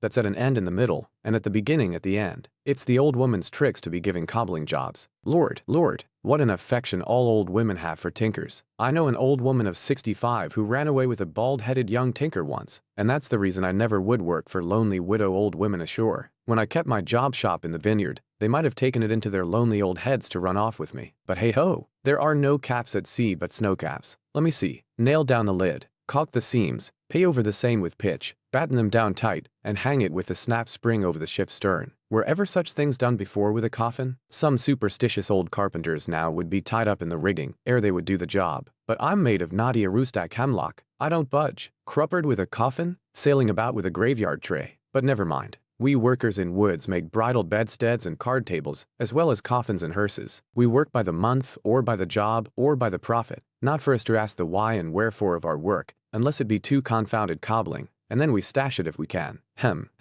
I'll do the job, now, tenderly. I'll have me. Let's see how many in the ship's company all told, but I've forgotten. Anyway, I'll have me 30 separate, Turk's-headed lifelines, each 3 feet long hanging all round the coffin. Then, if the hull go down, there'll be 30 lively fellows all fighting for one coffin, a sight not seen very often beneath the sun. Come hammer, caulking iron, pitch pot, and marlinspike. What's to it? XCVIII. The deck, the coffin laid upon 2 line tubs, between the vice bench and the open hatchway, the carpenter caulking its seams, the string of twisted oakum slowly unwinding from a large roll of it placed in the bosom of his frock. Ahab comes slowly from the cabin gangway, and here's Pitt following him. Back, lad. I will be with ye again presently. He goes. Not this hand complies with my humor more genially than that boy. Middle aisle of a church. What's here? Lifebuoy, sir. Mr. Starbuck's orders. Oh, look, sir. Beware the hatchway. Thank ye, man. Thy coffin lies handy to the vault. Sir, the hatchway? Oh, so it does, sir. So it does. Art not thou the leg maker? Look, did not this stump come from thy shop? I believe it did, sir. Does the ferrule stand, sir? Well enough, but art thou not also the undertaker? Aye, sir. I patched up this thing here as a coffin for Queequeg, but they've set me now to turning it into something else. Then tell me, art thou not an errant, old grasping, intermeddling, monopolizing, heathenish old scamp, to be one day making legs, and the next day coffins to clap them in, and yet again life buoys out of those same coffins? Thou art as unprincipled as the gods, and as much of a jack of all trades. But I do not mean anything, sir. I do as I do. The gods again? Hark ye, dost thou not ever sing working about a coffin? The Titans, they say, hummed snatches when chipping out the craters for volcanoes, and the grave digger in the play sings, spade in hand. Dost thou never? Sing, sir? Do I sing? Oh, I'm indifferent enough, sir, for that. But the reason why the gravedigger made music must have been because there was none in his spade, sir. But the caulking mallet is full of it. Heart to it. Aye, and that's because the lid there's a sounding board, and what in all things makes the sounding board is this. There's naught beneath, and yet a coffin with a body in it rings pretty much the same, carpenter. Hast thou ever helped carry a bier, and heard the coffin knock against the churchyard gate, going in? Faith, sir. Face? What's that? Why, faith, sir. It's only a sort of exclamation like, that's all, sir. Go on. I was about to say, sir, that... Art thou a silkworm? Dost thou spin thy own shroud out of thyself? Look at thy bosom. Dispatch, and get these traps out of sight. He goes aft. That was sudden, now, but squalls come sudden in hot latitudes. I've heard that the Isle of Albemarle, one of the Galapagos, is cut by the equator right in the middle. Seems to me some sort of equator cuts yon old man too, right in his middle. He's always under the line. Fiery hot, I tell ye. He's looking this way. Come, Oakham, quick, here we go again. This wooden mallet is the cork, and I'm the professor of musical glasses. Tap tap, Ahab to himself. There's a sight, there's a sound. The gray-headed woodpecker tapping the hollow tree. Blind and dumb might well be envied now. See, that thing rests on 2 line tubs, full of tow lines. A most malicious wag, that fellow. Rat-tat? So man's seconds tick. Oh, how immaterial are all materials. What things real are there, but imponderable thoughts? Here now's the very dreaded symbol of grim death, by a mere hap, made the expressive sign of the help and hope of most endangered life. A life buoy of a coffin? Does it go further? Can it be that in some spiritual sense the coffin is, after all, but an immortality preserver ? All think of that. But no, so far gone am I in the dark side of earth, that its other side, the theoretic bright one, seems but uncertain twilight to me. Will ye never have done, carpenter, with that accursed sound? I go below. Let me not see that thing here when I return again. Now then, Pip, we'll talk this over. I do suck most wondrous philosophies from thee. Some unknown conduits from the unknown world must empty into thee. XCV the Pequod meets the Rachel. Next day, a large ship, the Rachel, was descried, bearing directly down upon the Pequod, all her spars thickly clustering with men. At the time, the Pequod was making good speed through the water, but as the broad-winged windward stranger shot nigh to her, the boastful sails all fell together as blank bladders that are burst, and all life fled from the smitten hull. Bad news. She brings bad news, muttered the old manxman. But ere her commander, who, with trumpet to mouth, stood up in his boat, ere he could hopefully hail, Ahab's voice was heard. Hast seen the white whale? Aye, yesterday. Have you seen a whaleboat adrift? Throttling his joy, Ahab negatively answered this unexpected question, and would then have fain boarded the stranger, when the stranger captain himself,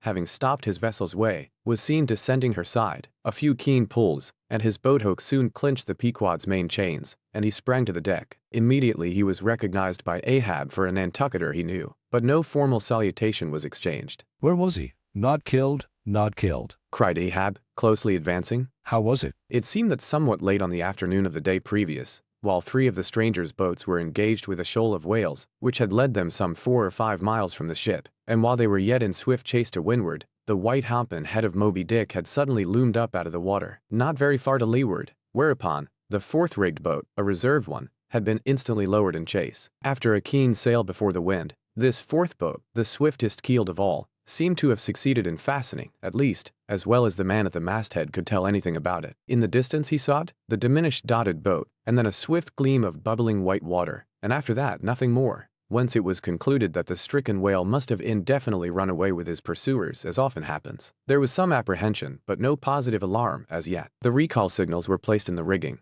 Darkness came on, and forced to pick up her 3 far to windward boats, where going in quest of the 4th one in the precisely opposite direction, the ship had not only been necessitated to leave that boat to its fate till near midnight, but, for the time, to increase her distance from it. But the rest of her crew being at last safe aboard, she crowded all sail, stunsail on stunsail, after the missing boat, kindling a fire in her trypots for a beacon, and every other man aloft on the lookout. But though when she had thus sailed a sufficient distance to gain the presumed place of the absent ones when last seen, though she then paused to lower her spare boats to pull all around her, and not finding anything, and again dashed on, again paused, and lowered her boats, and though she had thus continued doing till daylight, yet not the least glimpse of the missing keel had been seen. The story told, the stranger captain immediately went on to reveal his object in boarding the Pequod. He desired that ship to unite with his own in the search, by sailing over the sea some 4 or 5 miles apart, on parallel lines, and so sweeping a double horizon, as it were. I will wager something now, Whispered Stubb to Flask.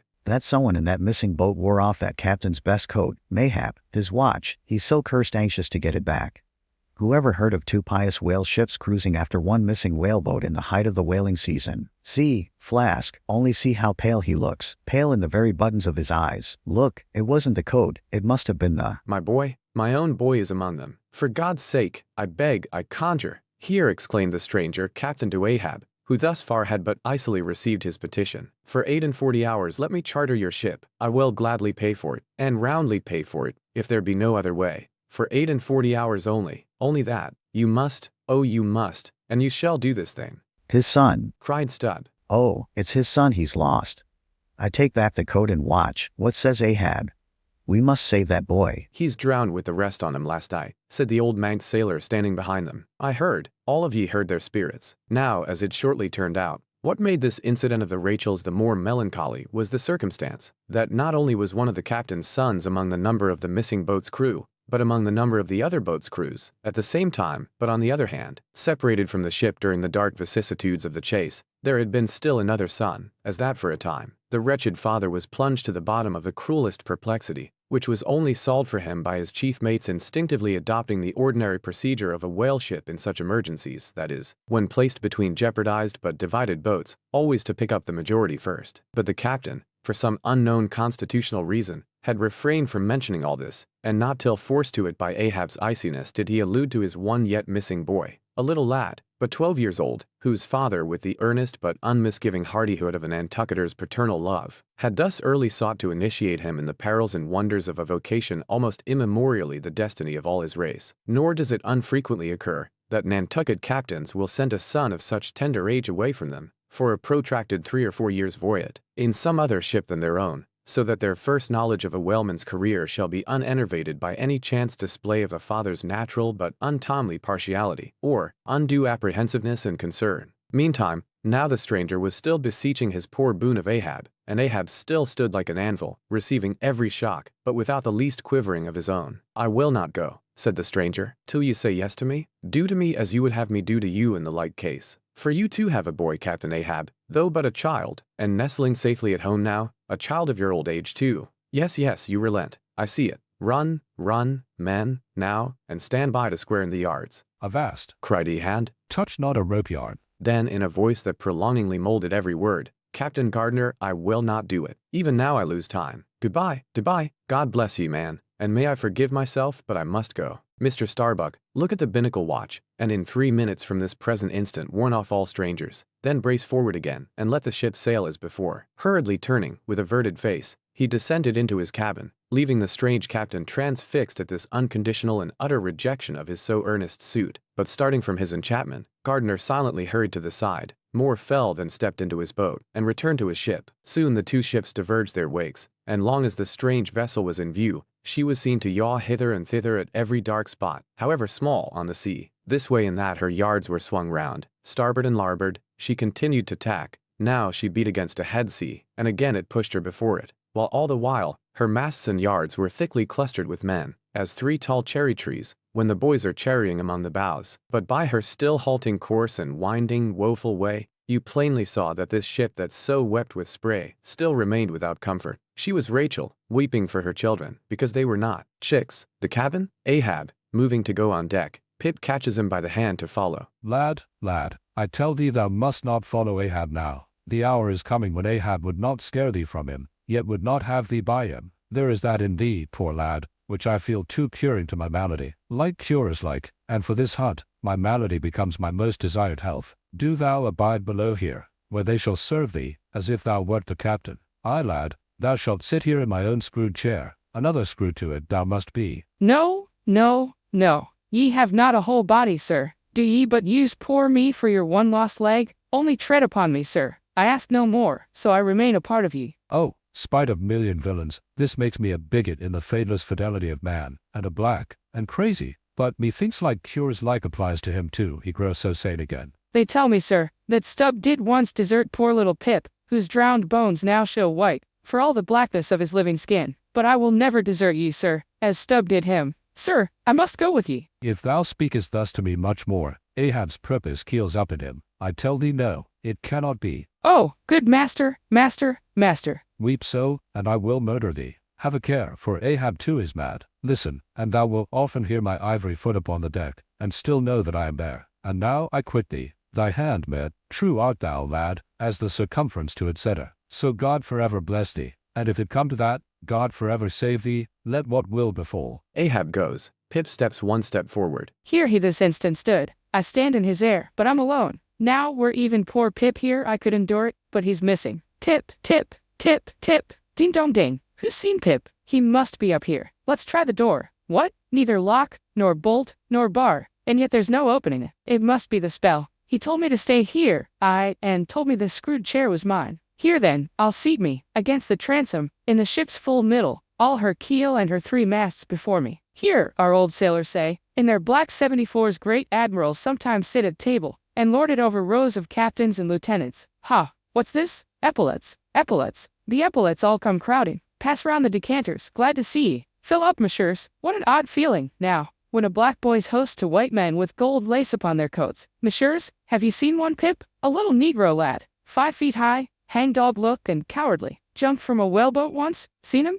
No. Well then, fill up again, captains, and let's drink shame upon all cowards. I name no names. Shame upon them. Put one foot upon the table. Shame upon all cowards. Hist! Above there, I hear ivory. Oh, master, master, I am indeed downhearted when you walk over me. But here I'll stay, though this stern strikes rocks, and they bulge through, and oysters come to join me. Stad. And now that at the proper time and place, after so long and wide a preliminary cruise, Ahab all other wailing waters swept seemed to have chased his foe into an ocean fold, to slay him the more securely there. Now that he found himself hard by the very latitude and longitude where his tormenting wound had been inflicted. Now that a vessel had been spoken which on the very day preceding had actually encountered Moby Dick, and now that all his successive meetings with various ships contrastingly concurred to show the demoniac indifference with which the white whale tore his hunters, whether sinning or sinned against. Now it was that there lurked something in the old man's eyes, which it was hardly sufferable for feeble souls to see, as the unsetting polar star, which through the livelong Arctic 6 months' night sustains its piercing, steady, central gaze. So Ahab's purpose now fixedly gleamed down upon the constant midnight of the gloomy crew. It domineered above them so,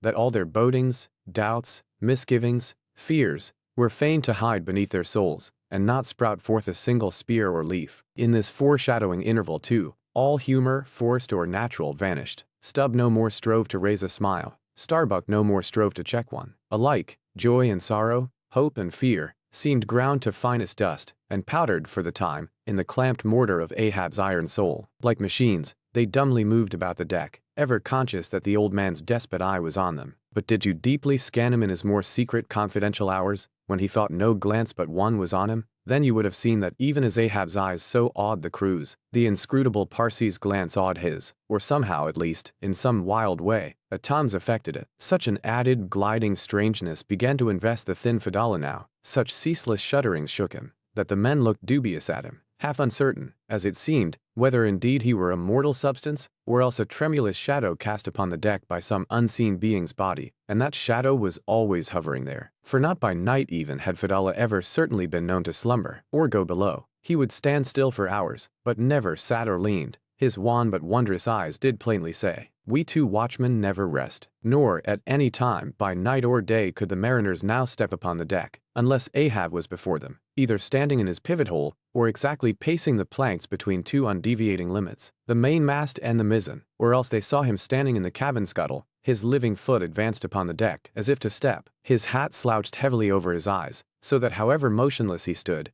however the days and nights were added on, that he had not swung in his hammock, yet hidden beneath that slouching hat, they could never tell unerringly whether, for all this, his eyes were really closed at times, or whether he was still intently scanning them. No matter, though he stood so in the scuttle for a whole hour on the stretch, and the unheated night damp gathered in beads of dew upon that stone-carved coat and hat, the clothes that the night had wet, the next day's sunshine dried upon him, and so, day after day, and night after night, he went no more beneath the planks. Whatever he wanted from the cabin, that thing he sent for. He ate in the same open air, that is, his two only meals, breakfast and dinner. Supper he never touched, nor reaped his beard, which darkly grew all gnarled, as unearthed roots of trees blown over, which still grow idly on at naked base, though perished in the upper verdure. But though his whole life was now become one watch on deck, and though the Parsee's mystic watch was without intermission as his own, yet these two never seemed to speak, one man to the other, unless at long intervals some passing unmomentous matter made it necessary, though such a potent spell seemed secretly to join the twain, openly, and to the awestruck crew, they seemed pole like asunder. If by day they chanced to speak one word, by night dumb men were both, so far as concerned the slightest verbal interchange. At times, for longest hours, without a single hail, they stood far parted in the starlight, Ahab in his scuttle, the Parsee by the mainmast, but still fixedly gazing upon each other, as if in the Parsee Ahab saw his forthrown shadow, in Ahab the Parsee his abandoned substance. And yet, somehow, did Ahab in his own proper self, as daily, hourly, and every instant, commandingly revealed to his subordinates, Ahab seemed an independent lord, the Parsee but his slave. Still again both seemed yoked together, and an unseen tyrant driving them, the lean shade siding the solid rib. For be this Parsee what he may, all rib and keel was solid Ahab. At the first faintest glimmering of the dawn, his iron voice was heard from aft. Man the mastheads. And all through the day, till after sunset and after twilight, the same voice every hour, at the striking of the helmsman's bell, was heard. What you see? Sharp,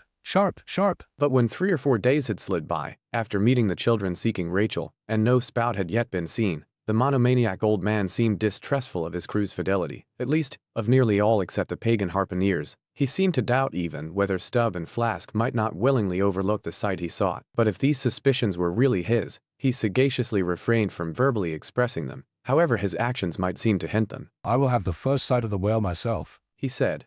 Ahab must have the doubloon. And with his own hands he rigged a nest of basketed bowlines, and sending a hand aloft, with a single sheaved block, to secure to the mainmast head, he received the 2 ends of the downward reeved rope, and attaching one to his basket prepared a pin for the other end in order to fasten it at the rail. This done, with that end yet in his hand and standing beside the pin, he looked round upon his crew, sweeping from one to the other, pausing his glance long upon Daggoo, Queequeg, Tashtego, but shunning Fedallah, and then settling his firm relying eye upon the chief mate, said, Take the rope, sir, and give it into thy hands, Starbuck. Then, arranging his person in the basket, he gave the word for them to hoist him to his perch, Starbuck being the one who secured the rope at last, and afterwards stood near it. And thus, with one hand clinging round the royal mast, Ahab gazed abroad upon the sea for miles and miles ahead, astern, this side, and that within the wide expanded circle commanded at so great a height, when in working with his hands at some lofty, almost isolated place in the rigging, which chances to afford no foothold, the sailor at sea is hoisted up to that spot, and sustained there by the rope.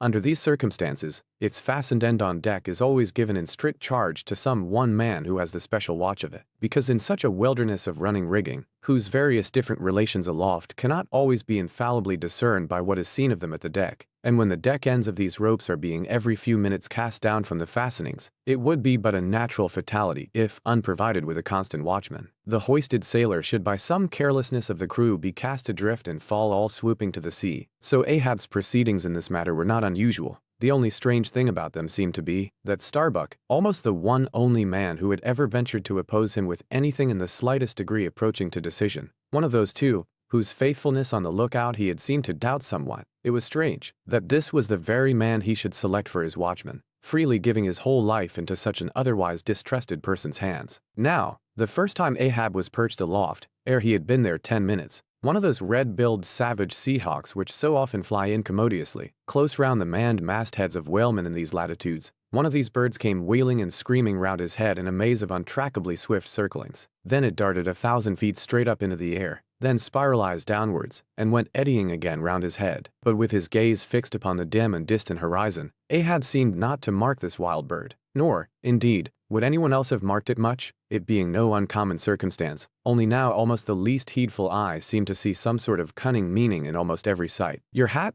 sir!" suddenly cried the Sicilian seaman, who being posted at the mizzenmast head, stood directly behind Ahab, though somewhat lower than his level, and with a deep gulf of air dividing them. But already the sable wing was before the old man's eyes, the long-hooked bill at his head. With a scream, the Black Hawk darted away with his prize. An eagle flew thrice round Tarquin's head, removing his cap to replace it, and thereupon Tanaquil, his wife, declared that Tarquin would be king of Rome. But only by the replacing of the cap was that omen accounted good. Ahab's hat was never restored. The wild hawk flew on and on with it, far in advance of the prow, and at last disappeared, while from the point of that disappearance, a minute black spot was dimly discerned, falling from that vast height into the sea. XCIII The Pequod meets the Delight. The intense Pequod sailed on. The rolling waves and days went by. The lifebuoy Coffin still lightly swung, and another ship, most miserably misnamed the Delight, was descried. As she drew nigh, all eyes were fixed upon her broad beams, called shears, which, in some whaling ships, crossed the quarterdeck at the height of 8 or 9 feet, serving to carry the spare, unrigged or disabled boats. Upon the stranger shears were beheld the shattered, white ribs, and some few splintered planks, of what had once been a whaleboat,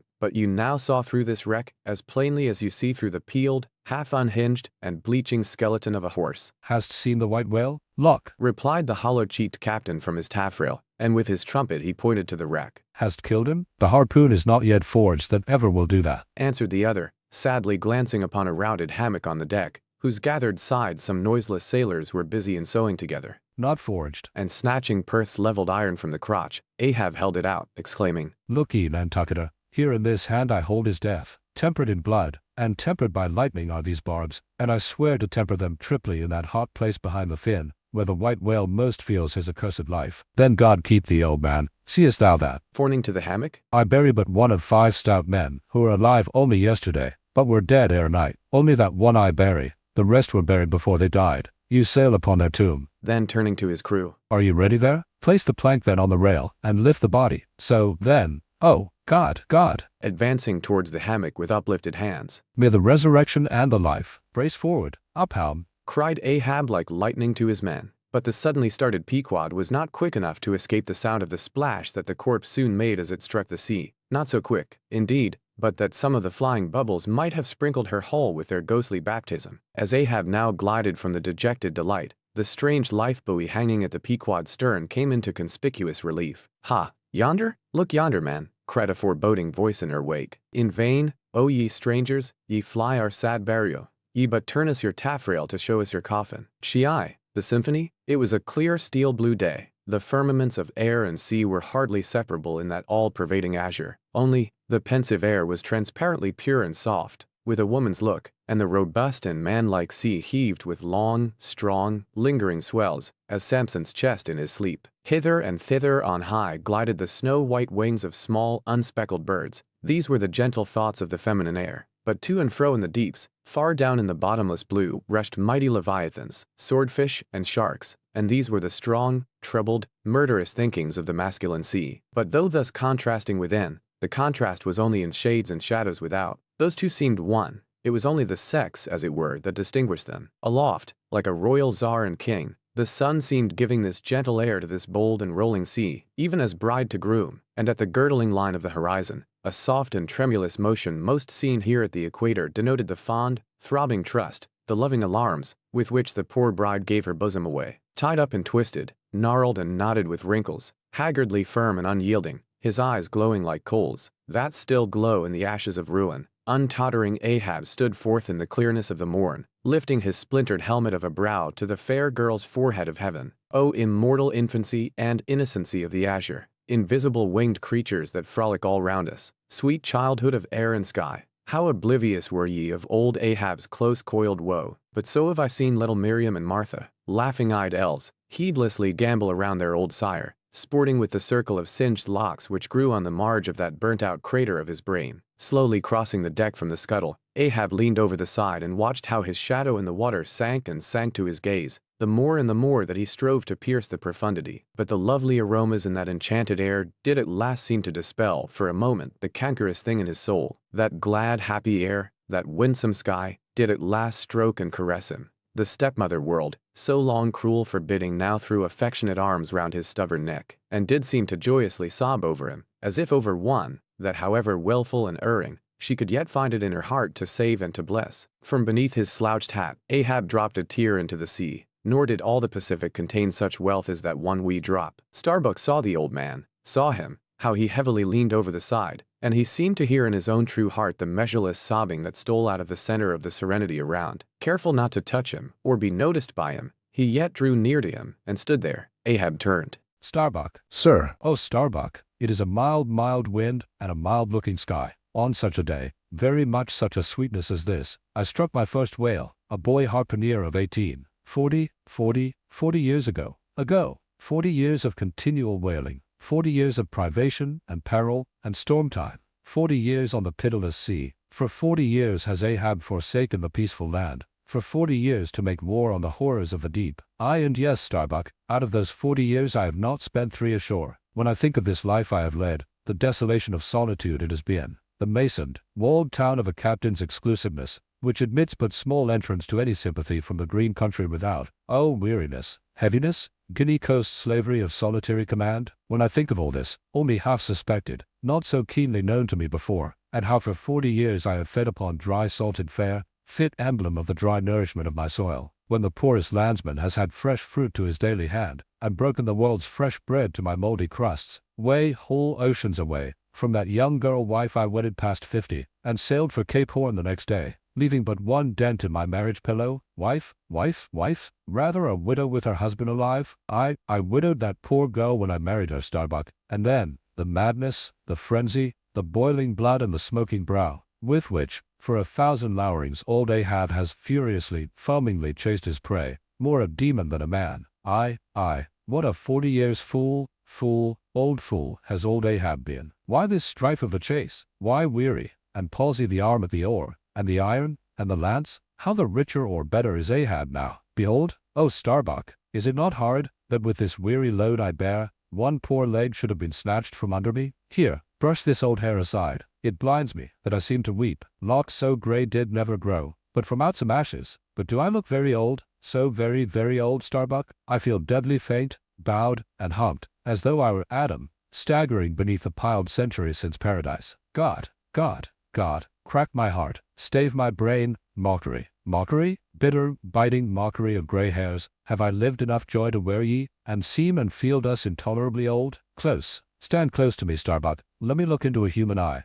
It is better than to gaze into sea or sky, better than to gaze upon God. By the green land, by the bright hearthstone, this is the magic glass, man. I see my wife and my child in thine eye. No, stay on board, lower not when I do. When branded, Ahab gives chase to Moby Dick. That hazard shall not be thine. No, not with the faraway home I see in that eye. oh my captain, noble soul, grand old heart after all. Why should anyone give chase to that hated fish? Away with me. Let us fly these deadly waters. Let us home. Wife and child too are Starbuck's, wife and child of his brotherly, sisterly, playfellow youth, even as thine, sir, are the wife and child of thy loving, longing, paternal old age. Away, let us away. This instant let me alter the course. How cheerily, how hilariously, oh my captain, would we bow on our way to see old Nantucket again. I think, sir, they have some such mild blue days, even as this in Nantucket. They have. I have seen them, some summer days in the morning. About this time? Yes, it is his noon nap now. The boy vivaciously wakes, sits up in bed, and his mother tells him of me, of cannibal old me, how I am abroad upon the deep, but will yet come back to dance him again. 'Tis my Mary herself. She promised that my boy every morning should be carried to the hill to catch the first glimpse of his father's sail. Yes, yes, no more. It is done. We head for Nantucket. Come, my captain, study out the course, and let us away. See, the boy's face from the window, the boy's hand on the hill. But Ahab's glance was averted. Like a blighted fruit tree he shook, and cast his last cindered apple to the soil. What is it? What nameless, inscrutable, unearthly thing is it? What cozening, hidden lord and master, and cruel, remorseless emperor commands me, that against all natural lovings and longings, I so keep pushing, and crowding, and jamming myself on all the time, recklessly making me ready to do what in my own proper, natural heart I durst not so, much as dare? Is Ahab? Is it I, God, or who that lifts this arm? But if the great sun move not of himself, but is as an errant boy in heaven, nor one single star can revolve, but by some invisible power, how then can this one small heart beat, this one small brain think thoughts, unless God does that beating, does that thinking, does that living, and not I? By heaven, man, we are turned round and round in this world, like yonder windlass, and fate is the handspike, and all the time, lo, that smiling sky, and this unsounded sea. Look, see yon albacore, who put it into him to chase and fang that flying fish? Where do murderers go, man? Who's to do, when the judge himself is dragged to the bar? But it is a mild wind, and a mild-looking sky, and the air smells now, as if it blew from a faraway meadow. They have been making hay somewhere under the slopes of the Andes. Starbuck, and the mowers are sleeping among the new-mowed hay. Sleeping? Aye, toil we how we may. We all sleep at last on the field. Sleep? Aye, and rust amid greenness, as last year's sides flung down, and left in the half-cut swaths. Starbuck. But blanched to a corpse's hue with despair, the mate had stolen away. Ahab crossed the deck to gaze over on the other side, but started at two reflected, fixed eyes in the water there. Fadala was motionlessly leaning over the same rail. CIII, the chase, first day. That night, in the mid-watch, when the old man, as his wont at intervals, stepped forth from the scuttle in which he leaned, and went to his pivot-hole, he suddenly thrust out his face fiercely, snuffing up the sea air as a sagacious ship's dog will, in drawing nigh to some barbarous isle. He declared that a whale must be near. Soon that peculiar odor, sometimes to a great distance given forth by the living sperm whale, was palpable to all the watch, nor was any mariner surprised when, after inspecting the compass, and then the dog vane, and then ascertaining the precise bearing of the odor as nearly as possible, Ahab rapidly ordered the ship's course to be slightly altered, and the sail to be shortened. The acute policy dictating these movements was sufficiently vindicated at daybreak, by the sight of a long sleek on the sea directly and lengthwise ahead, smooth as oil, and resembling in the pleated watery wrinkles bordering it, the polished metallic-like marks of some swift tide writ, at the mouth of a deep, rapid stream. Man the mastheads, call all hands. Thundering with the butts of 3 clubbed handspikes on the forecastle deck, Daggoo roused the sleepers with such judgment claps that they seemed to exhale from the scuttle, so instantaneously did they appear with their clothes in their hands. What'd you see? Cried Ahab, flattening his face to the sky. Nothing, sir, was the sound hailing down in reply. Topgallant sails, stun sails, alow and aloft, and on both sides. All sail being set, he now cast loose the lifeline, reserved for swaying him to the main royal masthead, and in a few moments they were hoisting him thither, when, while but 2/3 of the way aloft, and while peering ahead through the horizontal vacancy between the main topsail and topgallant sail, he raised a gull-like cry in the air. There she blows! There she blows! A hump like a snow-hell? It is Moby Dick. Fired by the cry which seemed simultaneously taken up by the 3 lookouts, the men on deck rushed to the rigging to behold the famous whale they had so long been pursuing. Ahab had now gained his final perch, some feet above the other lookouts, Tashtego standing just beneath him on the cap of the topgallant mast, so that the Indian's head was almost on a level with Ahab's heel. From this height the whale was now seen some mile or so ahead, at every roll of the sea revealing his high sparkling hump, and regularly jetting his silent spout into the air. To the credulous mariners it seemed the same silent spout they had so long ago beheld in the moonlit Atlantic and Indian Oceans. And did none of you see it before? Cried Ahab, hailing the perched men all around him. I saw him almost that same instant, sir, that Captain Ahab did, and I cried out, said Tashtego. Not the same instant. Not the same. No, the doubloon is mine. Fate reserved the doubloon for me. I only, none of ye could have raised the white whale first. There she blows! There she blows! There she blows! There again! There again! He cried, in long-drawn, lingering, methodic tones, attuned to the gradual prolongings of the whale's visible jets. He's going to sound. In stun sails, down topgallant sails. Stand by 3 boats. Mr. Starbuck, remember, stay on board, and keep the ship. Helm there. Luff a point. So, steady man, steady. There go flukes. No, no, only black water. Already the boat's there? Stand by, stand by. Lower me, Mr. Starbuck. Lower, lower, quick, quicker. And he slid through the air to the deck. He is heading straight to leeward, sir. Cried Stud. Right away from us. Cannot have seen the ship yet. Be dumb, man. Stand by the braces. Hard down the helm. Brace up. Shiver her. Shiver her. So, well that. Boats, boats. Soon all the boats but Starbuck's were dropped, all the boat sails set, all the paddles plying, with rippling swiftness, shooting to leeward, and Ahab heading the onset. A pale, death glimmer lit up Fedallah's sunken eyes, a hideous motion gnawed his mouth. Like noiseless nautilus shells, their light prows sped through the sea, but only slowly they neared the foe. As they neared him, the ocean grew still more smooth, seemed drawing a carpet over its waves, seemed a noon meadow, so serenely it spread. At length, the breathless hunter came so nigh his seemingly unsuspecting prey that his entire dazzling hump was distinctly visible, sliding along the sea as if an isolated thing, and continually set in a revolving ring of finest, fleecy, greenish foam. He saw the vast involved wrinkles of the slightly projecting head beyond. Before it, far out on the soft Turkish rugged waters, went the glistening white shadow from his broad milky forehead, a musical rippling playfully accompanying the shade, and behind, the blue waters interchangeably flowed over into the moving valley of his steady wake, and on either hand, bright bubbles arose and danced by his side. But these were broken again by the light toes of hundreds of gay fowl softly feathering the sea, alternate with their fitful flight,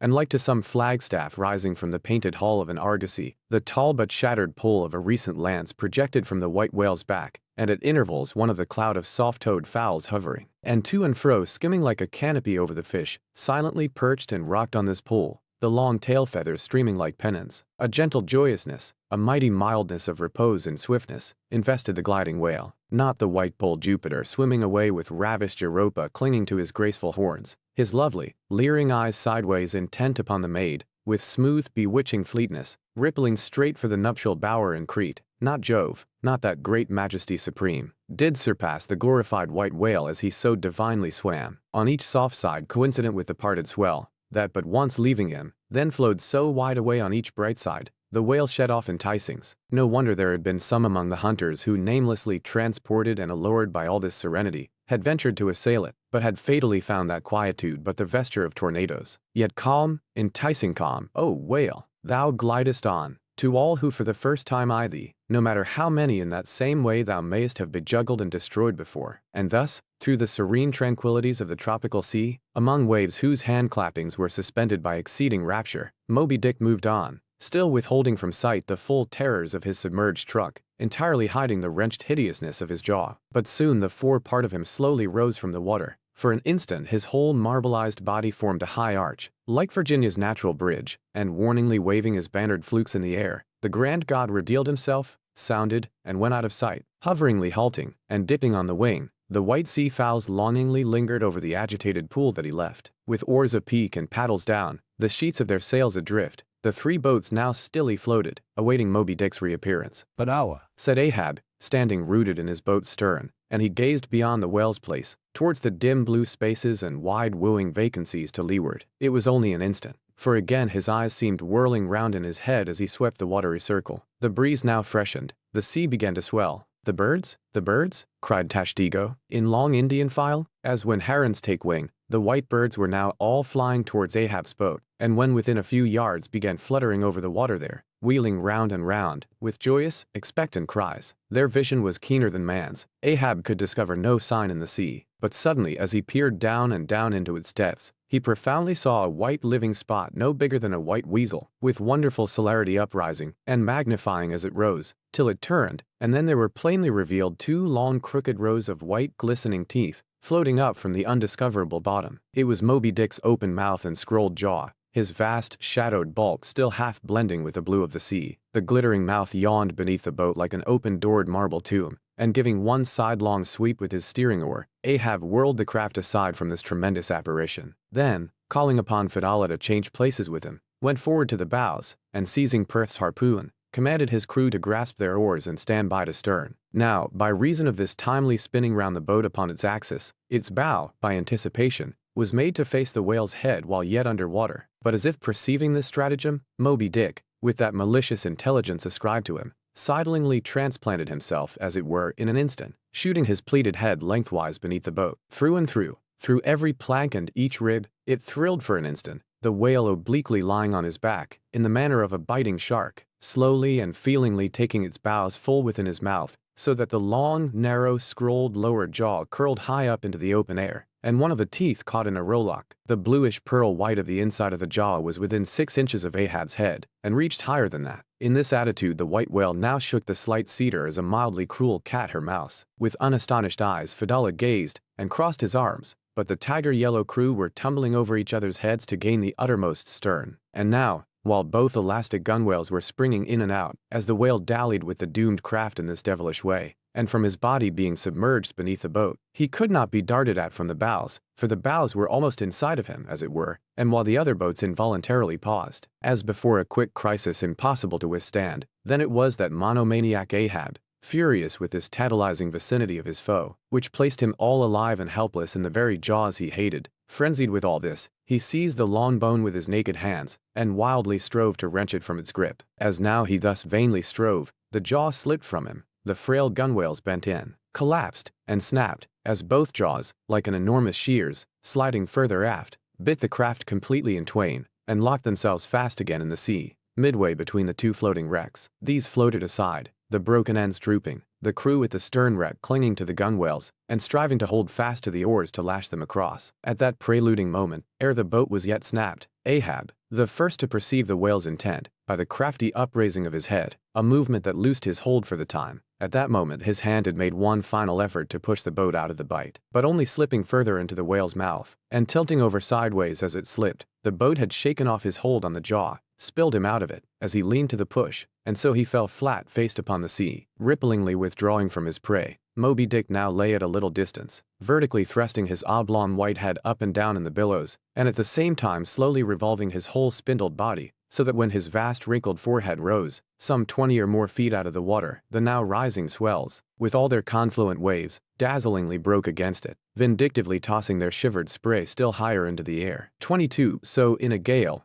the but half-baffled channel billows only recoil from the base of the Eddystone, triumphantly to overleap its summit with their scud. But soon resuming his horizontal attitude, Moby Dick swam swiftly round and round the wrecked crew, sideways churning the water in his vengeful wake, as if lashing himself up to still another and more deadly assault. The sight of the splintered boat seemed to madden him, as the blood of grapes and mulberries cast before Antiochus's elephants in the book of Maccabees. Meanwhile, Ahab half smothered in the foam of the whale's insolent tail, and too much of a cripple to swim, though he could still keep afloat, even in the heart of such a whirlpool as that. Helpless Ahab's head was seen, like a tossed bubble which the least chance shock might burst. From the boat's fragmentary stern, Fedallah incuriously and mildly eyed him. The clinging crew, at the other drifting end, could not succor him. More than enough was it for them to look to themselves, for so revolvingly appalling was the white whale's aspect, and so planetarily swift the ever-contracting circles he made, that he seemed horizontally swooping upon them, and though the other boats, unharmed, still hovered hard by, still they dared not pull into the eddy to strike, lest that should be the signal for the instant destruction of the jeopardized castaways, Ahab and all, nor in that case could they themselves hope to escape. With straining eyes then, they remained on the outer edge of the direful zone, whose center had now become the old man's head. Meantime, from the beginning all this had been descried from the ship's mastheads, and squaring her yards, she had borne down upon the scene, and was now so nigh that Ahab in the water hailed her. Sail on the... But that moment a breaking sea dashed on him from Moby Dick, and whelmed him for the time. But struggling out of it again, and chancing to rise on a towering crest, he shouted, Sail on the whale, drive him off. The Pequod's prows were pointed, and breaking up the charmed circle, she effectually parted the white whale from his victim. As he sullenly swam off, the boats flew to the rescue. Dragged into Stubbs' boat with bloodshot, blinded eyes, the white brine caking in his wrinkles, the long tension of Ahab's bodily strength did crack, and helplessly he yielded to his body's doom. For a time, lying all crushed in the bottom of Stubbs' boat, like one trodden underfoot of herds of elephants. Far inland, nameless wails came from him, as desolate sounds from out ravines, but this intensity of his physical prostration did but so much the more abbreviate it. In an instant's compass, great hearts sometimes condensed to one deep pang, the sum total of those shallow pains kindly diffused through feebler men's whole lives. And so such hearts, though summary in each one suffering, still, if the gods decree it, in their lifetime aggregate, a whole age of woe, wholly made up of instantaneous intensities, for even in their pointless centers, those noble natures contain the entire circumferences of inferior souls. The harpoon, Said Ahab, halfway rising, and draggingly leaning on one bended arm. Is it safe? Aye, sir, for it was not darted. This is it. Said Stubb, showing it. Lay it before me. Any missing men? 1, 2, 3, 4, 5. There were 5 oars, sir, and here are 5 men. That's good. Help me, man. I wish to stand. So, I see him. There, going to leeward still. What a leaping spout. Hands off from me. The eternal sap runs up in Ahab's bones again. Set the sail. Out oars, the helm. It is often the case that when a boat is stove, its crew, being picked up by another boat, help to work that second boat, and the chase is thus continued with what is called double-banked oars. It was thus now, but the added power of the boat did not equal the added power of the whale, for he seemed to have treble-banked his every fin, swimming with a velocity which plainly showed that if now, under these circumstances, pushed on, the chase would prove an indefinitely prolonged, if not a hopeless one, nor could any crew endure for so long a period such an unintermitted, intense straining at the oar, a thing barely tolerable only in some one brief vicissitude. The ship itself then, as it sometimes happens, offered the most promising intermediate means of overtaking the chase. Accordingly, the boats now made for her, and were soon swayed up to their cranes, the 2 parts of the wrecked boat having been previously secured by her, and then hoisting everything to her side, and stacking her canvas high up, and sideways outstretching it with stunsails, like the double-jointed wings of an albatross. The Pequod bore down in the leeward wake of Moby Dick. At the well-known methodic intervals, the whale's glittering spout was regularly announced from the manned mastheads, and when he would be reported as just gone down, Ahab would take the time, and then pacing the deck, binnacle watch in hand, so soon as the last second of the allotted hour expired, his voice was heard. Whose is the doubloon now? D'ye see him? And if the reply was, "No, sir," straightway he commanded them to lift him to his perch. In this way the day wore on, Ahab, now aloft and motionless, anon, unrestingly pacing the planks. As he was thus walking, uttering no sound, except to hail the men aloft, or to bid them hoist a sail still higher, or to spread one to a still greater breadth, thus to and fro pacing, beneath his slouched hat, at every turn he passed his own wrecked boat, which had been dropped upon the quarterdeck, and lay there reversed, broken bow to shattered stern. At last he paused before it, and as in an already overclouded sky fresh troops of clouds will sometimes sail across, so over the old man's face there now stole some such added gloom as this. Stubb saw him pause, and perhaps intending, not vainly though, to evince his own unabated fortitude, and thus keep up a valiant place in his captain's mind, he advanced, and eyeing the wreck exclaimed, The thistle the ass refused. It pricked his mouth too keenly. Sir, ha. Ha. What soulless thing is this that laughs before a wreck? Man, did I not know thee brave as fearless fire, and as mechanical, I could swear thou wert a poltroon. Groan nor laugh should be heard before a wreck. Aye, sir, said Starbuck, drawing near. 'tis a solemn sight, an omen and an ill one. Omen? The dictionary? If the gods think to speak outright to man, they will honorably speak outright, not shake their heads, and give an old wives' darkling hint. Begone, ye two are the opposite poles of one thing. Starbuck is Stubb reversed, and Stubb is Starbuck, and ye two are all mankind, and Ahab stands alone among the millions of the peopled earth, nor gods nor men his neighbors. Cold, I shiver. How now? Aloft there, d'ye see him? Sing out for every spout, though he spout 10 times a second. The day was nearly done, only the hem of his golden robe was wrestling. Soon it was almost dark, but the lookout men still remained unset. Can't see the spout now, sir. Too dark, cried a voice from the air. How heading when last seen? As before, sir, straight to leeward. Good. He will travel slower now 'tis night. Down royals and top-gallant stunsails, Mr. Starbuck. We must not run over him before morning. He's making a passage now, and may heave to a while. Helm there. Keep her full before the wind. Aloft. Come down, Mr. Stubb. Send a fresh hand to the foremast head, and see it manned till morning. Then advancing towards the doubloon in the mainmast. Men, this gold is mine, for I earned it, but I shall let it abide here till the white whale is dead, and then, whosoever of ye first raises him, upon the day he shall be killed. This gold is that man's, and if on that day I shall again raise him, then 10 times its sum shall be divided among all of ye. The way now, the deck is thine, sir. And so saying, he placed himself halfway within the scuttle, and slouching his hat, stood there till dawn, except when at intervals rousing himself to see how the night wore on. XCIV, the chase, second day. At daybreak, the 3 mastheads were punctually manned afresh. D'ye see him? Cried Ahab after allowing a little space for the light to spread. See nothing, sir. Turn up all hands and make sail. He travels faster than I thought, for the top-gallant sails, aye, they should have been kept on her all night, but no matter, 'tis but resting for the rush. Here be it said, that this pertinacious pursuit of one particular whale continued through day into night, and through night into day, is a thing by no means unprecedented in the South Sea fishery, for such is the wonderful skill, prescience of experience, and invincible confidence acquired by some great natural geniuses among the Nantucket commanders, that from the simple observation of a whale when last descried, they will, under certain given circumstances, pretty accurately foretell both the direction in which he will continue to swim, for a time, while out of sight, as well as his probable rate of progression during that period. And, in these cases, somewhat as a pilot, when about losing sight of a coast, whose general trending he well knows, and which he desires shortly to return to again but at some further point,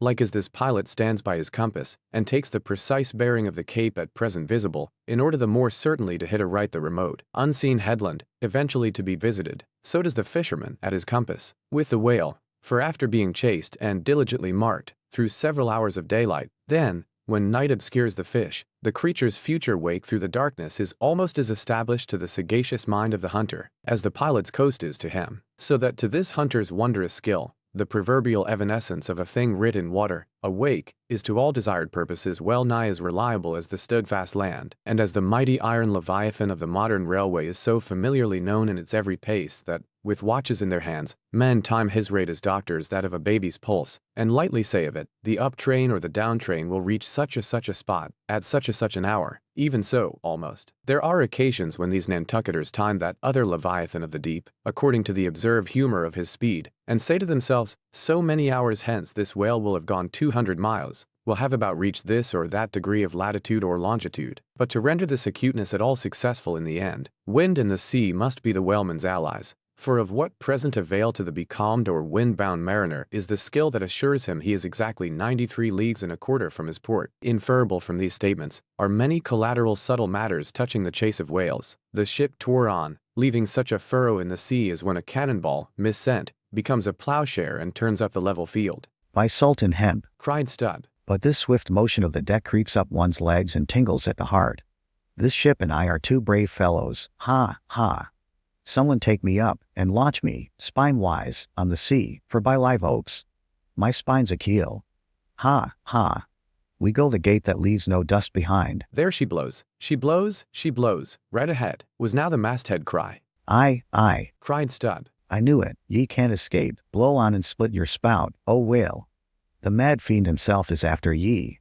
Blow your trump, blister your lungs, Ahab will dam off your blood, as a miller shuts his water gate upon the stream. And Stubb did but speak out for well nigh all that crew. The frenzies of the chase had by this time worked them bubblingly up, like old wine worked anew. Whatever pale fears and forebodings some of them might have felt before, these were not only now kept out of sight through the growing awe of Ahab, but they were broken up, and on all sides routed, as timid prairie hares that scatter before the bounding bison. The hand of fate had snatched all their souls, and by the stirring perils of the previous day, the rack of the past night's suspense, the fixed, unfearing, blind, reckless way in which their wild craft went plunging towards its flying mark, by all these things, their hearts were bowled along. The wind that made great bellies of their sails, and rushed the vessel on by arms invisible as irresistible. This seemed a symbol of that unseen agency which so enslaved them to the race. They were one man, not 30, for as the one ship that held them all, though it was put together of all contrasting things, oak, and maple, and pine wood, iron, and pitch, and hemp,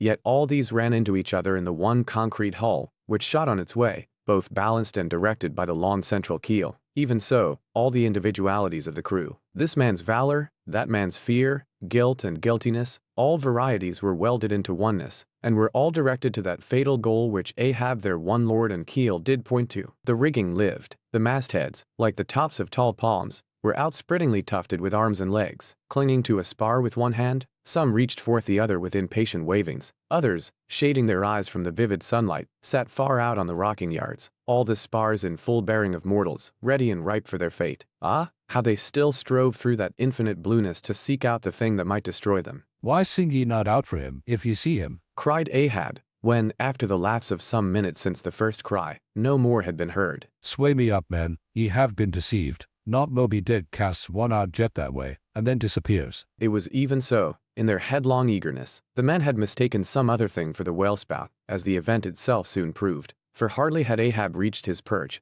hardly was the rope belayed to its pin on deck, when he struck the keynote to an orchestra that made the air vibrate as with the combined discharges of rifles. The triumphant hello of 30 buckskin lungs was heard, as much nearer to the ship than the place of the imaginary jet. Less than a mile ahead, Moby Dick bodily burst into view. For not by any calm and indolent spoutings, not by the peaceable gush of that mystic fountain in his head, did the white whale now reveal his vicinity, but by the far more wondrous phenomenon of breaching, rising with his utmost velocity from the furthest depths. The sperm whale thus booms his entire bulk into the pure element of air, and piling up a mountain of dazzling foam, shows his place to the distance of 7 miles and more. In those moments, the torn and raged waves he shakes off seem his main. In some cases, this breaching is his act of defiance. "There she breaches! There she breaches!" was the cry, as in his immeasurable bravados the white whale tossed himself salmon-like to heaven, so suddenly seen in the blue plane of the sea, and relieved against the still bluer margin of the sky. The spray that he raised, for the moment, intolerably glittered and glared like a glacier, and stood there gradually fading and fading away from its first sparkling intensity, to the dim mistiness of an advancing shower in a vale. "Aye, breach your last to the sun, Moby Dick. Cried Ahab. Thy hour and thy harpoon are at hand. Down,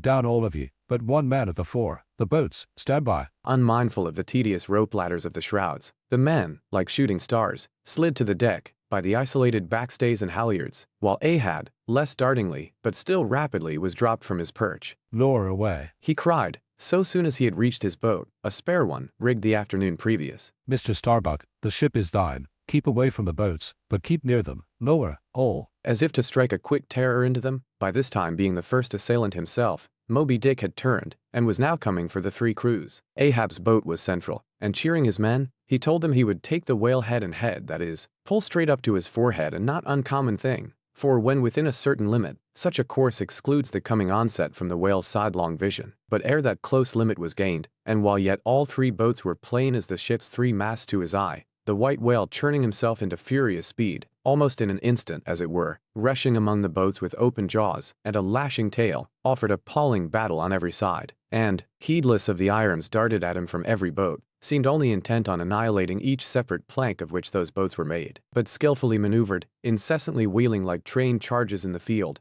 the boats for a while eluded him, though, at times, but by a plank's breadth, while all the time, Ahab's unearthly slogan tore every other cry but his to shreds. But at last, in his untraceable evolutions, the white whale so crossed and recrossed, and in 1,000 ways entangled the slack of the 3 lines now fast to him, that they foreshortened, and, of themselves, warped the devoted boats towards the planted irons in him. Though now for a moment the whale drew aside a little, as if to rally for a more tremendous charge. Seizing that opportunity, Ahab first paid out more line, and then was rapidly hauling and jerking in upon it again, hoping that way to disencumber it of some snarls, when lo, a sight more savage than the embattled teeth of sharks, caught and twisted corkscrewed in the mazes of the line, loose harpoons and lances, with all their bristling barbs and points, came flashing and dripping up to the chocks in the bows of Ahab's boat. Only one thing could be done. Seizing the boat knife, he critically reached within through and then, without the rays of steel, dragged in the line beyond, passed it, inboard, to the bowsman, and then, twice sundering the rope near the chocks, dropped the intersected faggot of steel into the sea, and was all fast again. That instant, the white whale made a sudden rush among the remaining tangles of the other lines. By so doing, irresistibly dragged the more involved boats of Stubb and Flast towards his flukes, dashed them together like 2 rolling husks on a surf-beaten beach, and then, diving down into the sea, disappeared in a boiling maelstrom, in which, for a space, the odorous cedar chips of the wrecks danced round and round, like the grated nutmeg in a swiftly stirred bowl of punch, while the 2 crews were yet circling in the waters, reaching out after the revolving line tubs, oars, and other floating furniture, while a slope little flask bobbed up and down like an empty vial, twitching his legs upwards to escape the dreaded jaws of sharks, and Stubb was lustily singing out for someone to ladle him up, and, while the old man's line now parting admitted of his pulling into the creamy pool to rescue Homer, could, in that wild simultaneousness of 1,000 concreted perils, Ahab's yet unstricken boat seemed drawn up towards heaven by invisible wires, as, arrow-like, shooting perpendicularly from the sea, the white whale dashed his broad forehead against its bottom, and sent it, turning over and over, into the air, till it fell again gunwale downwards, and Ahab and his men struggled out from under it, like seals from a seaside cave. The first uprising momentum of the whale modifying its direction as he struck the surface, involuntarily launched him along it, to a little distance from the center of the destruction he had made, and with his back to it, he now lay for a moment slowly feeling with his flukes from side to side, and whenever a stray oar, bit of plank, the least chip, or crumb of the boats touched his skin, his tail swiftly drew back, and came sideways smiting the sea. But soon, as if satisfied that his work for that time was done, he pushed his pleated forehead through the ocean, and trailing after him the intertangled lines, continued his leeward way at a traveler's methodic pace. As before, the attentive ship, having descried the whole fight, again came bearing down to the rescue, and dropping a boat, picked up the floating mariners, tubs, oars, and whatever else could be caught at, and safely landed them on her decks. Some sprained shoulders, wrists, and ankles, livid contusions, wrenched harpoons and lances, inextricable intricacies of rope, shattered oars and planks, all these were there, but no fatal or even serious ill seemed to have befallen anyone. As with Fedallah the day before, so Ahab was now found grimly clinging to his boat's broken half, which afforded a comparatively easy float, nor did it so exhaust him as the previous day's mishap. But when he was helped to the deck, all eyes were fastened upon him, as instead of standing by himself he still half hung upon the shoulder of Starbuck, who had thus far been the foremost to assist him. His ivory leg had been snapped off, leaving but one short sharp splinter. Aye, Starbuck, 'tis sweet to lean sometimes, be the leaner who he will, and would old Ahab had leaned oftener than he has. The ferrule has not stood, sir, said the carpenter, now coming up. I put good work into that leg. But no bones broken, sir, I hope, said Stubb with true concern. Aye, and all splintered to pieces, Stubb, d'ye see it? But even with a broken bone, old Ahab is untouched, and I account no living bone of mine one job more me than this dead one that's lost. Nor white whale, nor man, nor fiend can so much as graze old Ahab in his own proper and inaccessible being. Can any lead touch yonder floor, any mast scrape yonder roof? Aloft there, which way? Dead to leeward, sir. Up helm then. Pile on the sail again, shipkeepers. Down the rest of the spare boats and rig them, mister. Dot Starbuck away, and muster the boat's crews. Let me first help thee towards the bulwarks, sir. Oh, how this splinter gores me now. Accursed fate, that the unconquerable captain in the soul should have such a craven mate. Sir? My body, man, not thee. Give me something for a cane there. That shivered lance will do. Muster the men? Surely I have not seen him yet. By heaven, it cannot be. Missing? Quick, call them all. The old man's hinted thought was true. Upon mustering the company, the Parsee was not there. The Parsee, cried Stubb. he must have been caught in. The black vomit wrench thee. Run all of ye above, alow, cabin, forecastle, find him not gone. But quickly they returned to him with the tidings that the Parsee was nowhere to be found. I, sir, said Stubb. Caught among the tangles of your line, I thought I saw him dragging under. My line, gone? What means that little word? What death knell rings in it? That old Ahab shakes as if he were the belfry. The harpoon, too. Toss over the litter there, do you see it? The forged iron. Men, the white whales, no, blistered fool. This hand did dart it. 'Tis in the fish. Aloft there. Keep him nailed, quick. All hands to the rigging of the boats, collect the oars. Harpooneers. The irons. Hoist the royals higher, or pull on all the sheets. Helm there. Steady for your life. I'll 10 times girdle the unmeasured globe, yea, and dive straight through it, but I'll slay him yet. Great God, but for one single instant show thyself. Fine Starbuck. Never wilt thou capture him, old man. In Jesus' name, no more of this. That's worse than devil's madness. 2 days chased, twice stove to splinters, thy very leg once more snatched from under thee, thy evil shadow gone, all good angels mobbing thee with warnings. What more wouldst thou have? Shall we keep chasing this murderous fish till he swamps the last man? Shall we be dragged by him to the bottom of the sea? Shall we be towed by him to the infernal world? Oh, impiety and blasphemy to hunt him more. Starbuck, of late I've felt strangely moved to thee. Ever since that hour we both saw thou knowst what, in one another's eyes. But in this matter of the whale, be the front of thy face to me as the palm of this hand a lipless, unfeatured blank. Ahab is forever Ahab, man. This whole act's immutably decreed. 'Twas rehearsed by thee and me a billion years before this ocean rolled. Fool, I am the fate's lieutenant. I act under orders. Look thou, underling, that thou obeyest mine. Stand round me, men. You see an old man cut down to the stump, leaning on a shivered lance, propped up on a lonely foot. 'Tis Ahab his body's part, but Ahab's soul's a centipede that moves upon 100 legs. I feel strained, half stranded, as ropes that towed dismasted frigates in a gale, and I may look so, but ere I break, you'll hear me crack. And till ye hear that, know that Ahab's hawser tows his purpose yet. Believe ye, men, in the things called omens, then laugh aloud, and cry encore, for ere they drown, drowning things will twice rise to the surface, then rise again, to sink forevermore. So with Moby Dick 2 days he's floated, tomorrow will be the 3rd. Aye, men, he'll rise once more, but only to spout his last. D'ye feel brave, man, brave? As fearless fire, cried Stubb. And as mechanical? Muttered Ahab. Then, as the men went forward, he muttered on. The thing's called omens, and yesterday I talked the same to Starbuck there concerning my broken boat. Oh, how valiantly I seek to drive out of others' hearts what's clinched so fast in mine. The Parsee, gone, and he was to go before, but still was to be seen again ere I could perish. How's that? There's a riddle now might baffle all the lawyers backed by the ghosts of the whole line of judges. Like a hawk's beak it pecks my brain. I'll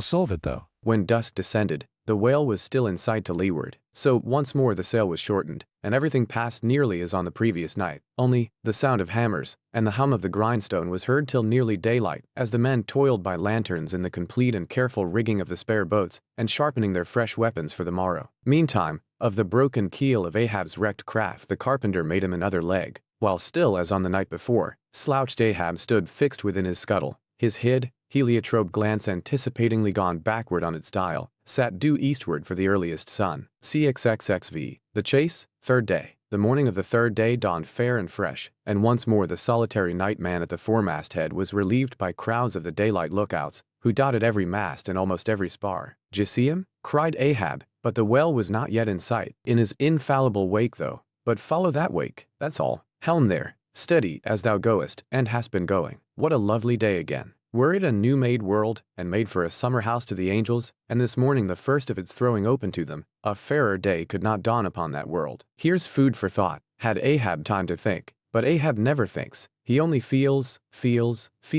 That's tingling enough for mortal man. 2. Thinks audacity. God only has that right and privilege. Thinking is, or ought to be, a coolness and a calmness, and our poor hearts throb, and our poor brains beat too much for that. And yet, I've sometimes thought my brain was very calm. Frozen calm. This old skull cracks so, like a glass in which the contents turn to ice, and shiver it. And still this hair is growing now, this moment growing, and heat must breed it. But no, it's like that sort of common grass that will grow anywhere, between the earthy clefts of Greenland ice or in Vesuvius lava. How the wild winds blow it. They whip it about me as the torn shreds of split sails lash the tossed ship they cling to. A vile wind that has no doubt blown ere this through prison corridors and cells, and wards of hospitals, and ventilated them, and now comes blowing hither as innocent as fleeces. Out upon it, it's tainted. Were either wind, I'd blow no more on such a wicked, miserable world. I'd crawl somewhere to a cave, and slink there. And yet, 'tis a noble and heroic thing. The wind. Who ever conquered it? In every fight, it has the last and bitterest blow. Run tilting at it, and you but run through it. Ha! A coward wind that strikes stark naked men but will not stand to receive a single blow. Even Ahab is a braver thing, a nobler thing than that. Would now the wind but had a body. But all the things that most exasperate and outrage mortal man, all these things are bodiless, but only bodiless as objects, not as agents. There's a most special, a most cunning, a most malicious difference. And yet, I say again, and swear it now, that there's something all glorious and gracious in the wind. These warm trade winds at least, that in the clear heavens blow straight on, in strong and steadfast, vigorous mildness, and veer not from their mark, however the baser currents of the sea may turn and tack, and mightiest Mississippis of the land swift and swerve about, uncertain where to go at last, and by the eternal poles, these same trades that so directly blow my good ship on, these trades or something like them, something so unchangeable, and full as strong, blow my keeled soul along to it. A lost air. What'd you see? Nothing, sir, nothing. And noon at hand? The doubloon goes a-begging. See the sun? It must be so. I've oversailed him. How? Got the start? Aye, he's chasing men now, not I. Him. That's bad. I might have known it, too. Fool. The lines, the harpoons he's towing. I have run him by last night. About.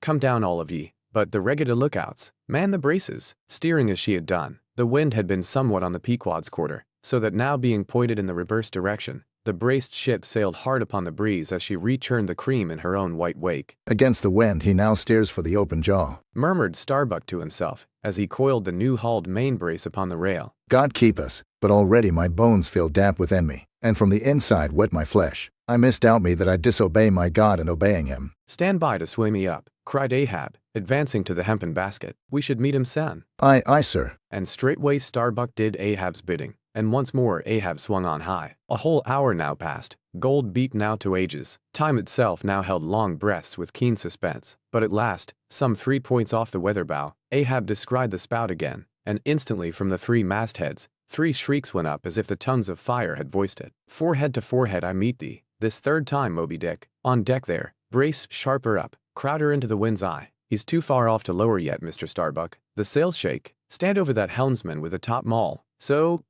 he travels fast, and I must down. But let me have one more good round look aloft here at the sea. There's time for that. An old sight, and yet somehow so young. Aye, and not changed a wink since I first saw it. A boy, from the sand hills of Nantucket. The same.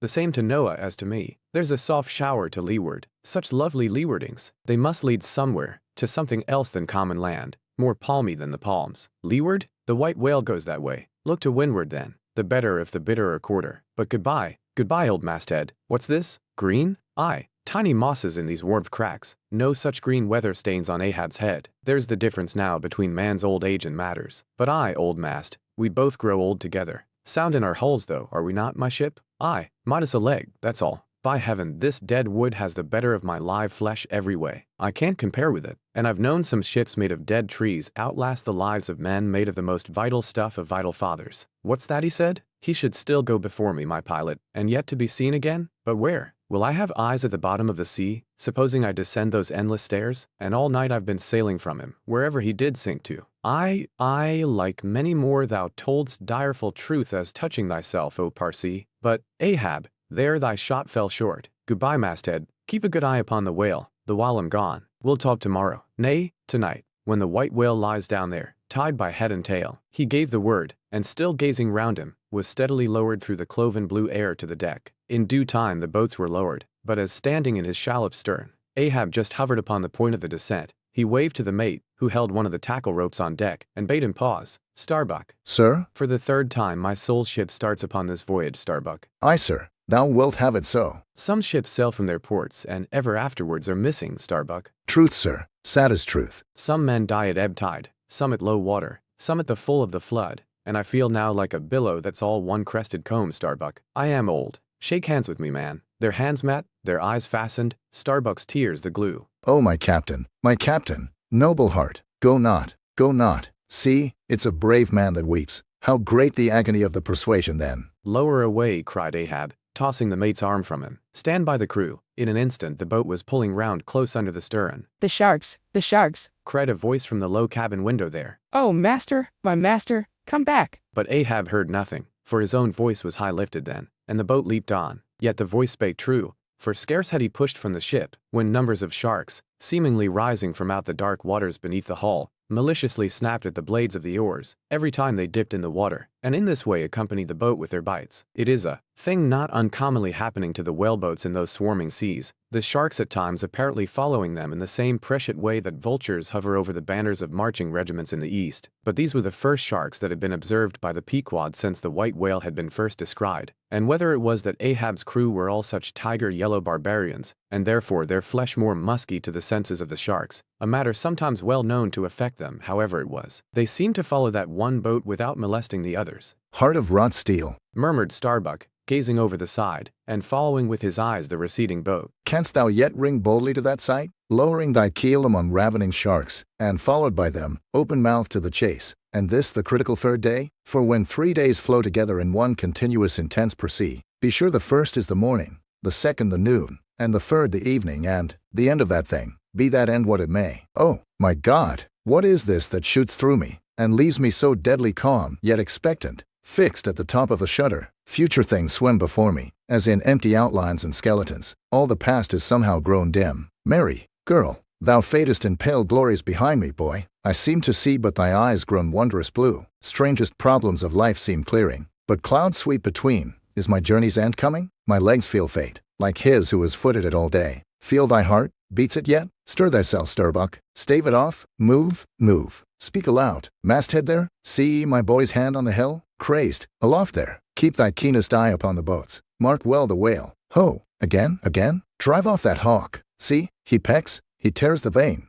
Pointing to the red flag flying at the main truck. Huh, he soars away with it. Where's the old man now? Seest thou that sight, O Ahab? Shudder, shudder. The boats had not gone very far, when, by a signal from the mastheads, a downward pointed arm, Ahab knew that the whale had sounded, but intending to be near him at the next rising, he held on his way a little sideways from the vessel, the beach-armed crew maintaining the profoundest silence, as the head-beat waves hammered against the opposing bow. Drive in your nails, O ye waves, to their uttermost heads drive them in, ye but strike a thing without a lid, and no coffin and no hearse can be mine, and hemp only can kill me. Ha, ha. Suddenly the waters around them slowly swelled in broad circles, then quickly upheaved, as if sideways sliding from a submerged bird of ice, swiftly rising to the surface. A low rumbling sound was heard, a subterraneous hum, and then all held their breaths, as bedraggled with trailing ropes, and harpoons, and lances, a vast form shot lengthwise, but obliquely from the sea, shrouded in a thin drooping veil of mist. It hovered for a moment in the rainbowed air, and then fell swamping back into the deep. Crushed 30 feet upwards, the waters flashed for an instant like heaps of fountains, then brokenly sank in a shower of flakes, leaving the circling surface creamed like new milk round the marble trunk of the whale. "Give way!" cried Ahab to the oarsmen, and the boat started forward to the attack, but maddened by yesterday's fresh irons that corroded in him,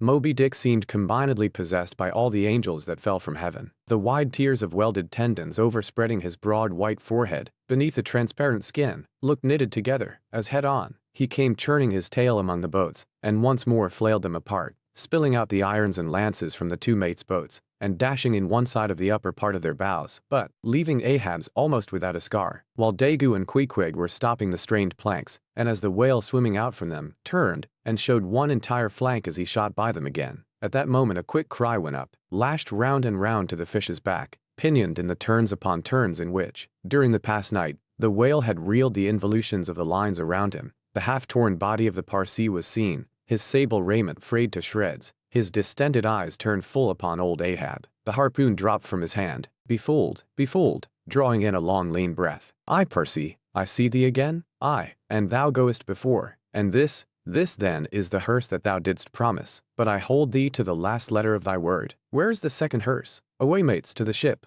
Those boats are useless now. Repair them if ye can in time, and return to me. If not, Ahab is enough to die. Down, men. The first thing that but offers to jump from this boat I stand in, that thing I harpoon. Ye are not other men, but my arms and my legs, and so obey me. Where's the whale? Gone down again?" But he looked too nigh the boat, for as if bent upon escaping with the corpse he bore, and as if the particular place of a last encounter had been but a stage in his leeward voyage, Moby Dick was now again steadily swimming forward, and had almost passed the ship, which thus far had been sailing in the contrary direction to him, though for the prison her headway had been stopped. He seemed swimming with his utmost velocity, and now only intent upon pursuing his own straight path in the sea. Oh, Ahab, "Fine, Starbuck." not too late, is it? Even now the third day to desist. See, Moby Dick seeks thee not. It is thou, that madly seekest him. Setting sail to the rising wind, the lonely boat was swiftly impelled to leeward, by both oars and canvas, and at last when Ahab was sliding by the vessel, so near as plainly to distinguish Starbuck's face as he leaned over the rail, he hailed him to turn the vessel about, and follow him, not too swiftly, at a judicious interval. Glancing upwards, he saw Tashtego, Queequeg and Daggoo eagerly mounting to the three mastheads,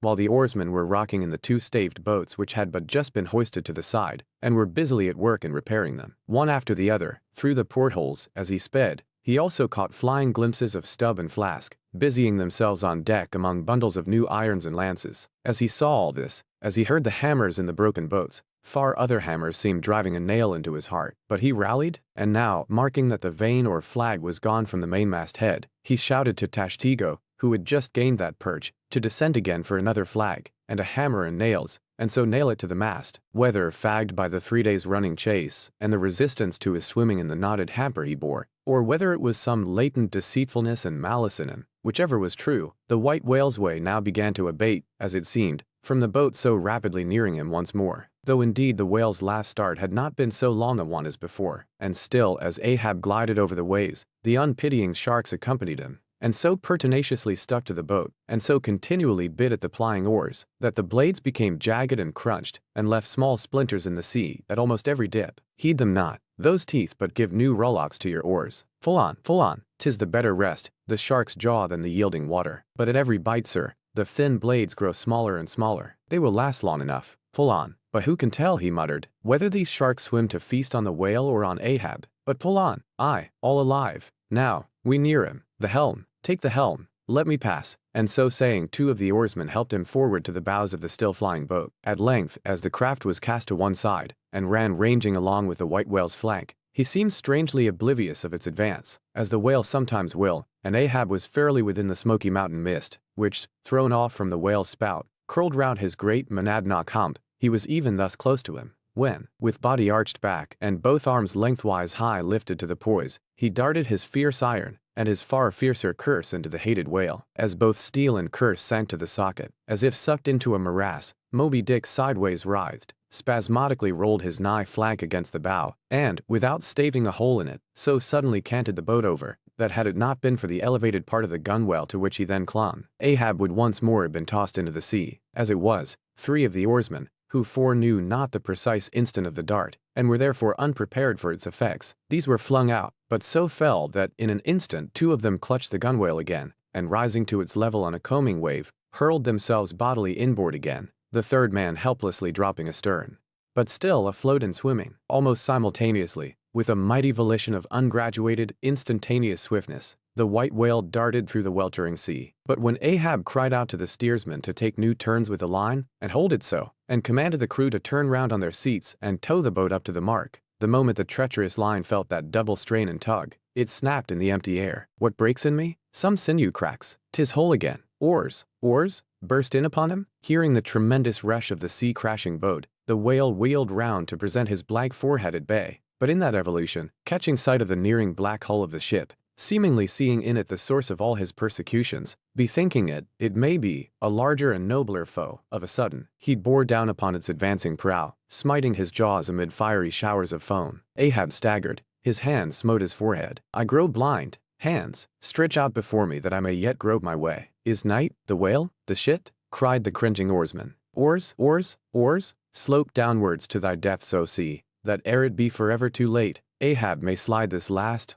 time upon his mark. I see, the ship, dash on, my men. Will ye not save my ship? But as the oarsmen violently forced their boat through the sledge-hammering seas, the before whale-smitten bow ends of 2 planks burst through, and in an instant almost, the temporarily disabled boat lay nearly level with the waves, its half-wading, splashing crew trying hard to stop the gap and bail out the pouring water. Meantime, for that one beholding instant, Tashtiko's masthead hammer remained suspended in his hand, and the red flag, half wrapping him as with a plaid, then streamed itself straight out from him, as his own forward-flowing heart, while Starbuck and Stubbs, standing upon the bowsprit beneath, caught sight of the downcoming monster just as soon as he. The whale, up hell, oh, all ye sweet powers of air, now hug me close. Let not Starbuck die, if die he must, in a woman's fainting fit. Up helm, I say, ye fools, the jaw.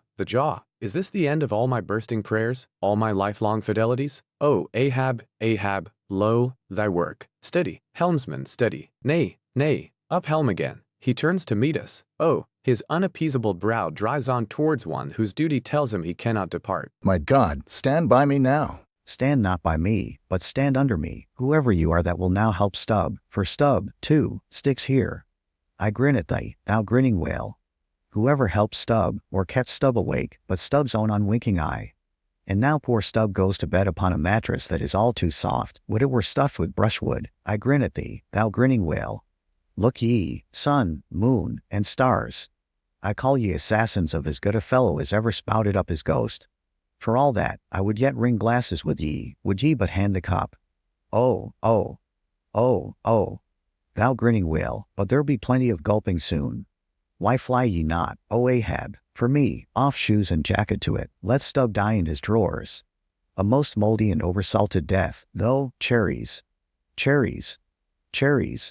Oh, Flask, for one red cherry ere we die. Cherries? I only wish that we were where they grow. Oh, Stubb, I hope my poor mother's drawn my part pay ere this. If not, few coppers will now come to her, for the voyage is up. From the ship's bows, nearly all the seamen now hung inactive. Hammers, bits of plank, lances, and harpoons, mechanically retained in their hands, just as they had darted from their various employments, all their enchanted eyes intent upon the whale, which from side to side, strangely vibrating his predestinating head, sent a broad band of overspreading semicircular foam before him as he rushed. Retribution, swift vengeance, eternal malice were in his whole aspect, and spite of all that mortal man could do, the solid white buttress of his forehead smote the ship's starboard bow, till men and timbers reeled. Some fell flat upon their faces, like dislodged trucks. The heads of the harpooneers aloft shook on their bull-like necks. Through the breach they heard the waters pour, as mountain torrents down a flume. The shit? The hearse, the second hearse, cried Ahab from the boat. Its wood could only be American. Diving beneath the settling ship, the whale ran quivering along its keel, but turning under water, swiftly shot to the surface again, far off the other bow, but within a few yards of Ahab's boat, where for a time he lay quiescent. I turn my body from the sun. What ho, Tashtiko, let me hear thy hammer. Oh, ye 3 unsurrendered spires of mine, thou uncracked keel, and only God bullied whole, thou firm deck, and haughty helm, and pole-pointed prow, death glorious ship. Must ye then perish, and without me? Am I cut off from the last fond pride of meanest shipwrecked captains? Oh, lonely death on lonely life. Oh, now I feel my topmost greatness lies in my topmost grief. Ho ho, ho ho, from all your furthest bounds, pour ye now in, ye bold billows of my whole foregone life, and top this one piled comber of my death. Towards thee I roll, thou all-destroying but unconquering whale, to the last I grapple with thee, from hell's heart I stab at thee, for hate's sake I spit my last breath at thee. Sink all coffins and all hearses to one common pool, and since neither can be mine, let me then tow to pieces, while still chasing thee, though tied to thee, thou damned whale. Thus I give up the spear. The harpoon was darted, the stricken whale flew forward. With igniting velocity the line ran through the groove, ran foul. Ahab stooped to clear it. He did clear it, but the flying turn caught him round the neck, and voicelessly as Turkish mutes bowstring their victim, he was shot out of the boat ere the crew knew he was gone. Next instant, the heavy eye-splice in the rope's final end flew out of the stark empty tub, knocked down an oarsman, and smiting the sea, disappeared in its depths. For an instant, the tranced boat's crew stood still, then turned. The ship? Great God, where is the ship? Soon they through dim, bewildering mediums saw her sidelong fading phantom, as in the gaseous Fata Morgana, only the uppermost masts out of water, while fixed by infatuation, or fidelity, or fate, to their once lofty perches, the pagan harpooneers still maintained their sinking lookouts on the sea. And now, concentric circles seized the lone boat itself, and all its crew, and each floating oar, and every lance pole, and spinning, animate and inanimate, all round and round in one vortex, carried the smallest chip of the Pequod out of sight. But as the last whelmings intermixingly poured themselves over the sunken head of the Indian at the mainmast, leaving a few inches of the erect spar yet visible, together with long streaming yards of the flag, which calmly undulated, with ironical coincidings, over the destroying billows they almost touched. At that instant, a red arm and a hammer hovered backwardly uplifted in the open air, in the act of nailing the flag faster and yet faster to the subsiding spar. A skyhawk that tauntingly had followed the main truck downwards from its natural home among the stars, pecking at the flag, and incommoding Tashtigo there. This bird now chanced to intercept its broad fluttering wing between the hammer and the wood, and simultaneously feeling that ethereal thrill, the submerged savage beneath, in his death gasp, kept his hammer frozen there. And so the bird of heaven, with archangelic shrieks, and his imperial beak thrust upwards, and his whole captive form folded in the flag of Ahab, went down with his ship, which, like Satan, would not sink to hell till she had dragged a living part of heaven along with her, and helmeted herself with it. Now small fowls flew screaming over the yet yawning gulf, a sullen white surf beat against its steep sides, then all collapsed, and the great shroud of the sea rolled on as it rolled 5,000 years ago. Epilogue. And I only am escaped alone to tell thee, jobbed,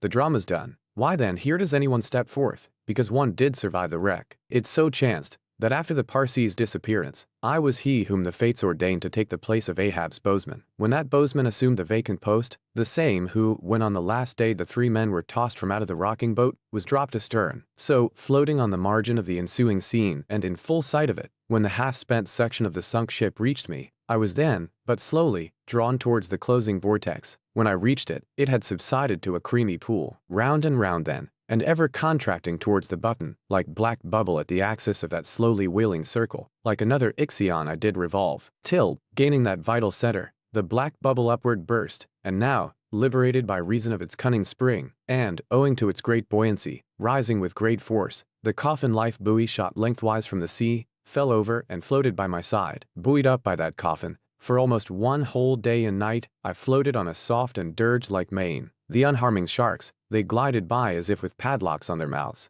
The savage seahawks sailed with sheathed beaks. On the second day, a sail drew near, nearer, and picked me up at last. It was the devious cruising Rachel, that in her retracing search after her missing children, only found another orphan. Endnotes. See subsequent chapters for something more on this head. I am aware that down to the present time, the fish-styled lamatins and dugons, pigfish and sowfish of the coffins of Nantucket, are included by many naturalists among the whales. But as these pigfish are a noisy, contemptible set, mostly lurking in the mouths of rivers, and feeding on wet hay, and especially as they do not spout, I deny their credentials as whales, and have presented them with their passports to quit the kingdom of cetology. Why this book of whales is not denominated the Quarto is very plain, because, while the whales of this order, though smaller than those of the former order, nevertheless retain a proportionate likeness to them in figure, yet the bookbinder's quarto volume in its dimensioned form does not preserve the shape of the folio volume, but the 8vo volume does. With reference to the polar bear, it may possibly be urged by him who would fain go still deeper into this matter, that it is not the whiteness, separately regarded, which heightens the intolerable hideousness of that brute, for, analyzed, that heightened hideousness, it might be said, only rises from the circumstance that the irresponsible ferociousness of the creature stands invested in the fleece of celestial innocence and love, and hence, by bringing together two such opposite emotions in our minds, the polar bear frightens us with so unnatural a contrast. But even assuming all this to be true, yet, were it not for the whiteness, you would not have that intensified terror. As for the white shark, the white gliding ghostliness of repose in that creature, when beheld in his ordinary moods, strangely tallies with the same quality in the polar quadruped. This peculiarity is most vividly hit by the French in the name they bestow upon that fish. The Romish Mass for the dead begins with Requiem Aeternam, eternal rest, whence Requiem denominating the Mass itself, and any other funeral music. Now, in allusion to the white silent stillness of death in this shark, and the mild deadliness of his habits, the French call him Requin. I remember the first albatross I ever saw. It was during a prolonged gale, in waters hard upon the Antarctic seas. From my forenoon watch below, I ascended to the overclouded deck, and there, dashed upon the main hatches, I saw a regal, feathery thing of unspotted whiteness, and with a hooked, Roman bill sublime. At intervals, it arched forth its vast archangel wings, as if to embrace some holy Arkansas. Wondrous flutterings and throbbings shook it. Though bodily unharmed, it uttered cries, as some king's ghost in supernatural distress. Through its inexpressible, strange eyes, methought I peeped to secrets which took hold of God. As Abraham before the angels, I bowed myself. The white thing was so white, its wings so wide, and in those forever exiled waters, I had lost the miserable warping memories of traditions and of towns. Long I gazed at that prodigy of plumage. I cannot tell, can only hint, the things that darted through me then. But at last I awoke, and turning, asked a sailor what bird was this. A Gani? He replied. Gani. Never had heard that name before. Is it conceivable that this glorious thing is utterly unknown to men ashore? Never. But some time after, I learned that Gani was some seaman's name for albatross, so that by no possibility could Coleridge's wild rhyme have had aught to do with those mystical impressions which were mine when I saw that bird upon our deck. For neither had I then read the rhyme, nor knew the bird to be an albatross. Yet, in saying this, I do but indirectly burnish a little brighter the noble merit of the poem and the poet. I assert then that in the wondrous bodily whiteness of the bird chiefly lurks the secret of the spell, a truth the more evinced in this, that by a solecism of terms there are birds called grey albatrosses, and these I have frequently seen, but never with such emotions as when I beheld the Antarctic fowl. But how had the mystic thing been caught? Whisper it not, and I will tell. With a treacherous hook and line, as the fowl floated on the sea, at last the captain made a postman of it, tying a lettered, leathern tally round its neck, with the ship's time and place, and then letting it escape. But I doubt not, that leathern tally, meant for man, was taken off in heaven, when the white fowl flew to join the wing-folding, the invoking, and adoring cherubim. Since the above was written, the statement is happily borne out by an official circular, issued by Lieutenant Maury, of the National Observatory, Washington, April 16, 1851. By that circular, it appears that precisely such a chart is in course of completion, and portions of it are presented in the circular. This chart divides the ocean into districts of 5 degrees of latitude by 5 degrees of longitude, perpendicularly 3, each of which districts are 12 columns for the 12 months, and horizontally through each of which districts are 3 lines, one to show the number of days that have been spent in each month in every district, and the 2 others to show the number of days in which whales, sperm or right have been seen. The following are extracts from Chase's narrative. Every fact seemed to warrant me in concluding that it was anything but chance which directed his operations. He made 2 several attacks upon the ship, at a short interval between them, both of which, according to their direction, were calculated to do us the most injury, by being made ahead, and thereby combining the speed of the 2 objects for the shock, to effect which, the exact maneuvers which he made were necessary. His aspect was most horrible, and such as indicated resentment and fury. He came directly from the shoal which we had just before entered, and in which we had struck 3 of his companions, as if fired with revenge for their sufferings. Again, at all events, the whole circumstances taken together, all happening before my own eyes, and producing, at the time, impressions in my mind of decided, calculating mischief, on the part of the whale, many of which impressions I cannot now recall, induce me to be satisfied that I am correct in my opinion. Here are his reflections some time after quitting the ship, during a black night in an open boat, when almost despairing of reaching any hospitable shore. The dark ocean and swelling waters were nothing. The fears of being swallowed up by some dreadful tempest, or dashed upon hidden rocks, with all the other ordinary subjects of fearful contemplation, seemed scarcely entitled to a moment's thought. The dismal-looking wreck, and the horrid aspect and revenge of the whale wholly engrossed my reflections until day again made its appearance. In another place, p.45, he speaks of the mysterious and mortal attack of the animal. The cabin compass is called the telltale, because without going to the compass at the helm, the captain, while below, can inform himself of the course of the ship. The ancient whale cry upon first sighting a whale from the masthead, still used by whalemen in hunting the famous Galapagos terrapin. That part of the sea known among whalemen as the Brazil Banks does not bear that name as the banks of Newfoundland do, because of there being shallows and soundings there, but because of this remarkable meadow-like appearance, caused by the vast drifts of brit continually floating in those latitudes, where the right whale is often chased. It will be seen in some other place of what a very light substance the entire interior of the sperm whale's enormous head consists. Though apparently the most massive, it is by far the most buoyant part about him, so that with ease he elevates it in the air, and invariably does so when going at his utmost speed. Besides, such is the breadth of the upper part of the front of his head, and such the tapering cutwater formation of the lower part, that by obliquely elevating his head, he thereby may be said to transform himself from a bluff-bowed sluggish galliot into a sharp-pointed New York pilot boat. Partly to show the indispensableness of this act, it may here be stated that, in the old Dutch fishery, a mop was used to dash the running line with water. In many other ships, a wooden piggin, or bailer, is set apart for that purpose. Your hat, however, is the most convenient. A little item may as well be related here. The strongest and most reliable hold which the ship has upon the whale when moored alongside is by the flukes or tail, and as from its greater density that part is relatively heavier than any other, excepting the side fins, its flexibility even in death causes it to sink low beneath the surface. So, bat with the hand you cannot get at it from the boat, in order to put the chain round it. But this difficulty is ingeniously overcome. A small, strong line is prepared with a wooden float at its outer end, and a weight in its middle, while the other end is secured to the ship. By adroit management, the wooden float is made to rise on the other side of the mass, so that now having girdled the whale, the chain is readily made to follow suit, and being slipped along the body, is at last locked fast round the smallest part of the tail, at the point of junction with its broad flukes or lobes. The whaling spade used for cutting in is made of the very best steel, is about the bigness of a man's spread hand, and in general shape, corresponds to the garden implement after which it is named,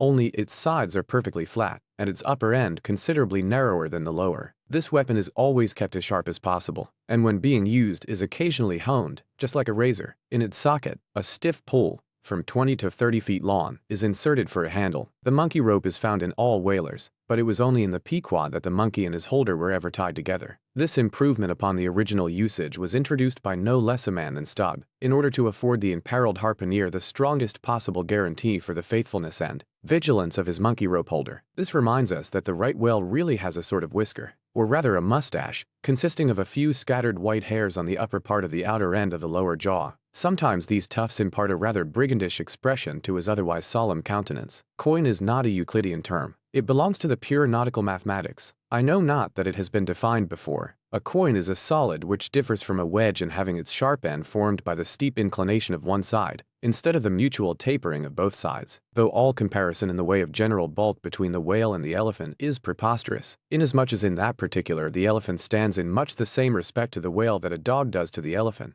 Nevertheless, there are not wanting some points of curious similitude. Among these is the spout. It is well known that the elephant will often draw up water or dust in his trunk, and then elevating it, jet it forth in a stream. The sperm whale, as with all other species of the leviathan, but unlike most other fish, breeds indifferently at all seasons, after a gestation which may probably be set down at 9 months, producing but one at a time, though in some few known instances giving birth to an Esau and Jacob, a contingency provided for in suckling by 2 teats, curiously situated, one on each side of the anus, but the breasts themselves extend upwards from that. When by chance these precious parts in a nursing whale are cut by the hunter's lance, the mothers pouring milk and blood rivalingly discolor the sea for rods. The milk is very sweet and rich. It has been tasted by man. It might do well with strawberries. When overflowing with mutual esteem, the whales salute more hominum. Bible leaves? Bible leaves? This is the invariable cry from the mates to the menser. It enjoins him to be careful, and cut his work into as thin slices as possible, inasmuch as by so doing the business of boiling out the oil is much accelerated, and its quantity considerably increased, besides perhaps improving it in quality. In sperm whalemen with any considerable quantity of oil on board, it is a regular semi-weekly duty to conduct a hose into the hold, and drench the casks with seawater,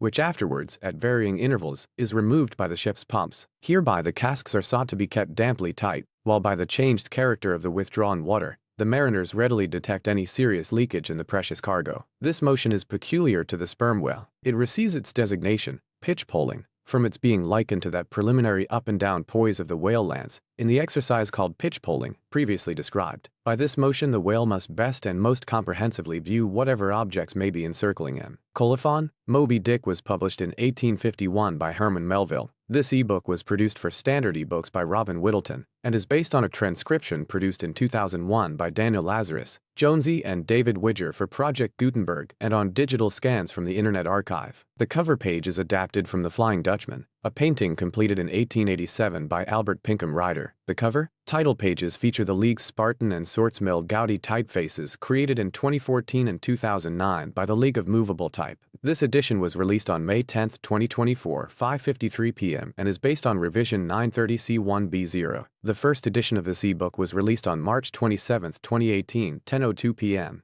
You can check for updates to this ebook, view its revision history, or download it for different reading systems at standardbooks.org/ebooks/Herman Melville/Moby Dick. The volunteer-driven Standard eBooks project relies on readers like you to submit typos, corrections, and other improvements. Anyone can contribute at standardbooks.org. On copyright, may you do good and not evil. May you find forgiveness for yourself and forgive others. May you share freely, never taking more than you give. Copyright pages exist to tell you that you can't do something. Unlike them, this uncopyright page exists to tell you that the writing and artwork in this ebook are believed to be in the United States public domain. That is, they are believed to be free of copyright restrictions in the United States. The United States public domain represents our collective cultural heritage, and items in it are free for anyone in the United States to do almost anything at all with, without having to get permission. Copyright laws are different all over the world, and the source text or artwork in this ebook may still be copyrighted in other countries. If you're not located in the United States, you must check your local laws before using this ebook. Standard eBooks makes no representations regarding the copyright status of the source text or artwork in this ebook in any country other than the United States. Non-authorship activities performed on items that are in the public domain, so-called sweat of the brow work, don't create a new copyright. That means that nobody can claim a new copyright on an item that is in the public domain for, among other things, work like digitization, markup, or typography. Regardless, the contributors to this ebook release their contributions under the terms in the CC 01.0 Universal Public Domain Dedication, thus dedicating to the worldwide public domain all of the work they've done on this ebook, including but not limited to metadata, the title page, imprint, colophon, this uncopyright, and any changes or enhancements to or markup on the original text and artwork. This dedication doesn't change the copyright status of the source text or artwork. We make this dedication in the interest of enriching our global cultural heritage, to promote free and libre culture around the world, and to give back to the unrestricted culture that has given all of us so much.